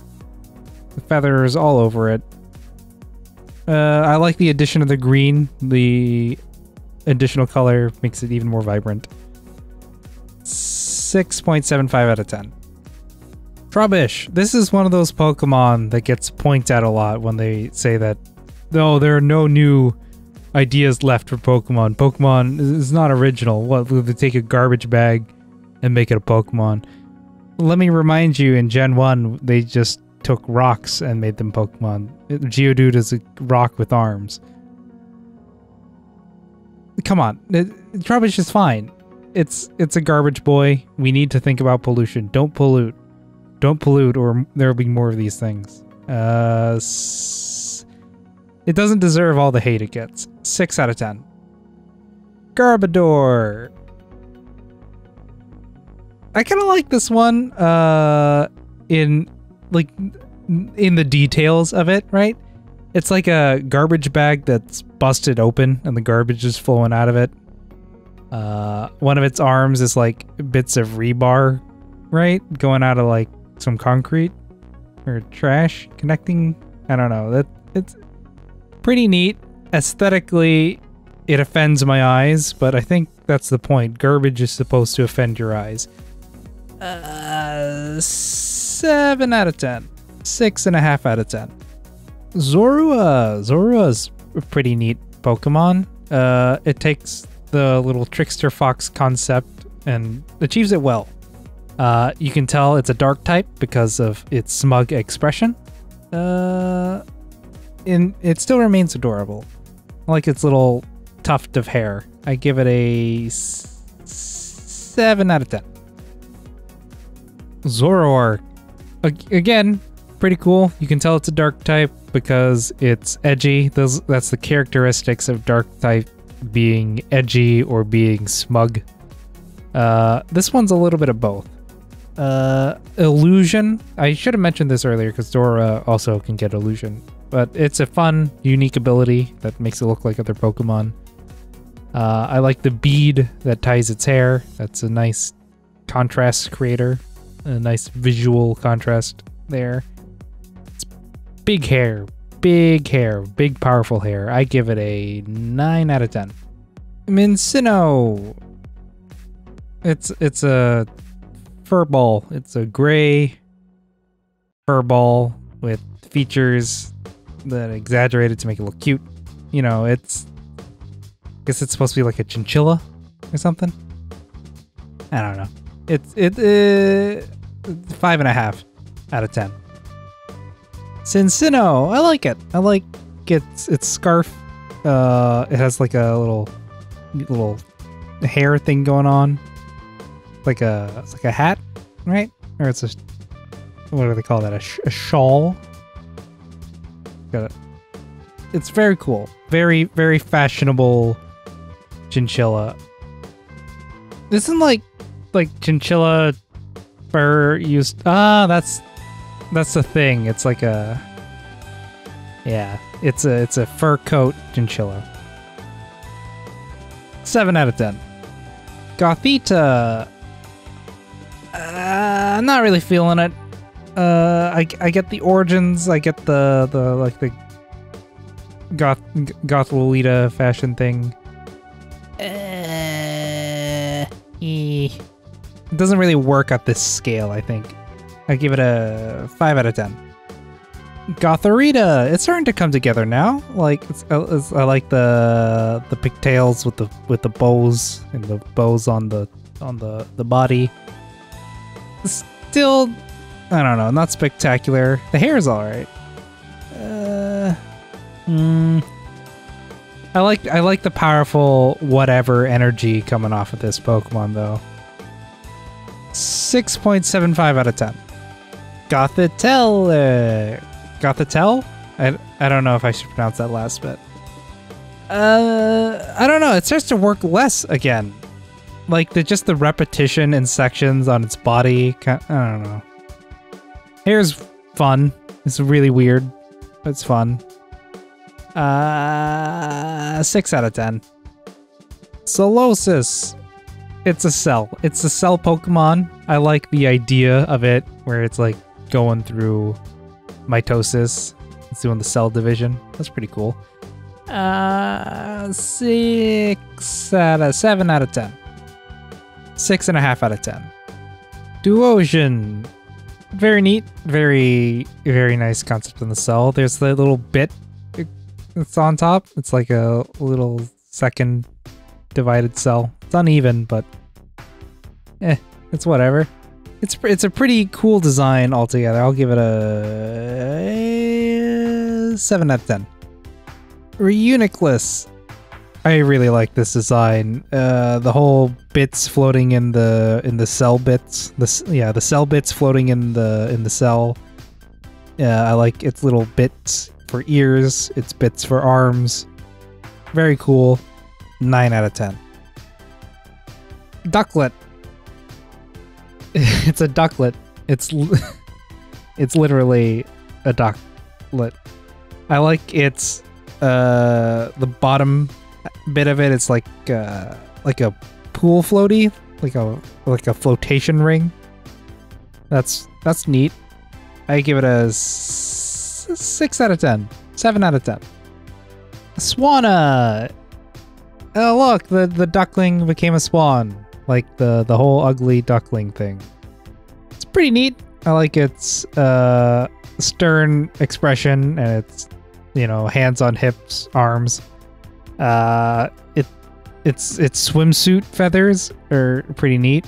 I give it a 7.5 out of 10. Vanillite. It's the vanilla ice cream Pokemon. This is another one of those Pokemon that got a lot of hate. The Pokemon's not original anymore. Screw you. Screw you. This is fine. This is absolutely fine. Look at it. It's a happy little ice cream cone. Don't think about the questions that raises.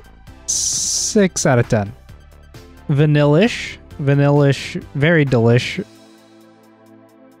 Maybe. No, I'm not going back on that. 6.5 out of 10. Vanillux. Look, they're having a good time. It's just 2 of them now. I like how, the straw bit is like a frost cannon. Is that what am I interpreting that right? It has like a little bit of cold cloud over it that's snowing. That's pretty cool. 6.5 out of 10. Deerling. It's a small darling deer. This is one of those Pokemon that changes forms. It changes forms based on the season, which is pretty cool. Here we have the pink spring form. I like how pink it is.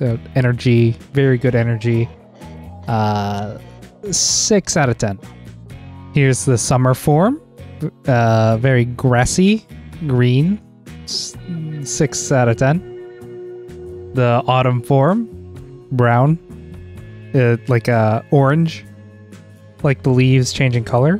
That's cool. 6.5 out of 10. And the winter form, brown like a bear tree without its leaves. 6 out of 10. Sawsbuck, the evolution. Now here's where the form changes start to be more cool, where there's more variety. The spring form, I like the antler branches with the little pink blossoms. That's really cool. 7 out of 10. Here's the summer form. A nice, vibrant, healthy tree. The foliage on there is really neat. 7 out of 10. The autumn form. This is really cool. I like the leaves starting to fall down and droop. 7.5 out of 10.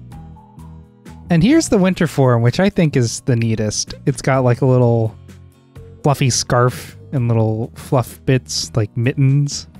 Its branch antlers, branchlers are covered in snow. That's really cool. I'll give it a 8 out of 10. Yeah, 8.5 out of 10. Emolga. Emolga is pretty neat. It's another one of those Pokemon that's vying for that Pikachu energy. And being an adorable electric type. It's a flying squirrel. That's pretty cool. 6.5 out of 10. Carablast. In itself, this design's nothing special. It's just kind of, I don't know, it's a very angry beetle. Very round. Round and angry is a good combination, I guess. But its evolution, you have to trade it with a specific Pokemon to get it to evolve, which is, I think, neat. I'll give it a 6.5 out of 10. And here's its evolution, Escavalier.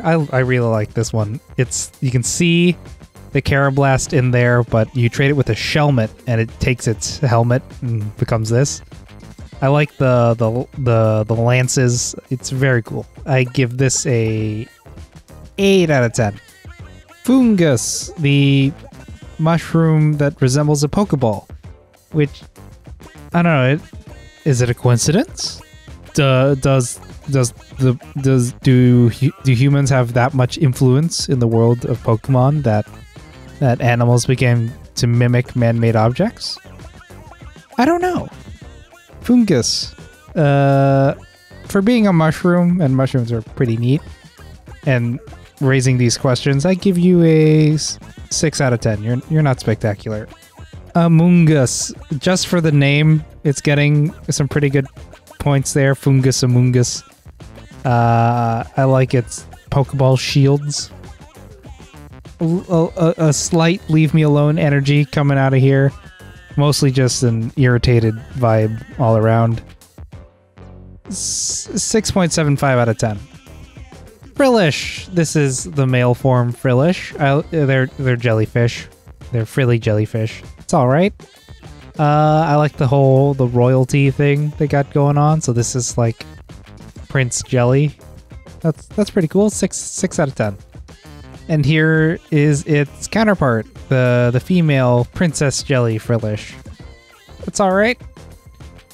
6 out of 10. Pretty much the same vibe coming off of it. Jellicent. Here's big boy, big happy Jelly King. Eats a lot. It likes to think he's beloved by all, but his taxation policies have been the source of much strife in the kingdom. It is not known how long he will have left to rule before his son overthrows him. 7 out of 10. And here's the female counterpart. I like the dress, but I don't like the fluffy neck piece as much as I like the fluffy mustache. Yeah, because no powerful mustache. 6.75 out of 10. It's pretty close. Alomomola. It's a sunfish. It's a heart sunfish. I don't know. I feel like they could do more with the sunfish theme. Sunfish are pretty cool. This is all right. I'll give it a 6 out of 10. Joltik. I like this design. This electric bug theme. Joltik itself has a very strong gremlin energy coming from it. Very, very much Mountain Dew and Doritos are its favorite food. 7 out of 10. Galvantula. I like this one. It's electric spider.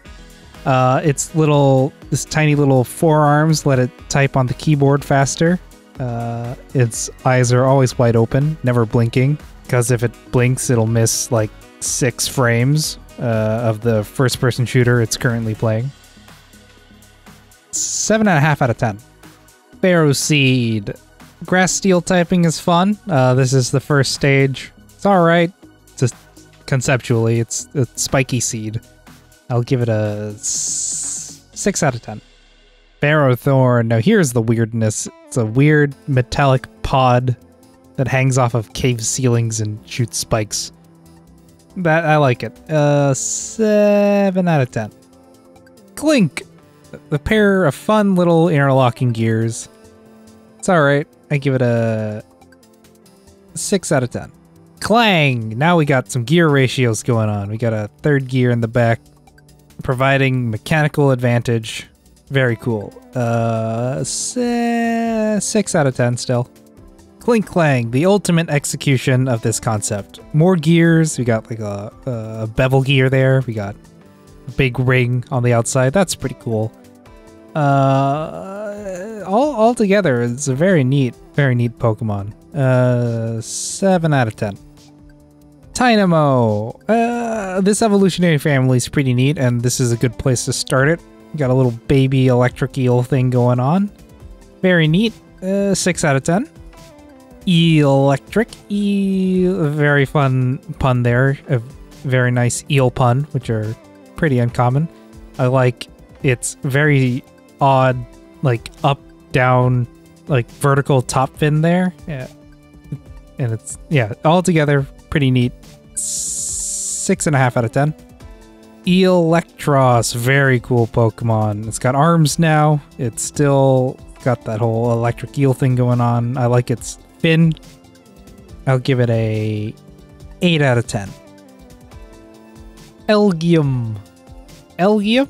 It's a neat little alien boy. The concept is pretty neat. Execution, I don't think this is about as good as this is going to get in Pokemon. I'll give it a 7 out of 10. Behem. A fun name. I don't get it. Its eyes are neat. I like the overall appearance of it. The colorful fingers. It's just a minor upgrade on the alien idea. Less adorable, a little bit more... Still adorable. 7 out of 10. Litwick. Litwick is very cool. I like this little ghost candle thing. It's got it's this little mop of hair covering one of its eyes because it's also melting wax. That's a neat design. 7 out of 10. Lampent. Very neat. Again, the whole ghost lantern thing is pretty cool. Ghost fire type, very cool. The design, pretty neat. I'll give it a 7.5 out of 6.5 out of 10 because this design is the awkward middle one. It's less cool than the one before or the one after. Chandelure. Now this is cool. It's a haunted chandelier. It's got a very big ghost flame, 4 little ghost flames going around.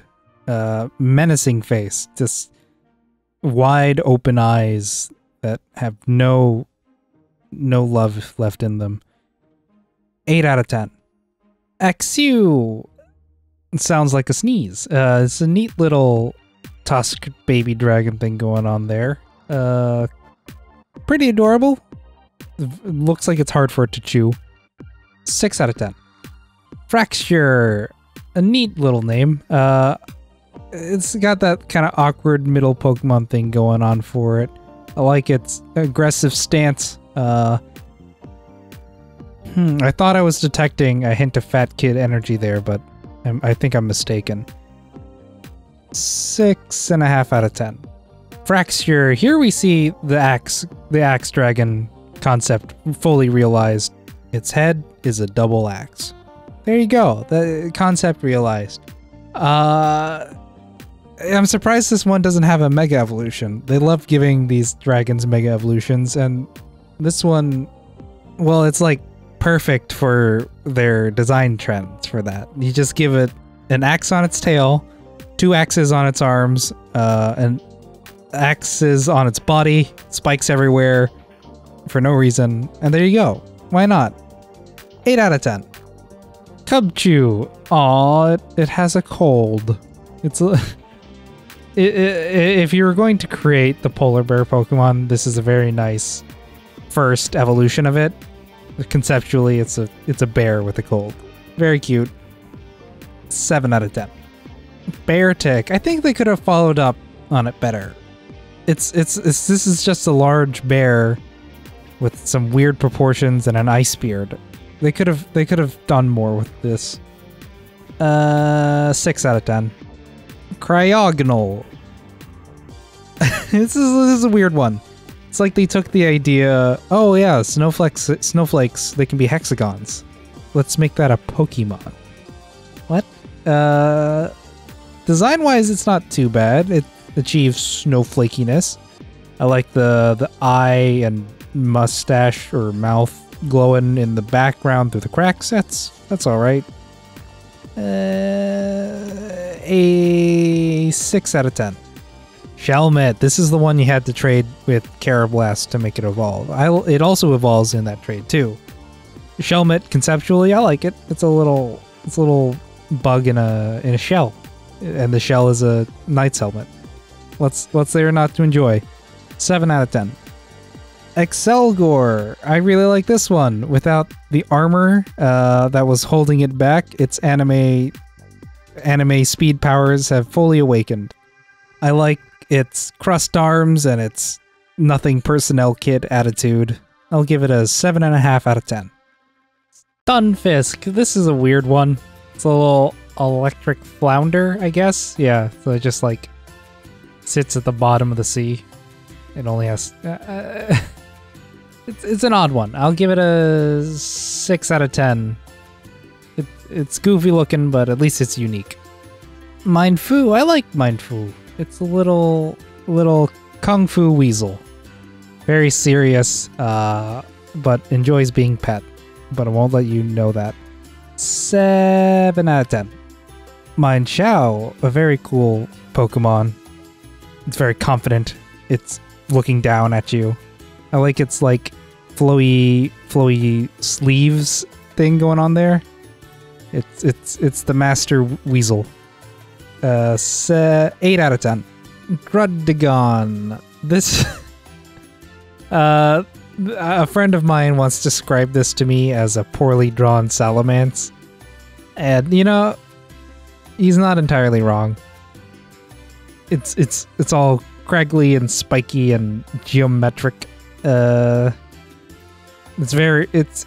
a monster that lives in a cave. The most monster that lives in a cave dragon in Pokemon, I think.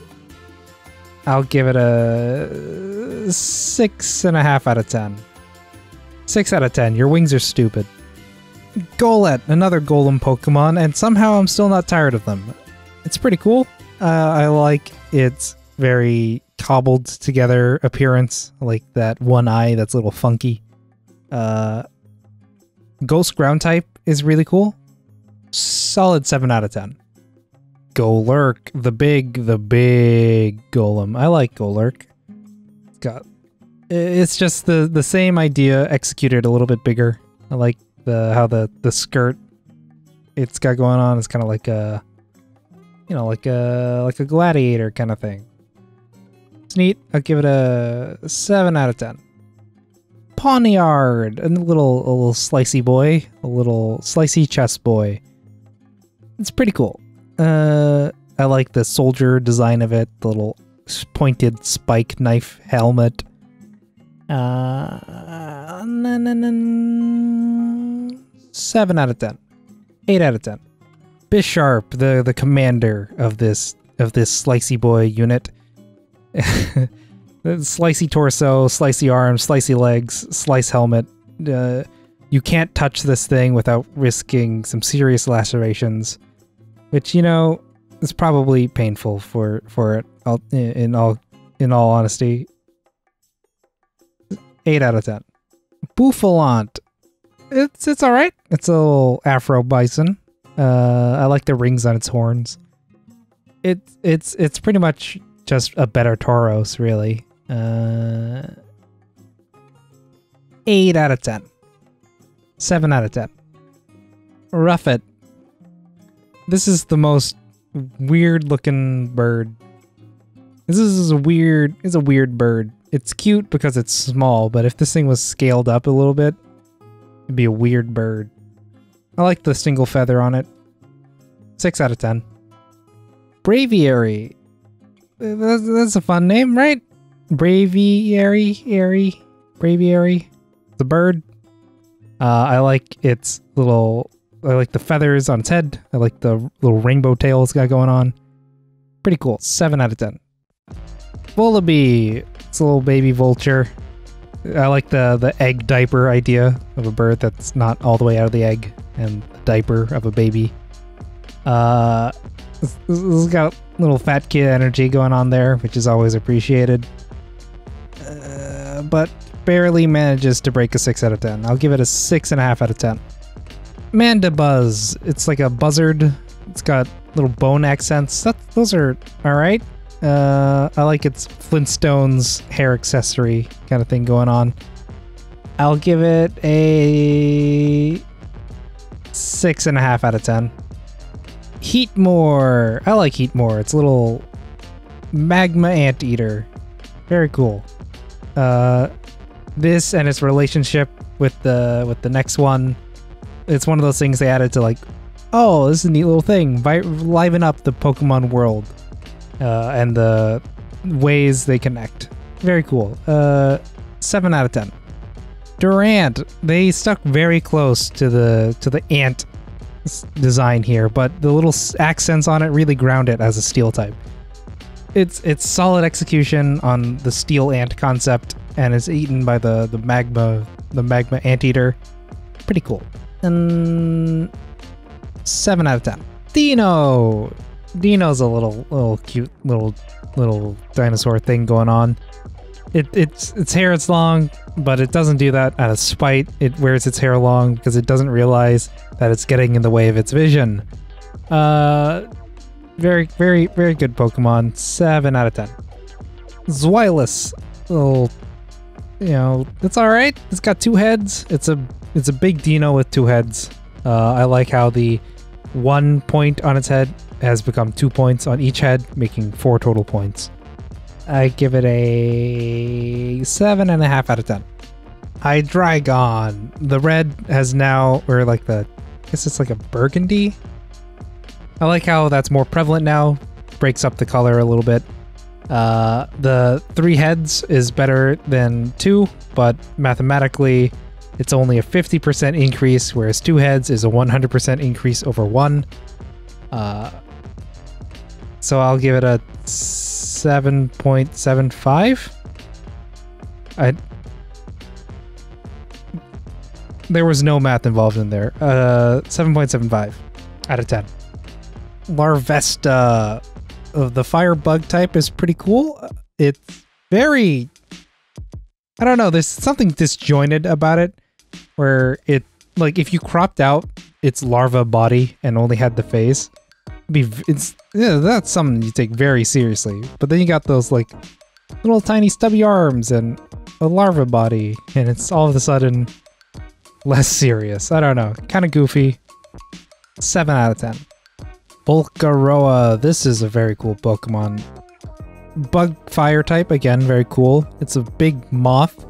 I appreciate moths. I like the moth eyes, the moth like little feeler bits on its head, or like on the sides of its head. Moth fluff. Very moth, very fire. I give it a 7 out of 10. 7.5 out of 10. Cobalion, leader of the Swords of Justice, the Three Musketeers legendary Pokemon. I like its horns. I like its little fluff beard neck thing going on. Its little pencil mustache. Very cool. I'll give it a 8 out of 10. Terrakion, very bulky boy. Horns just there to increase the surface area with which it has to push things. I like the accents on its ankles. Very neat, very bulky. Should be voiced by the same voice actor that did Gladio in Final Fantasy 15. I give it a 8 out of 10. Urizen. I like it. I like its long leg thing going on. The boots. The boots are very powerful. I like the leaf scarf thing going on. The little leaf neckerchief thing. Very cool. Verizon is a very cool Pokemon, so I'll give it a 7 out of 10. But for its poor privacy policies and its lobbying against net neutrality, I'll give it a 1-star rating from the Electronic Frontier Foundation. All right, Tornadus. Very cool. This is its incarnate form, or its like genie form. It's the only pure flying type Pokemon. All other flying types have another type attached to them. And as such, it's the only unique typing combination that's only one type. Very neat. As one of the forces of nature, it's very stern, has much blow energy. Wind energy. It has wind energy. I'm not going to say blow energy anymore. 7 out of 10. 8 out of 10. And here's its true form, the Therian form. I like this form better. Big wind bird. I like the cloud tail. It's still there. It flaps. It runs. It's got little antenna. Cloud mane. Very cool. 9 out of 10. Thunderous. Very cool. I like its lightning bolt hair. The very stern expression that it shares with its family, and the Raijin drum semicircle it's got going on is pretty neat too. I'll give it a 8 out of 10. And here's its Therian form. I like it a little bit better, I think. I like how the half ring, the ring is now its tail. It's got little storm cloud punch hands. It's the lightning bolt hair is still there, like the zigzag hair. Still got a mustache. Has a unicorn horn now. That's neat.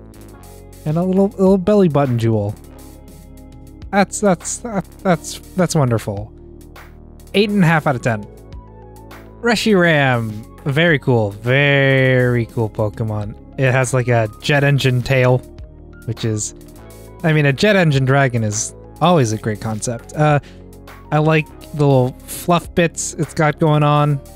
It's part of the Tau trio. It's white. It's the yang of the trio. Very neat. I'll give it a 8 out of 10. 9 out of 10. The jet engine tail won me over. And here's the overdrive form. The tail is on, so it gets plus half a point. Zekrom, also very cool. It's the yin of the Tau trio. It's a generator tail. How cool is that? That's really cool. I think that's very cool. An electric dragon. I like it. It's very easy to fall into a design hole when you make a Pokemon very black, but I don't know, the different textures on it and the little bits where it's, you know, lighter gray, the eye, it works. It doesn't feel like overwhelmingly boring in one color. It's got something working with it while still maintaining it's the black Pokemon. Very nice. 9 out of 10. And here's the overdrive mode. the tail is turned on. So plus half a point. Landorus, the bulkiest of the genies. I like how bulky that little rock half circle thing it's got going on is. Again, with the arms crossed, stern expression. Very cool. 8 out of 10. And here's its Therian form. It's like a land tiger. I like it's like, what are you looking at expression. The ring is, again, the tail. Looks like it break anything with that tail. Little cloud feet accents. This is like the angriest Garfield. 9.5 out of 10. And here we have Kyurem, the Wu Ji of the Tao Trio, the nothingness dragon. Pretty cool, I think. Design-wise, it establishes that it's a empty nothingness of a dragon with its hollow eyes. The wings that just kind of terminate in spikes. I like it. 8.5 out of 10. But here's where it gets cool. Official Pokemon fusion. Wow. You can mix Kyurem with Reshiram or Zekrom to make the white or black forms. This is the white form. Very cool. 9.5 out of 10. And they still have overdrive mode. Just in case you forgot about that. Fun thing about this overdrive mode is instead of just turning on the tail, it plugs the tail into like the spike bits that used to be the ends of Kyurem wings on its shoulders. That's really neat. Total score 9.75. Here's Black Kyurem, what you get when you fuse it with Zekrom. Also very neat. 9.5. Again, here's the overdrive form. Again, with the same kind of plug thing. 9.75. And here's Keldo, the youngest member of the Swords of Justice. I like how the tail and suggests water. Neat little tiny unicorn horn. 7 out of 10. And here's the resolute form that it gets when it learns the move Secret Sword. And this is a really cool form. The horn is more prominent. That's what it uses for its Secret Sword. Like the rainbow hair feather thing going on. Direct upgrade. 8 out of 10. Here's Meloetta's Aria form. It's the music-y Pokemans. Its hair is sheet music. Its appendages are notes. All together a pretty cohesive design. 7 out of 10. And here's the pirouette form. It does the dance. Its hair is all tied up, ready to dance. 7 out of 10. Genesect. This is a very, very, very, very cool Pokemon. I like the whole thing from concept to execution. It's a ancient bug that was brought back to life and a cannon was strapped on it. It's a very, very evil kaiju origin story. It has a signature move, Techno Blast, that changes type depending on which item it's holding, which drive is installed into the cannon, which is neat. It's the kind of gimmick that shows would come up with to make the toys more appealing to children. And you know what? Changing the drive does change the color of the bit on Genesect. Okay, here we go. Alright, base Genesect with no drive installed. 9 out of 10 Pokemon. Shock Drive Genesect. Yellow Light. 9 out of 10 still. Burn Drive Genesect. Sure. It's red so it matches its eyes. 9 out of 10. Chill Drive Genesect. 9 out of 10. Douse Drive Genesect. 9 out of 10. And you know what? For fun, why not? Here's the flight mode that Genesect transforms into to fly at high speeds in the anime and in the manga. I don't think we ever see this mode in the game.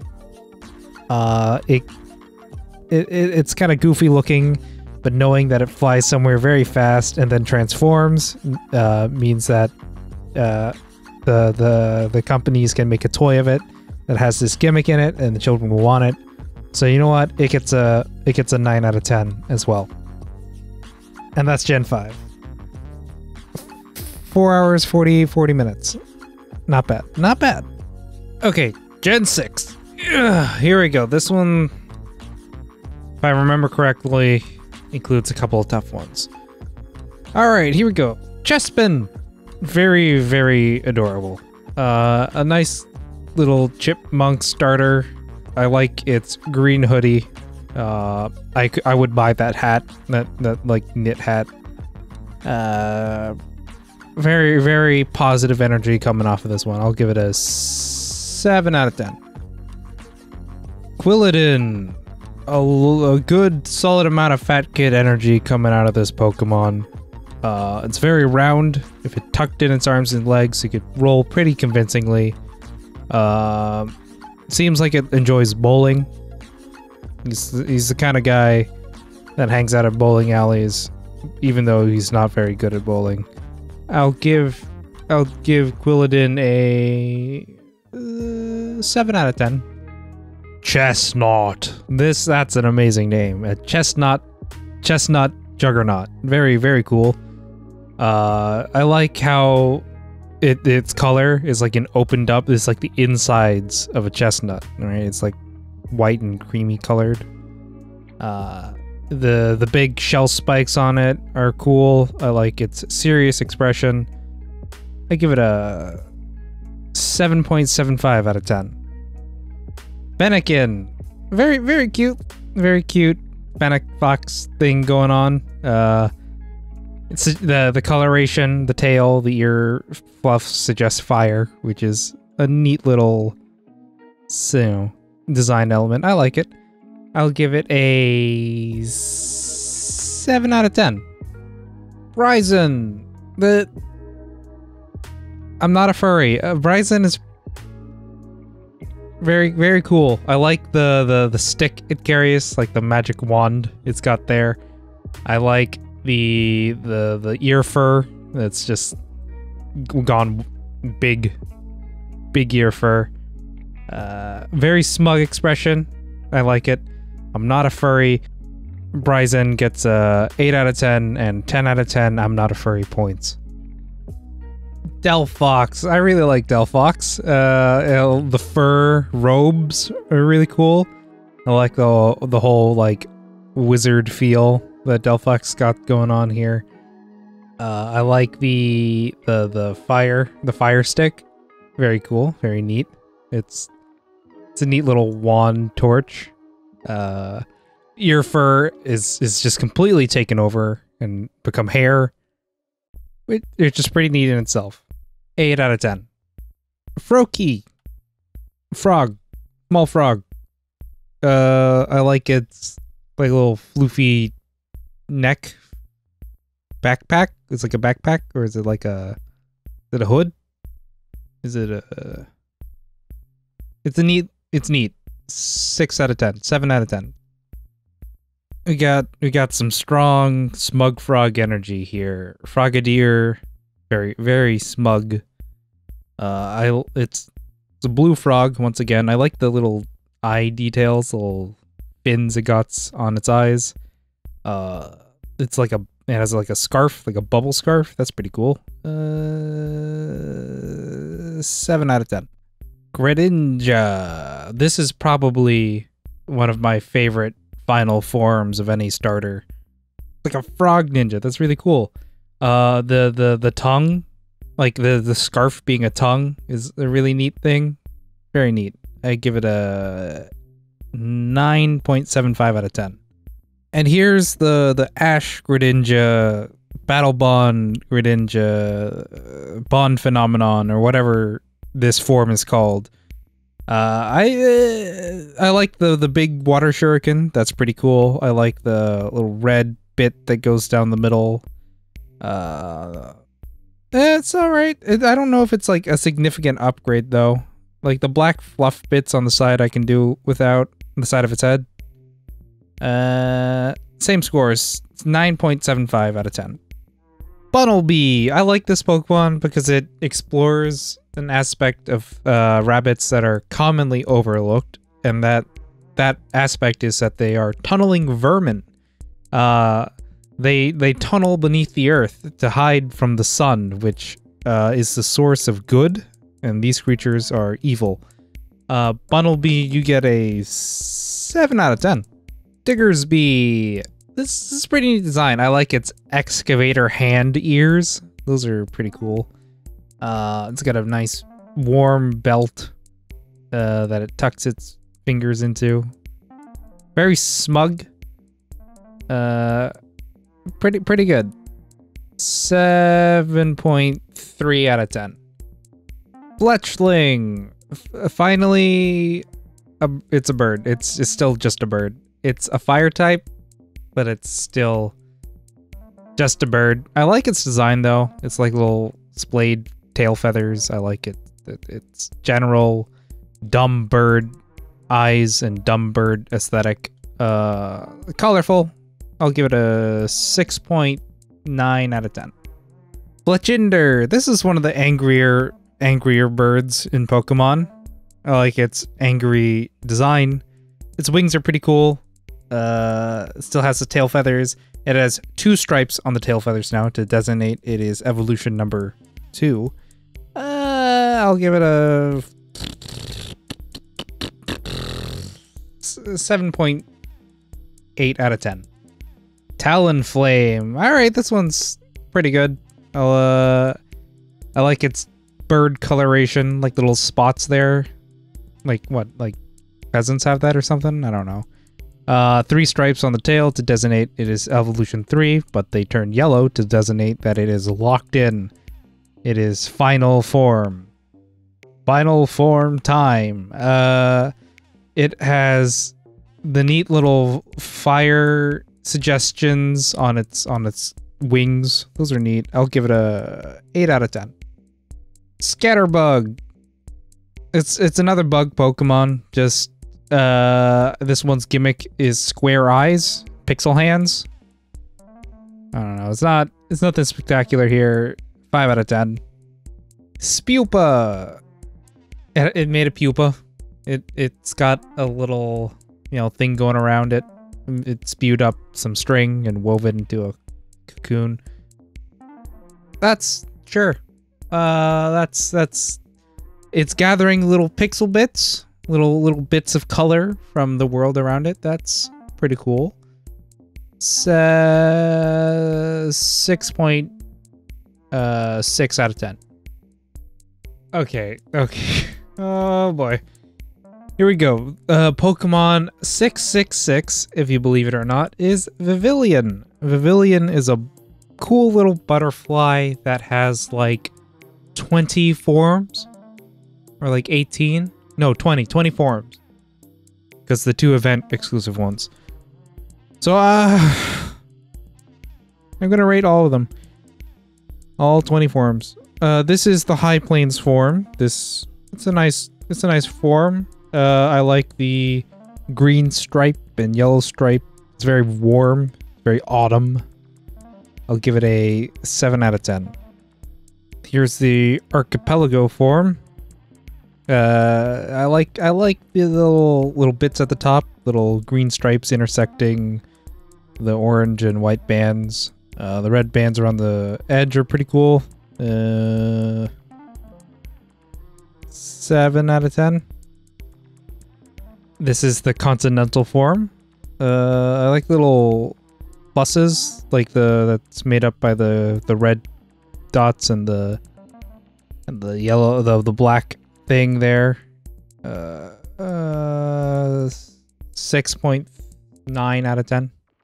This is the Elegant form. I really like this one. This one, it's got nice little pink splotches on a purple body. The red stripe, the line in there is a nice little touch. 8 out of 10. This is the garden variety. This is the garden salad. It's pretty cool. You got cucumber, you got lettuce, you got little cherry tomato dots. 7.3 out of 10. This is the icy snow pattern, and it's very snow, very white. I guess being a monochrome Pokemon isn't too bad. I like color better, I think. 6.8 out of 10. This is the jungle pattern. I like how it's like the base of a tree at the bottom with leaves. That's cool. 7.1 out of 10. The marine form, I like this form. It's very blue. The little white semicircle in the middle is pretty cool. Little blue dots there. It's all the blue. Very ocean, very nautical. It's like a sailor's uniform. Like a sailor uniform. I'll give it a 7.9 out of 10. Here's the meadow pattern.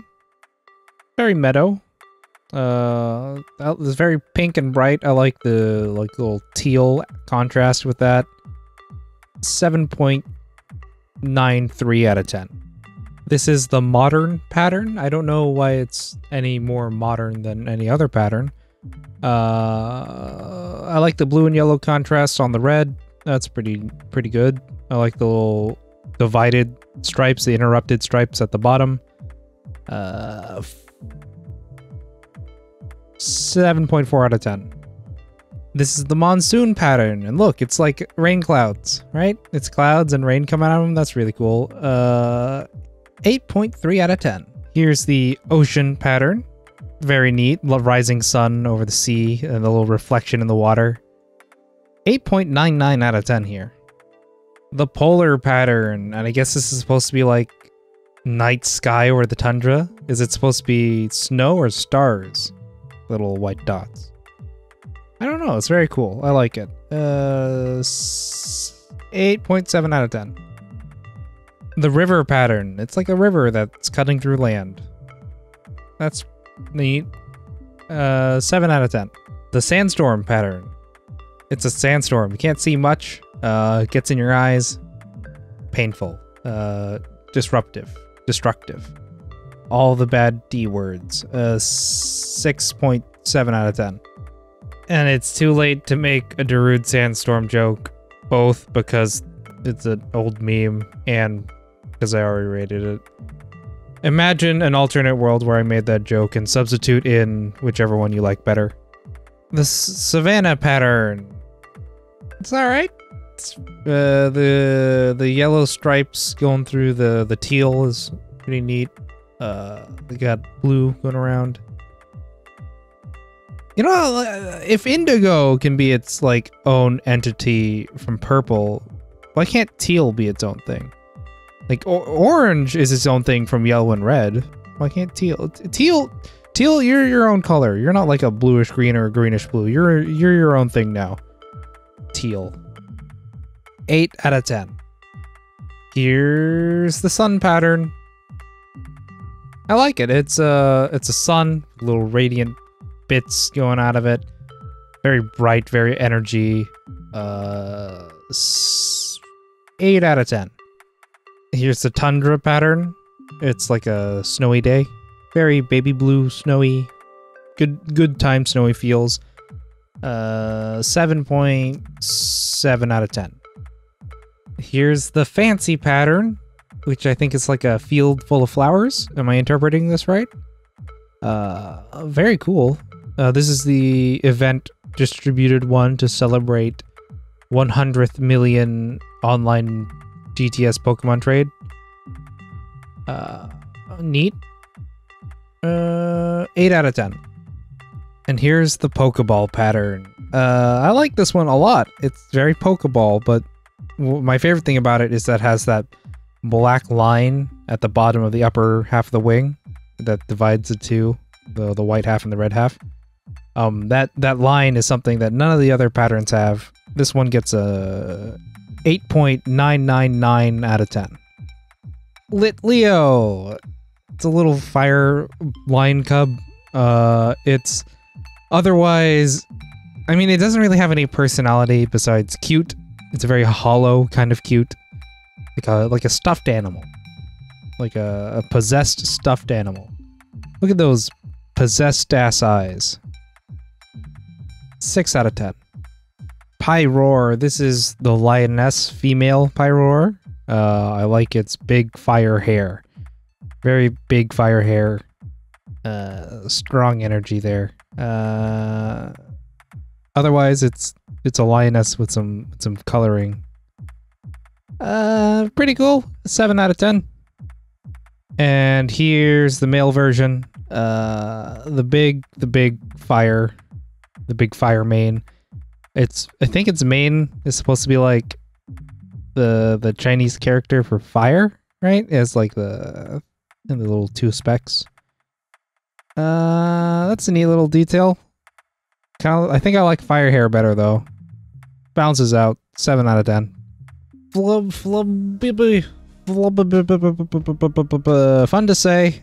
Neat little flower fairy. It's like standing on the flower, hanging onto it. Like, oh, if I fall off this flower, I'll scrape my knee. 6.75 out of 10. But of course, the flower comes in multiple colors, so why wouldn't it? This flower's blue. I like that. 6.77 out of 10. White, 6.5 out of 10. Yellow, 6.75 out of 10. Orange, 6.79 out of 10. Floette. I like it. I like the whole umbrella flower thing it's got going on. The parasol flower. 7 out of 10. But of course, multiple flavors. White, 6.75. Blue, 7.23. Orange, 7.92. Yellow, 7.3. And here's the eternal flower form, also known as Az's Floette. There's data for it in the game, but you only see it in a cutscene. It's been in the anime. You can't get it. I like its blue coloration. That's a little neat difference. And its unique flower. 8 out of 10. Here is Florges. I guess that makes more sense. Florges. The gorgeous flower. Here's the red form. I like its like dress thing going on. It's all right. 7 out of 10. Flavors, multiple flavors. Blue flavor, 7.2 out of 10. White flavors, 6.9 out of 10. Orange flavor, 7.3 out of 10. Yellow flavor, 6.23 out of 10. Skiddo! I like Skiddo. It's a fun little goat friend. It's also part bicycle, as evidenced by its handlebar horns. Very happy, very glad to give you a ride around town. I give Skiddo a 7 out of 10. 7.9 out of 10. Go, the big Skiddo. It goes. It goes. Very fast goat. Very serious. The name is fun to say, Go Goat. I'll give it a 7.5 out of 10. I think I like Skiddo a little bit better. Pancham. He's a fun little panda. A little smug panda. He's not a dark type yet. He evolves into a dark type. He's just getting a head start on the smug practice. It's confident. I like the little bamboo leaf out of its mouth. Nice little personality panda. I'll give it a 7 out of 10. Pangoro. Look at this big punchy boy. It's a very angry panda. Big fists. I like the little sprig coming out of its mouth there. As a cape? Is a cape? What's that supposed to be? That's alright. Less cool than its previous evolution though, I think. 6.75 out of 10. Furfrou. It's a nice little poodle. This Pokemon's gimmick is that you can take it to a stylist and have its fur all trimmed up and dyed and special. It's, I think, really neat. Again, it's another Pokemon with a buttload of variants, but at least they're visually distinct and interesting, and not just different colors. I like untrimmed Furfru's fluffy, wild appearance. It's all over the place with its fur. Looks very soft. I'll give it a 7 out of 10. Here's Diamond Trim Furfru. Very, very fabulous. Very high society look to it. Its diamond tail and diamond accents are pretty neat. I like the back half of its fur being dyed. Very cool. 8 out of 10. Here's the heart trim. Rounder a little bit, more like circular in its patterns. The heart tail's pretty neat. My favorite thing is the little pink fur booties. The trim that it's got going on. Very neat. 8.5 out of 10. Star. Here's the star cut. It has, again, little blue fur booties now. The bit on the end of its ear is pretty cool. I like the star shape. I think this is my favorite. 9.5 out of 10. All right, now we're getting into the more complicated designs. This is the Pharaoh design. I like it. It's very, very Pharaoh. I think it would have looked better in gold instead of blue, but it's a good stylistic choice, I think. I'll give it a 7.2 out of 10.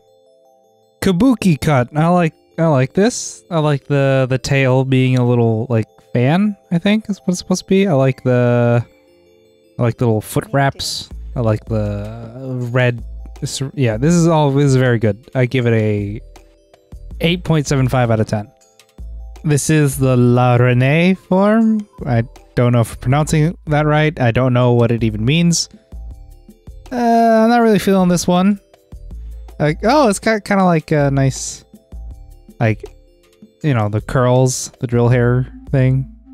That's pretty neat. I don't like the little blue bauble it has on the tip of its head. Works well for the tails. Nice little feetsies. 6.8 out of 10. The dandy form. I really like this form. I like the cool hat. I like the little hair curl. I like the tie. The little shoes. All very good. 9.5 out of 10. And finally, the matron form. I like this one too. I like the fun, stylish hat got going on there. I like the little floppy ear terminating that little purple. I like the feathery winged bootsies. Very good. Looks like it's wearing like a nice sweater, nice turtleneck sweater. 9 out of 10. Esper. Wow, look at that vacant stare. Ooh, this Pokemon has seen some things. This poor child has seen beyond our realm.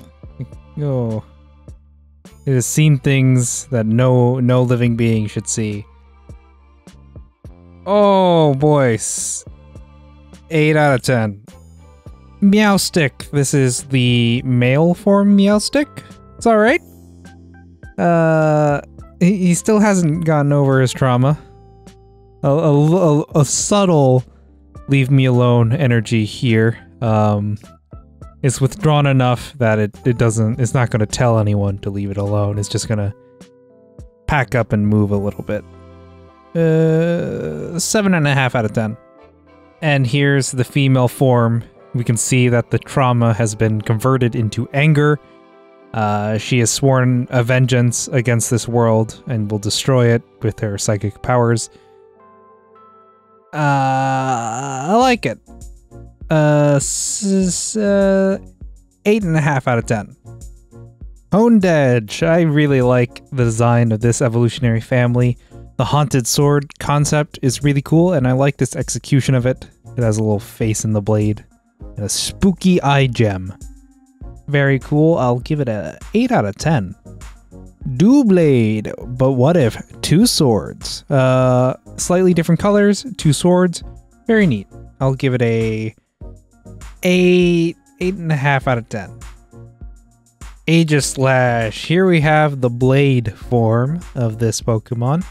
Being able to switch between forms in battle is something that I like.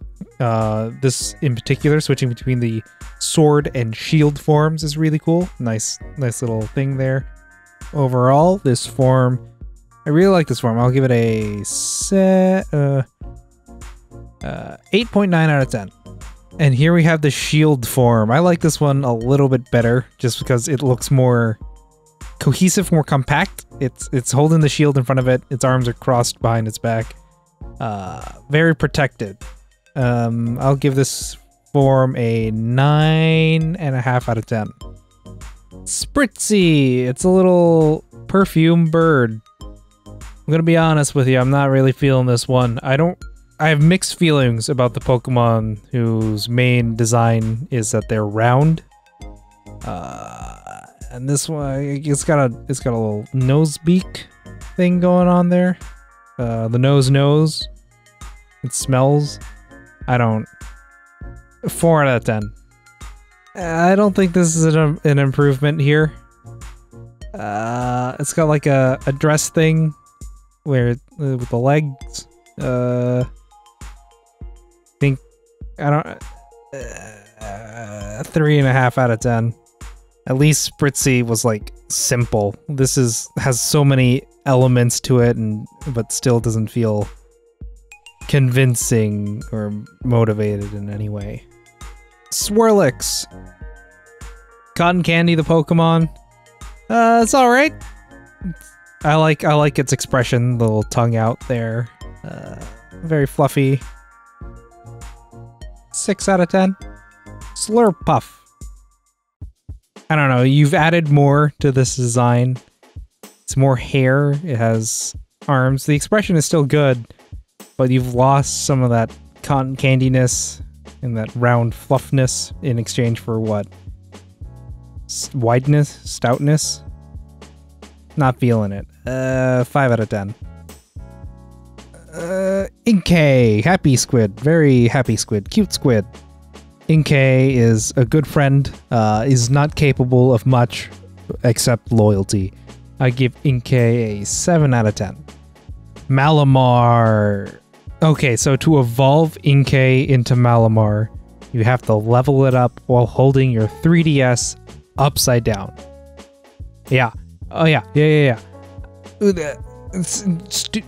So this is the reason I'm convinced that on when Pokemon for Switch comes out, there's going to be a Pokemon that can only evolve or evolves differently depending on if your game is docked or not. It's going to be like, I don't know, like a boat or something. And like when it's undocked, it becomes a speedboat, and when it's docked, it becomes a houseboat. Where like it's a crab that when it's undocked, it becomes like a fast runny crab without a shell, a molted crab. When it is docked, it becomes an armored crab. Something dumb like that. Inkay itself is very neat. I like how the tentacles are hair. It has these really neat, like what previously was like hair style accents on Inkay are now menacing arms. The little fin on the head is feet. Very cool, very menacing. 8 out of 10. Binnacle. It's like it's a barnacle. It's 2 of them. I like how the 2 bits don't like each other. But otherwise, I'm not really feeling it. I don't know, the faces are a little dumb. The hair, I get it. It's supposed to be hands when it evolves. 6 out of 5.5 out of 10. Barbaracle. So now the concept comes together where its hands have like a single eye in the middle. Its head is a hand. Its legs, it's got 4 hands.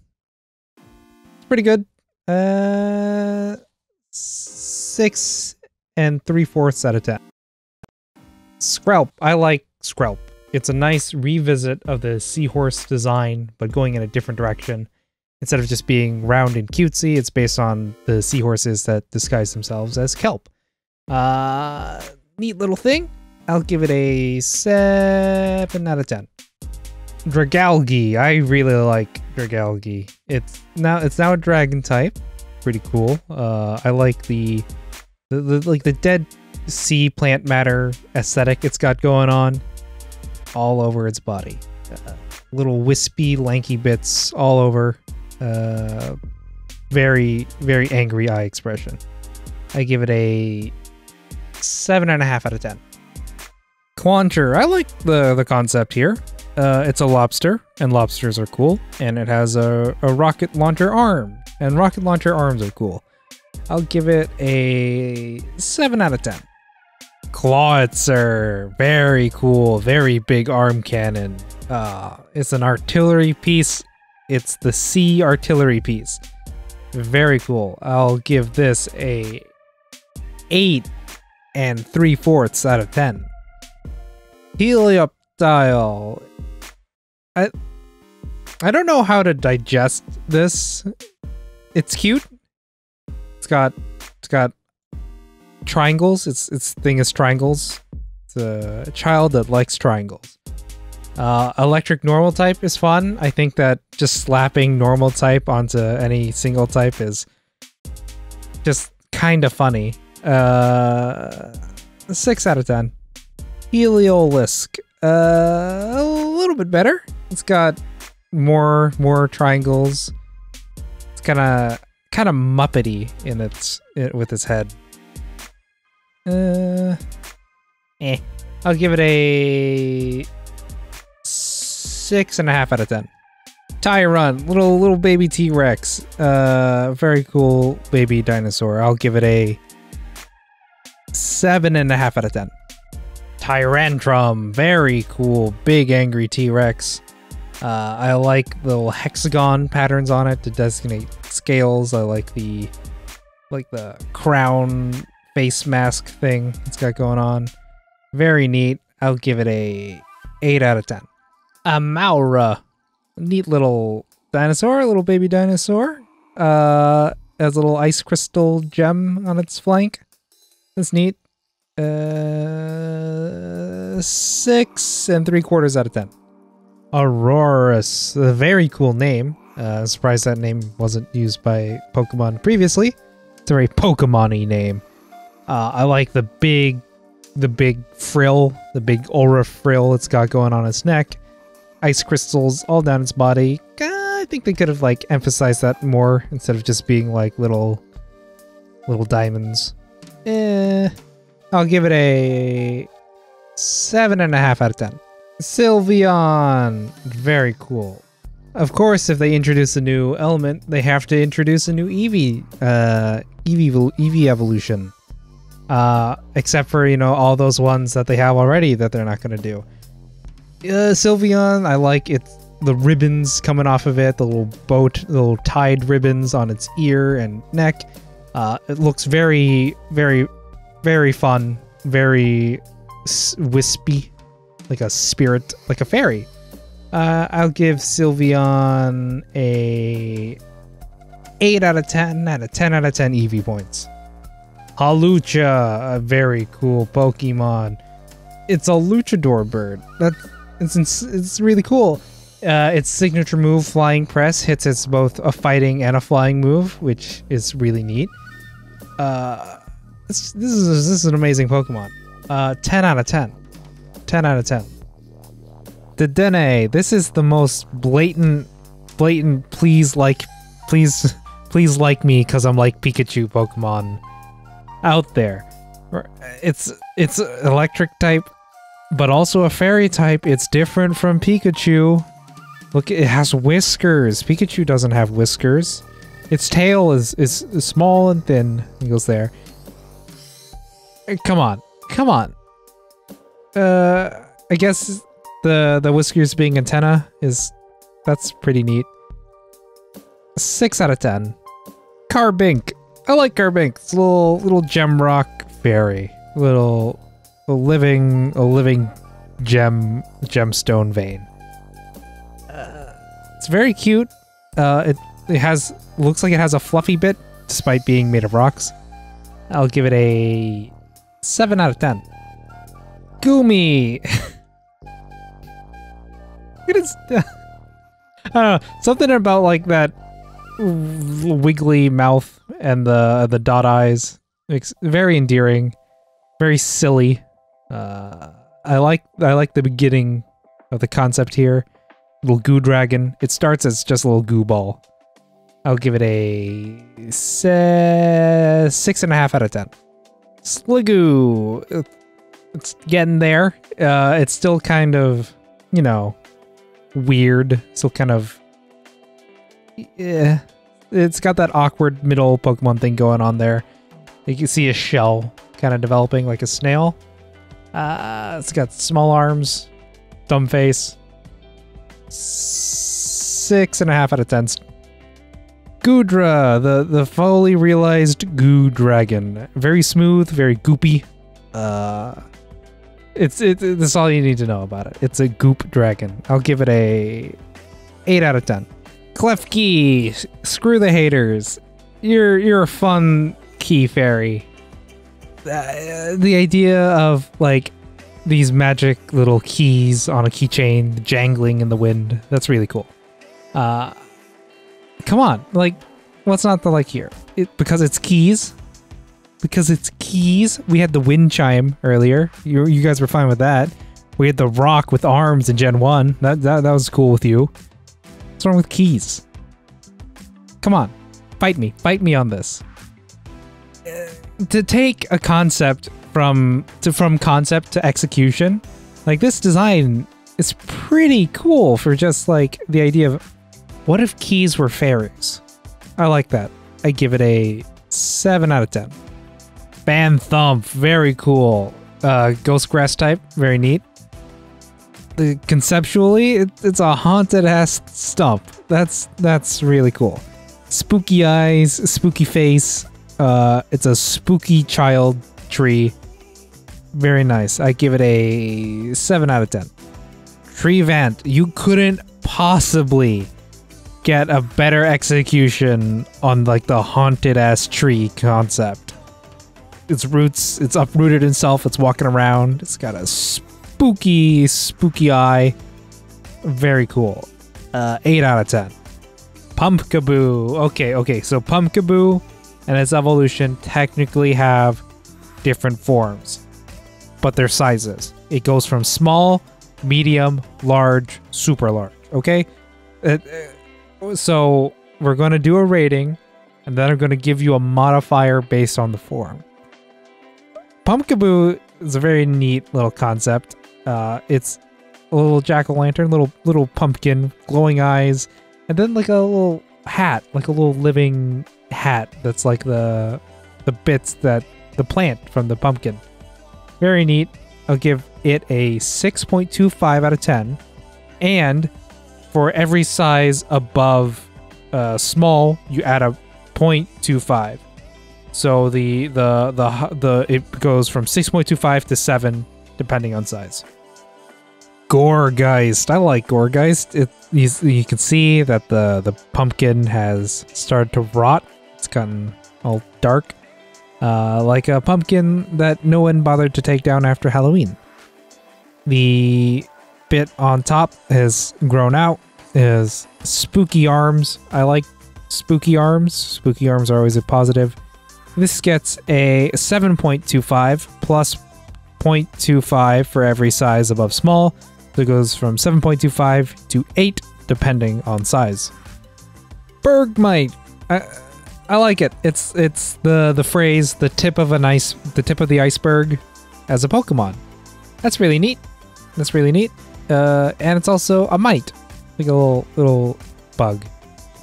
I like how its eyes are like inside the frozen exterior. That's pretty cool. I'll give it a 7.5 out of 10. Avalugg. It's the rest of the iceberg. I like it. It's a big hulking chunk of ice. That's all it really needs to be. It's all it ever wanted to be. Large. Again, the eye is beneath the frozen exterior. I like little cracks in the ice. I'll give it a 7.5 out of 10. Noibat. Finally a bat that takes on that the sonar bit of it. It's also a dragon. That's pretty cool. I like the design of this little Pokemon dude. I'll give him a 7 out of 10. Noivern, finally, the dragon bat has arrived. I really like this design. The little red accents are cool. Its expression is like a what? Meh kind of deal. I like that. Big sonar ears. I like the neck fluff. The purple green is a very nice color combination. I give Noivern an 8.7 out of 10. Xerneas, it has X in its name. You might think it's a Y because the tips of its horns are like in a Y with its head, but no, it splays its front legs out to be an X. It is the X Pokemon. X, X and Y, Xerneas. It starts with X. Xerneas is pretty cool. Nice kind of big stag thing going on. I like the multiple colors on his horns. It's like a world tree thing going on. That's pretty neat. I'll give Xerneas 8 out of 10. Now here's a low resolution image of its inactive form, which is the form it uses to just wait around for its laundry, or if it's at the doctor's office and it's waiting in the lobby, going through magazines.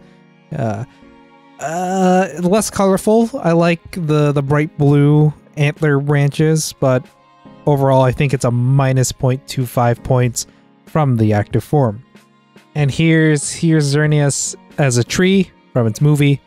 It's a big glowing tree. I give real life big glowing trees a 7.5 out of 10. Yveltal. It's the apocalypse in bird form, in Y-shaped bird form. It's pretty edgy. It's got weird little horns, fin horns. It's got little lines all over its body. It's all right. 7.5 out of 10. And here's its cocoon form from the movie. It's dumb rock cocoon form still somehow manages to be like the edgiest rock I've ever seen. 4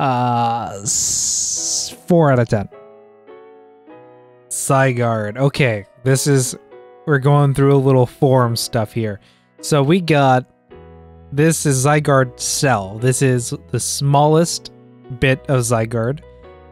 It doesn't have consciousness. This doesn't have a will of its own. It's a living being, I think, in the strictest sense of the word. I give Zygarde cell, the individual component of Zygarde, 3 out of 10. It's a green blob. I guess I like its hexagon. Let's give it a 4 out of 10. Here's the Zygarde core. This is the bit of Zygarde that can think. It's got an eye, you can see. It has a red hexagon. I give it a 4.5 out of 10. All right, now we have a creature. This is Zygarde 10% form. It's a dog. It's a hexagon dog. It's gonna run around and bark at pollution. Good job, hexagon dog. I like its green scarf. The hexagon scarf that's coming out of it. That's pretty neat. Zygarde 10% dog gets a 7 out of 10 for me. Zygarde 50% form. This is the first form that we were introduced to. It's a snake. It's a fun snake. It watches, it monitors those who do environmental damage and hunts them down with its snake body. In Eco Snake, Eco Hexagon Snake, you get a 8 out of 10 from me. Zygarde complete form. It is it's a robot. It's a big robot. I like how the body has like a snake head. It's got blue and red elements sweeping across it now, ready to punch. It's got a nice ribboned, like a flat ribbon tail, and ribbons arm juts, like little spikes that end in ribbons that fold down into ribbons. That's really cool. I give it a 8.25 out of 10. Deoncy. It's an enhanced Carbink. Literally, I think it's like a Carbink that gets special magic or something. It's neat. It's pink crystal rock fairy. I like its dress. I like its crystal hair. Crystal hair is always appreciated. I'll give it a 8 out of 10. Mega Deoncy. I like it. It's got a very big crystal dress. That's neat. I like its crystal earrings, the big heart on its head. It's pretty neat. I give Mega Deoncy a 8.5 out of 10. Hoopa! I like Hoopa. This form is its confined form, where it's been locked up and sealed. Immeasurable power sealed away. I like the concept of like rings to other dimensions. That's neat. Space portals. Like its floaty arms, its smug expression. I'll give it a 8 out of 10. Hoopa Unbound. Whoa, oh my god. This hyperspace tyrant reaches through its portals to take whatever it wants, and its signature move, Hyperspace Fury, is absolutely terrifying, where it just reaches through the portals and punches you a bajillion times. Very scary, very intimidating. I don't like the thought of being punched from hyperspace. Scary. I'll give it a 8.9 out of 10. Volcanion. Oh, it's the only fire water type, which is pretty unique, but I feel like I don't know, this is kind of a waste of the potential there. You know, it's such a cool typing, and we got this dumb donut mountain.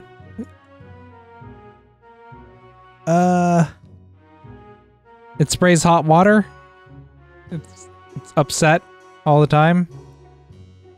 I don't know. I'll give it a 6 out of 10. And with that, that's Gen 6 done. Only one left. Only one left. We're almost done here. 5.5 hours. We're almost done. Rowlet. Look at this snazzy boy. Look at this happy, snazzy Rowlet boy. Very good. I like his little bow tie. His mom dresses him up, but you know, he makes it work. He looks good in it. He's our little success man. Very happy bow tie boy. I give Rowlet a 9 out of 10. Dartrix. We got a awkward middle Pokemon thing going on here. This is the Pokemon that substitutes facts for personality. Dartrix says, "Did you know?" way more than anyone ever should, and interjects into conversations with completely unsolicited facts and information, just like little factoids that he read off his dad's National Geographic subscription. Dartrix, it's okay. You'll grow out of it. We all grow out of it. You'll be fine in time. 7 out of 10. Decidueye, the deciduous Deadeye. I like this. I like this Robin Hood bird. Its leaf hoodie looks very warm. I would buy that hoodie. I like its little feather accent on the top there, like a Robin Hood hat. Its cape wings, its cloak wings are really cool. I like the idea of like an archer Pokemon. That's pretty cool. I'll give it a 9.5 out of 10. Litten, the Lit Kitten, Lit AF, fam. I'm still relevant. I'm cool with the kids. I like its leg stripes. I like its please don't touch me expression. It's a very please don't touch me Pokemon. It's those little wide whiskers are pretty neat. I'll give it a 7 out of 10. Torracat. I like Torracat. Torracat's like the crosses, the cross pattern on its head is big now. It has a nice little bell, very cute. I like it. It's a very mischievous looking Pokemon. Not mischievous in like a sneaky way, mischievous in like a, yeah, I'm just gonna like tear up your couch right now and there's nothing you can do about it kind of way. Because I'll murder you. I'll give it a 7 out of 10. Incineroar. Incineroar is a Pokemon that made its way into Super Smash Bros. As a fighter, which means it's part of a very exclusive club. I like this wrestler cat. I like its really cool championship belt. It's fire championship belt. Very cool. It's probably a great guy. The ring persona is clearly Incineroar is a heel, right? Like, so, but it's probably actually a great person that you would hang out with. Probably actually great. Poplio. This is a dumb clown sea lion. A dumb sea lion clown. It's probably it's happy. It's got a good attitude, and it's probably pretty fun to be around for, I don't know, like 7 to 8 minutes, and beyond that, you don't want it in your life anymore. At least you're trying. 7 out of 10. Brion. I like Brion. Brion's more fun. Still got that kind of dumb clown thing going on. That's all right. It's got much energy. I like the dress. The dress is pretty cool. The little ear bobble hair thing. That's use of design real estate. The added white really breaks up the kind of blue blob thing that Poplio's got going on. Pretty good. 7.5 out of 10. Primarina. What an amazing name. Like, Prima Donna Marine. It works really well. It's a mermaid sea lion, which is very cool. I like the little pink spikes around the tail. I like the hair with the pearl hair ties. Those are pretty cool. The little starfish on the top is pretty cool. Very neat. I give Primarina an 8.5 out of 10. Pick-a-peck. It's a bird. I think it's like the smallest of the just birds. It's all right. I like its little needle beak. 6 out of 10. 5 out of 10. Trumbeak. Oh, so this is the theme. The beak gets bigger. Whatever. Trumbeak is a larger bird. Has a beak. 5 out of 10. Toucanon. It's a toucan. It's just an angry toucan. Like, look, here's a picture of a toucan, and here's Toucanon. Could you tell the difference? No, because they're the same picture. Toucanon. Where's the cannon bit in his name? I get the, like, in the Pokédex entry. Oh, it's got explosive gas in the beak. It's just an angry toucan. I at least appreciate its just very stern, upset, judgmental expression. It's look of pure disgust. It's like, ugh, people. 6 out of 10. Young Goose. It's a mongoose. It's a little mongoose, angry mongoose. I like Young Goose only because it has the best rap name out of like all Pokemon, so you get a point there. Otherwise, you just a very bitey mongoose. I'll give you a 7 out of 10. Gumshoes is a pretty good upgrade. What a concept! A private detective gumshoe mongoose. Very neat. I like how its jacket, it's like fur. It suggests like a trench coat, like a jacket. Its stern, thoughtful expression. It's in its mind palace, piecing together the murder. It's seen everything. It knows everything. It's a hard-boiled detective. Very cool. 8 out of 10. Grubbin. It's a lot of these like grub, worm, caterpillar Pokemon, right? The first stage of these bug evolutions don't got a lot going for them. Grubbin doesn't really either. At least it has like big pinchers. I don't know. 6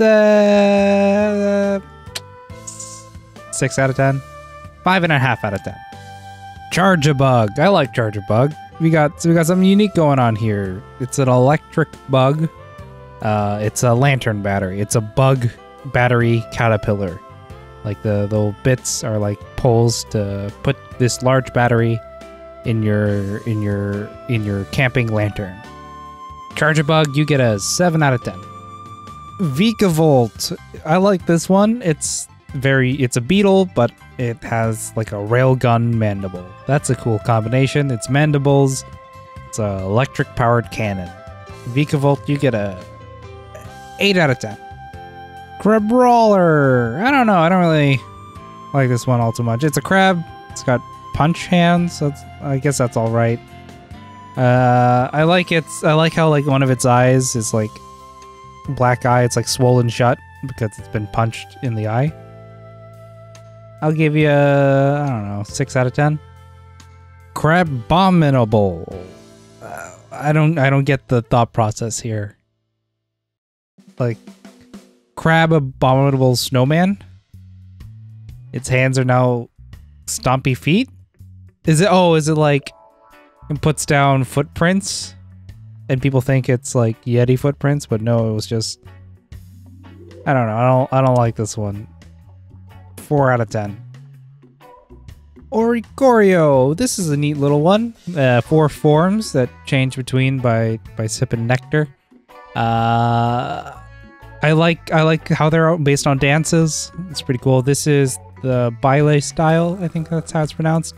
Very neat. Very, very passionate. I'll give this style a 7.5 out of 10. Here's the pom-pom style. Its eyes are very wide open, very, very hollow and dead, which is very, very powerfully contrasted with its bright cheerleader appearance. I'll give pom-pom style a 7 out of 10. Here's the Pau style. I'm probably pronouncing that wrong. It's a little hula dancer bird. Pretty neat. I like how in this picture, it's just done. It's fed up with this whole thing. 7.5 out of 10. And here's the Sensu style. I like the feathers being like a robe and fans. That's pretty cool. I like it. I like the hair and like the hairpins thing going on. Very neat. Sensu style, 8 out of 10. Cutie Fly. It's a little flutter bug nonsense. It's a little tiny fluff ball of nothingness, and I don't know. Its only design element is that it's small and fluffy, or like small and like a little gnat. I hate gnats. 4 out of 10. Ribumby. So it's like a little bee fairy. Still not feeling this design. It's not very memorable. Not much going on for it. Ribumby, 5 out of 10. Rockruff, little rock puppy. I like its rock collar. Its rock collar is pretty neat. I give Rockruff a 6.5 out of 10. Lycanroc. All right, we got 3 Lycanroc forms to great here. This is the midday form. It's a big rock wolf, big rock puppy. I like the spikes. Those are cool. It reminds you that it's not just a dog, it's Rock Dog. Rock Dog gets a 7.5 out of 10 from me. Midnight form. Look at this edgy dog. Look at this edgy werewolf dog. Its arms are long and heavy. It's got like wraparound spikes on its torso. It's glowing red eyes. This is, oh boy, this is some Sonic OC levels of edge here.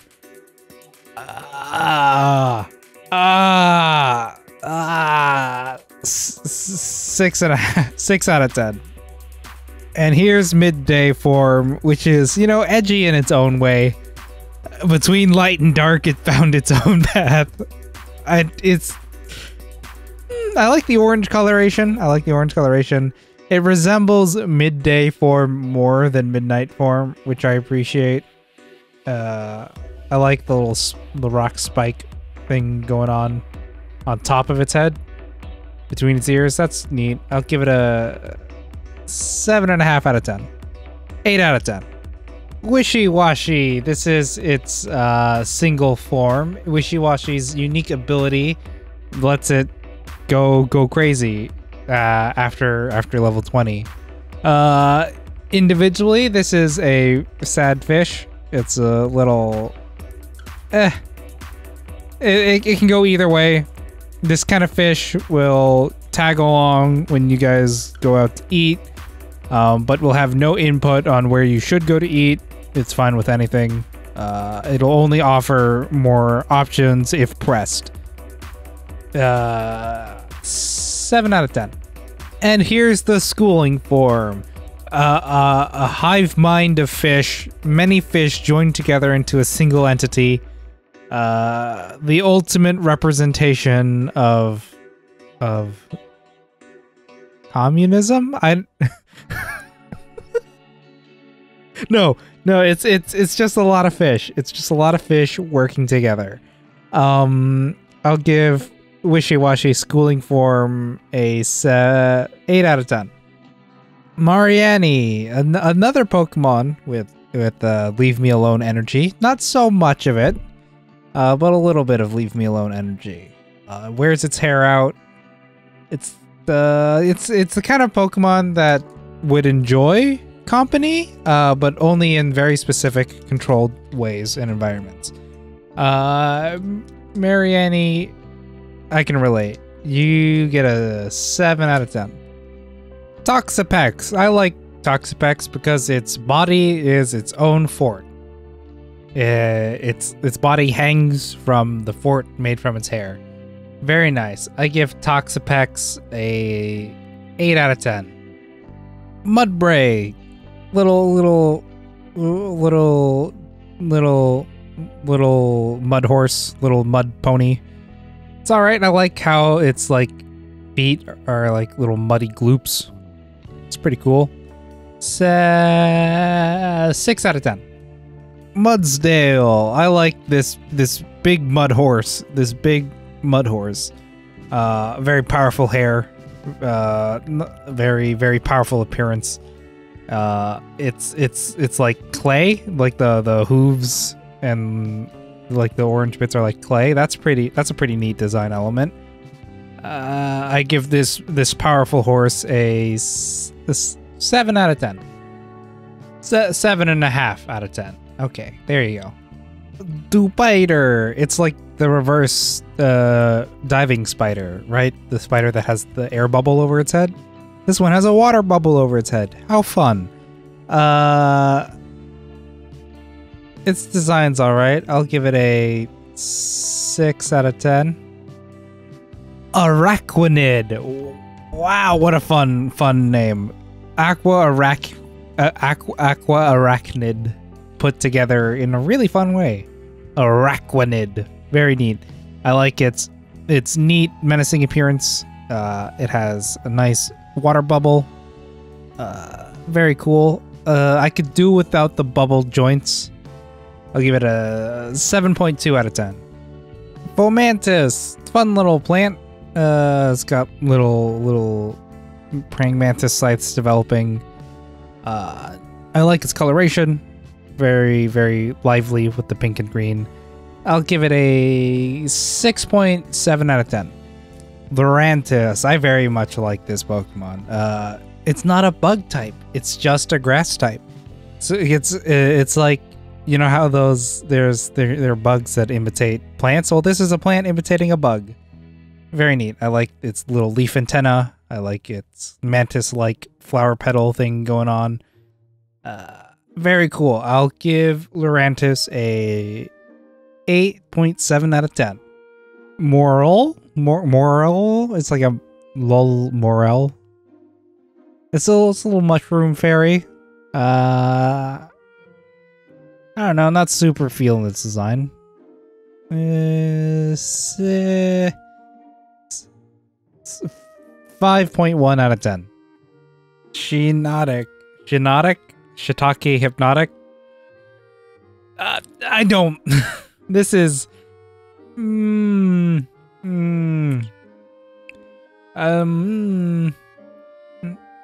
This is a weird one. I don't like this one. Makes me uncomfortable. 5 out of 10. Salandit. I like Salandit. It's a neat little poison fire type. I like its little mischievous grin there. It's like I stole things from you. I'll give it a 7 out of 10. Salazzle. I'm not a scaly. I'm not a furry. I'm not a scaly. I like the pink on the body. It's just fire, and also poison because it's a poison fire type. I like its expression, which I'll give Salazzle a 9.5 out of 10, and a 10 out of 10. I'm not a furry points. I'm not a scaly points. Stuffle. It's a little stuffed bear, a little adorable little bear cub. It's pretty good. I like the pink bear idea. Very soft. I would buy that plush toy. 6.6 out of 10. Beware. I like Beware because its whole thing is like, it's cute and tourists like, oh wow, look how cute this animal is, and then it's a wild animal and just punches the crap out of you. Very cool. I like in Smash Bros. Its Pokemon Assist just goes around punching. It's great. I give Beware a 7 out of 10. Bonsweet. It's a little cherry, little bonbon cherry. That's not really feeling it. It's 5 out of 10.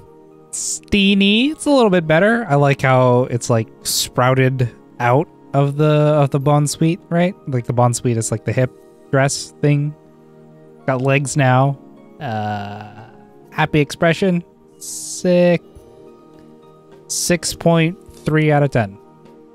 Serena. Very, very, very powerful presence here. I like the crown. I like the kick energy. Long leaf hair. That's pretty cool. Powerful eyelashes. Like ridiculous level eyelash. I'll give Serena a 7.4 out of 10. Comfy. It's a little flower lay. Pretty neat. I like it. It's a neat little concept for a fairy. A little flower ring fairy. 6 out of 10. Oranguru. This is a very cool design. A very sage monkey. Very wise gorilla.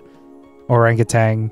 I like its fan. I like its like purple the scarf thing, wrap. Looks pretty warm. Looks like an old man who would say very little.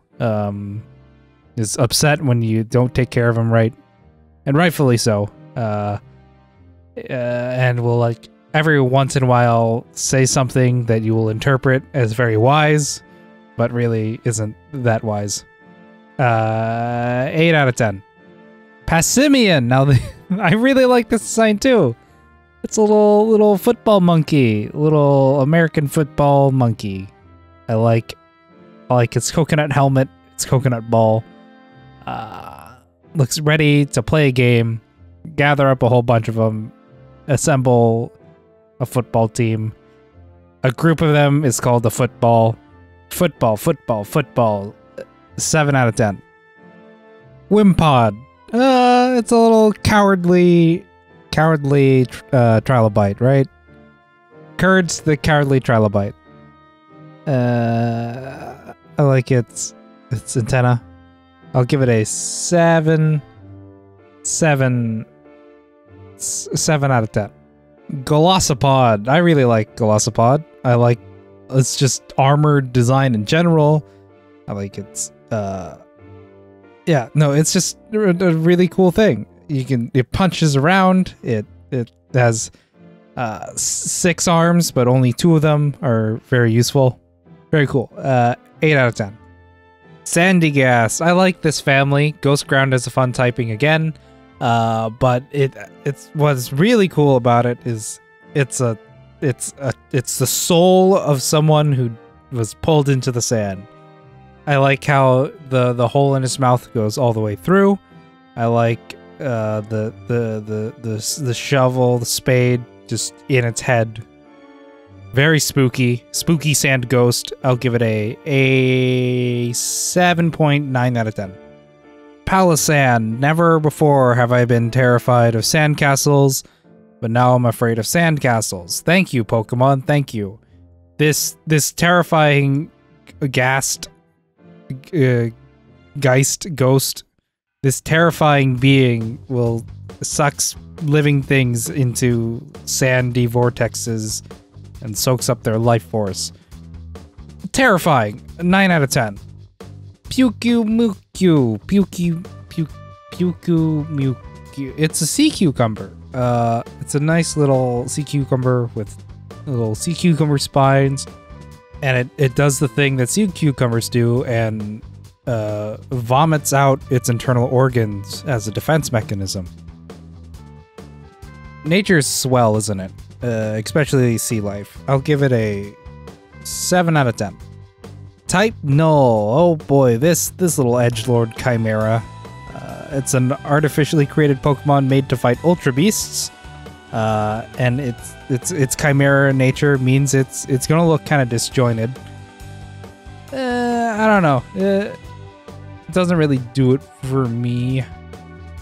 Not too bad though. 6 out of 10. Silvally. Silver Ally. I like this evolution because, like, the big thing, like, the only change is that it's shattered its mask, right? It tore off the limiter. It's now it tore off its limiter and now it's fighting at full strength. And it like made its mane white. That's neat. This is another Pokemon that changes types depending on what it holds. In this case, it's memories. So we'll go over that in a bit here. This base form, Silvally, though, gets a 6 and gets a 7 out of 10. It's growing on me the more I'm looking at it. Here's green. Here's grass Silvally. It's all right. I like the green. It works. 7 out of 10. Fire Silvally. The red doesn't really work. 6.7 out of 10. Water. Kind of works. It's 7.1 out of 10. Flying. It's a slightly darker blue. Works a little bit better. 7.2 out of 10. Bug memory. It's a bug memory. Bug Silvally. It's all right. It's 7.3 out of 10. Poison memory. Poison Savali. It works pretty good. It's 7 out of 10. Electric memory. Not. I don't like it. Minus 1, so 6 out of 10. Psychic. Pink. 6.9 out of 10. Rock Silvally. So it works. What is a rock memory? What kind of memories does rocks have? 7.2 out of 10. Ground memory. Ground Silvally. Orange doesn't really work here. 6.5 out of 10. Dark Silvally. Black goes with everything. 7.2 out of 10. Ghost. It's alright. 7 out of 10. Steel. Gray. Works. 7 out of 10. 7.1 out of 10. Silvally fighting type. Doesn't really work. 6.5 out of 10. Ice. This is a slightly more gray white than what's on the normal one. 7 out of 10. It's the same. It's identical, right? Come on. Dragon. Why is this also blue? Isn't dragon like established as like a purple color in Pokemon? Am I just imagining things? I don't know. Equipping a dragon memory is the most RPG thing I could think of, so I guess that balances it out. 7 out of 10. And fairy type. 7.3 out of 10. I kind of like it. Minior. I like this one because its ability is called Shields Down. Very, very, very sci-fi, very spaceshipy. This little rock boy, this little meteor rock, when you crack it open, reveals a glowing star on the inside. This form, the rock form, I'll give a 6.5 out of 10. And here's the core. Here's the molten core. This is the red form. They come in multiple colors. Colors. My favorite type of variation. I like this form a little bit better. It's got a smile. It's got big swirly eyes. I'll give it a 7 out of 10. Orange. I like it a little bit better than red. It looks like a nice, tasty glass of orange juice. 7.2 out of 10. Yellow. 7 out of 10. Green. 7.1 out of 10. Blue. 7.2 out of 10. Solid 7.2. Indigo. 7.3 out of 10. And violet. 7.9 out of 10. Komala. Nice, sleepy koala. It's kind of strange to me that they released the koala Pokemon in the Hawaii region. Maybe they were at one point thinking of an Australia region, but I'm reaching too deep here. This is a nice little cute sleepy boy. I'll give Komala a 7 out of 10. Turtonator. I kind of like it because it like vaguely reminds me of Gamera. I like the spiked shell. His head's kind of dumb though. It's got that like single tube mouth thing. I don't know. 6 out of 10. Togedemaru. Another attempt to recapture the Pikachu magic. I kind of like this one though. It stands on its own. Got the like, steel gray thing going on for it. Very round. I like how its name is very long for a very small thing. 7 out of 10.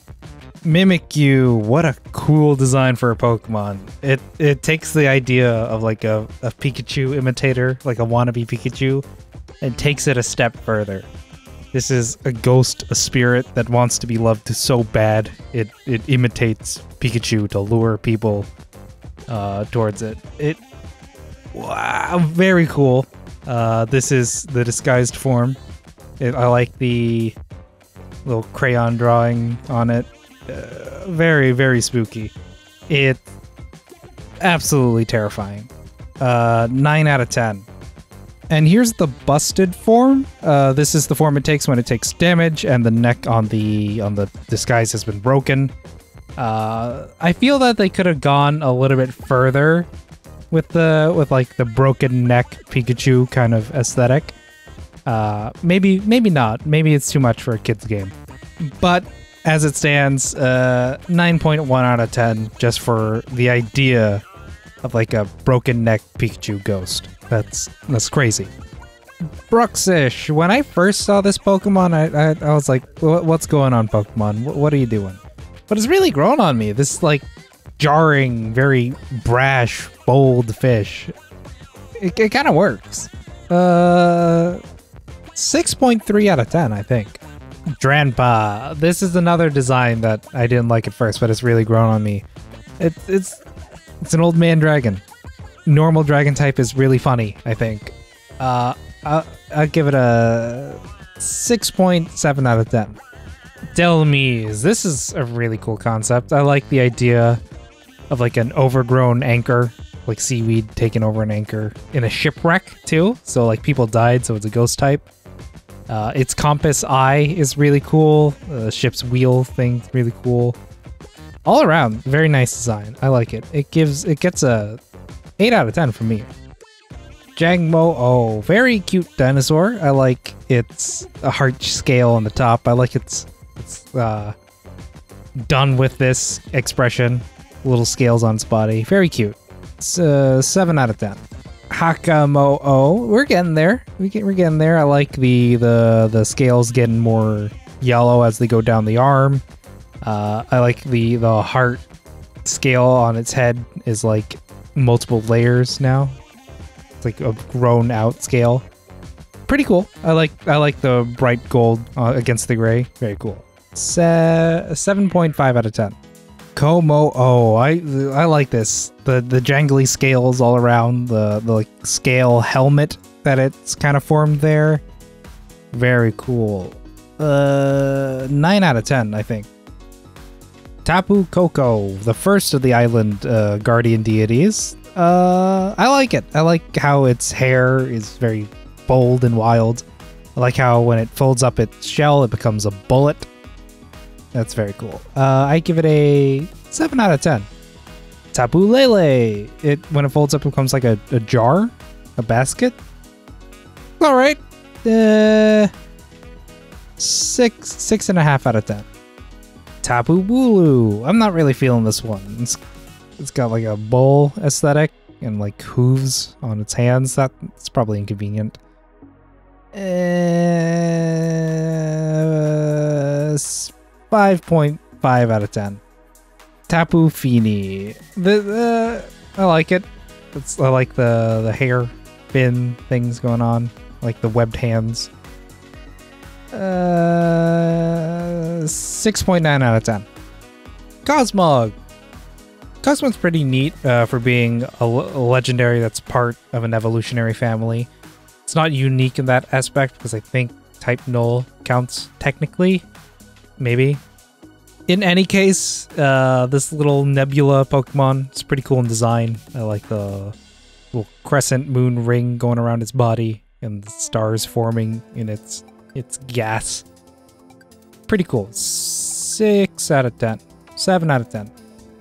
Cosmoem. It's a sleepy Cosmog. I like the shell it's got going on there. Very radiant as well. It like suggests light coming out of it. Pretty neat.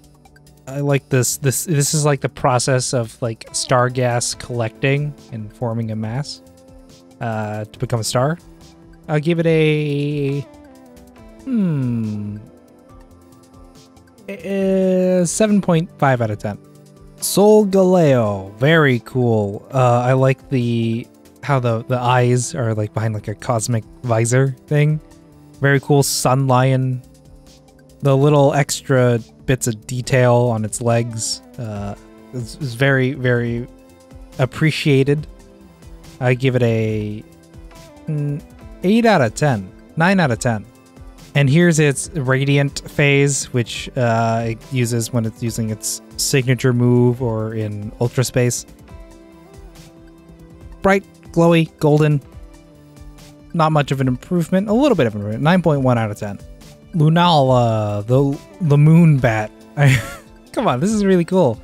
Its wings are like the night sky, and the little moon dot is in the center. It has very nice star and like moon crescent accents all over its body.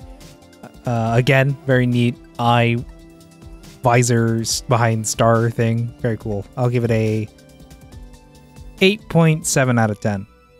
And here's the full moon phase. Very neat, I think. I like the little clouds going around it, parting to reveal the full moon. Its entire body is bright and glowing. The entire wingspan is the moon now. That's pretty cool. I like the eye on top of the visor, on the top of the like little cosmic dome visor thing. I give it a 8.9 out of 10. Nihilego, first of the Ultra Beasts, codename UB01 Symbiont. I really like the Ultra Beasts in concept. They are ways, like they're extra dimensional Pokemon. They don't have to obey our world's rules, so they can explore concepts and designs that I feel that the Pokemon designers would otherwise feel are a little too out there.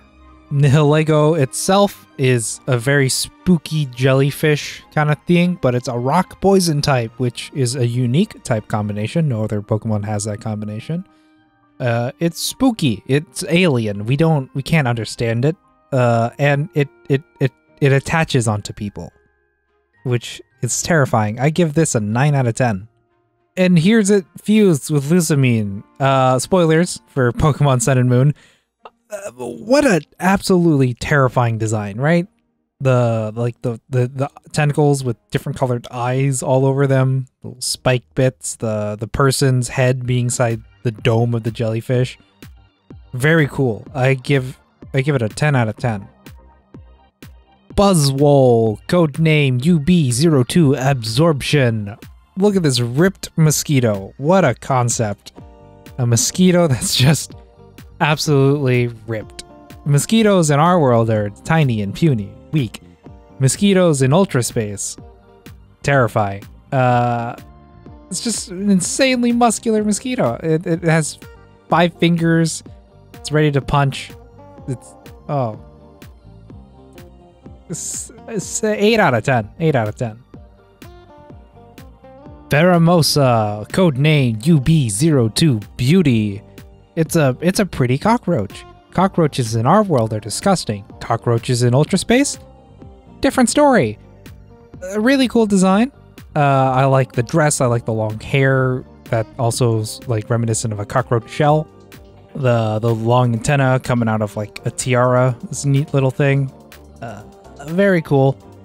8 out of 10. Xurkitree, codename UB03 Lightning. Xurkitree is one of my least favorite Ultra Beast designs, but that doesn't mean I don't like it.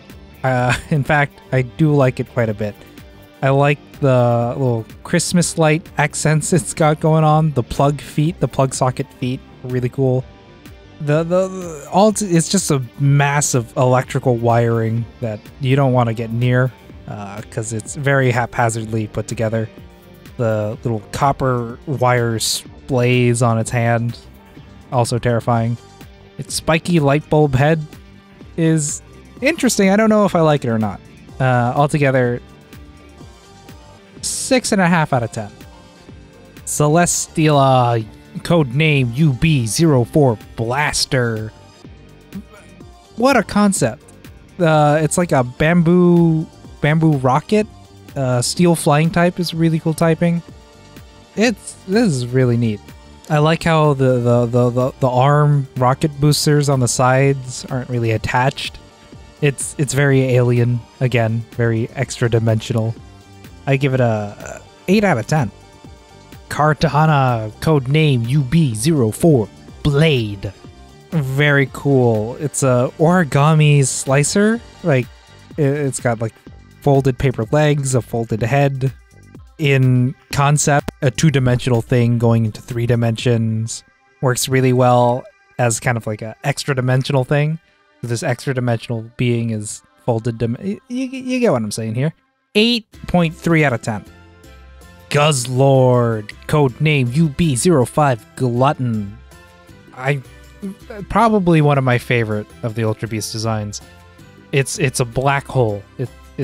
It's a being that consumes all. You can't stop it. Everything will just go in, can't come out. It's gone forever. It's an apocalypse in a Pokemon. I like its giant mouth with spikes in the middle, and it's like pincer claw arms that it uses to like drag things into that mouth. 9.75 out of 10. Necrozma. I like this idea of a being that light doesn't interact properly with, and the reverse shading on Necrozma works really well for that. I like its colored teeth. Very spooky, menacing. 8 out of 10. Here is Dusk Main Necrozma, the form you get when you fuse it with Solgaleo. Very, very cool. I like the idea of a Pokemon wearing another Pokemon as armor. I like the visor here. Altogether, very cool. 9 out of 10. Dawn Wings Necrozma. I like this one a little bit less. I don't know, something about that like bulky midsection. Maybe if those arm bits of Necrozma were elsewhere. I give it a 8.75 out of 10. And here is Ultra Necrozma when it uses Ultra Burst in either its fused forms. I don't know. I'm not really feeling it. The little tiny wing arms kind of subtract from what should be a imposing, majestic presence. I like the rest of it though. If you just got like a bigger set of wing arms on this, it'd be good to go. 8.5 out of 10. Magearna. It's a little legendary automaton. It helps people out, I guess. I like that it's Pokeball shaped, but also dress shaped. That's cool. 6 out of 10. Original colors, Magearna. It's pretty much the same. It's painted differently. It's more Pokeball-y. That's pretty cool. 6.1 out of 10. Marshadow. What a terrifying being. Ghost fighting type. It's pretty cool. It seems to have 0 emotion. It's it's a very spooky Pokemon. It's gonna like watch you. It's not gonna listen to any of your cries for help. Then it's gonna beat you up with ghost hands. 8 out of 10. And here's its Zenith form when it gets really fired up. I like the green and yellow fire.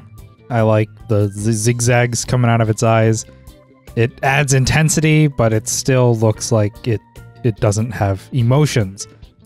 8.5 out of 10. Poiple, codename UB Adhesive. It is Poiple, purple. Poiple.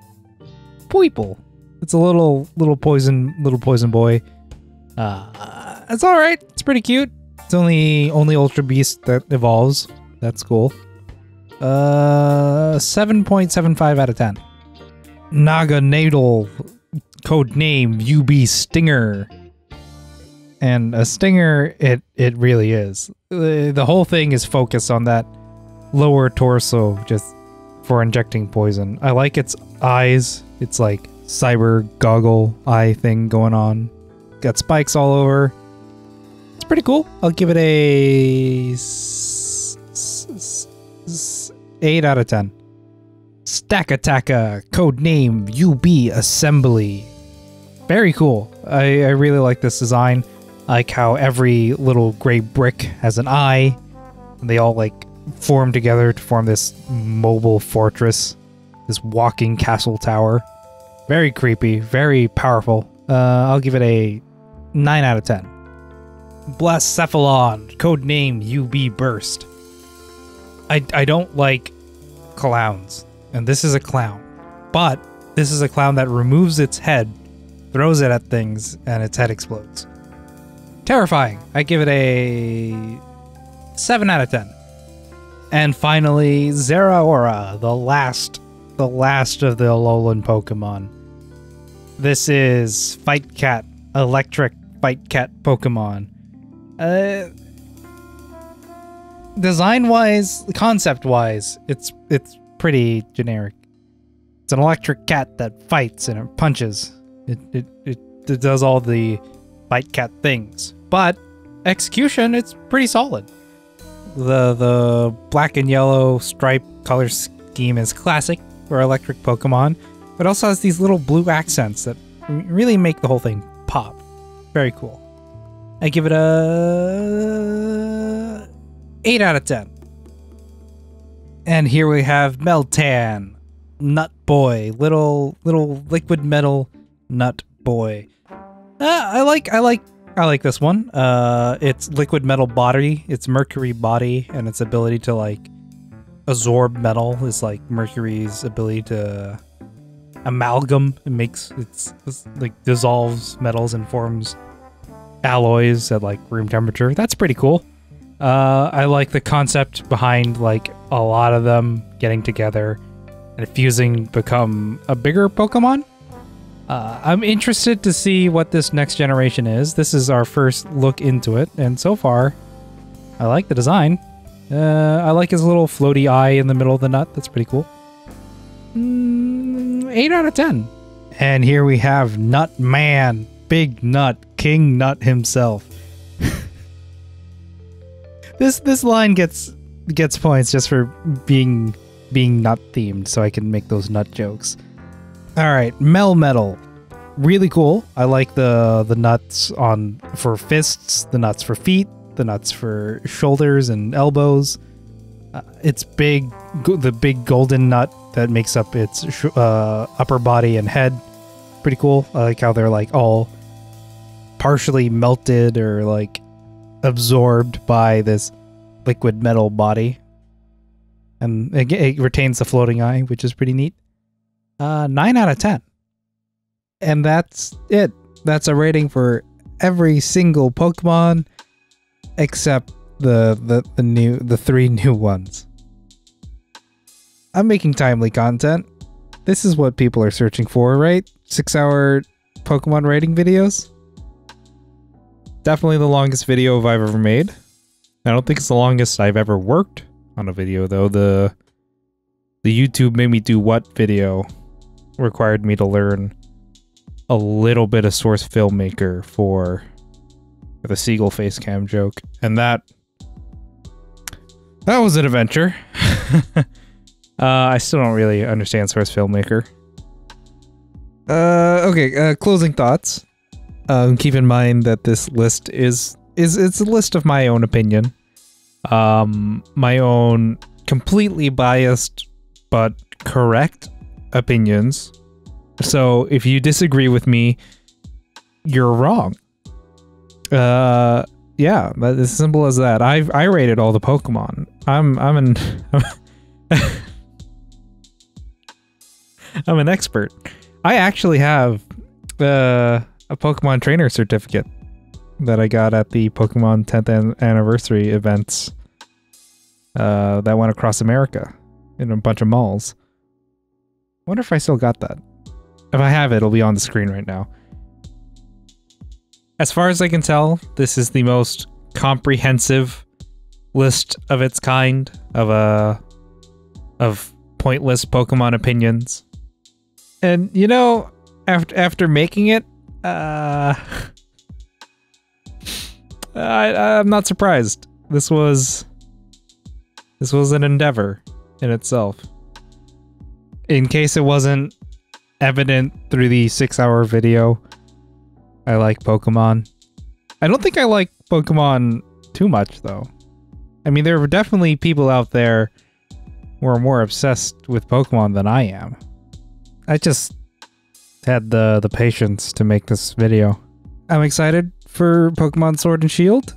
I have high hopes, high expectations, and I have no doubt that the Pokemon Company will meet them. I'll rate those Pokemon too. Don't worry, Grookey, you'll get your time. I'll wait for the generation to come out before I rate all of those. Oh, but there's also like little stragglers that, you know, like the 1 or 2 extra Pokemon that get added later on as like mystery gifts or whatever. Now, I'll rate those too. Why not? I'm just gonna spend the rest of my life being a Pokemon rater. That's alright. That's not too bad. If you made it all the way through, I'm torn between congratulations and sorry. Consarigulations. Sorry and congratulations. You're probably as dumb or as bored as I am. If this is your first introduction to my channel, thank you for watching, and I'm sorry. My usual videos aren't this bad. Usually they're just mediocre gameplay videos and not 6-hour monuments to futility. I understand that this whole thing was a little bit different from what I usually do, but I do like to experiment every once in a while with videos. This is part of the fun of having a hobby, is being able to mix it up a bit. Alright, I've rambled on for too much here. So, thank you, and I'll see you all next time, I guess.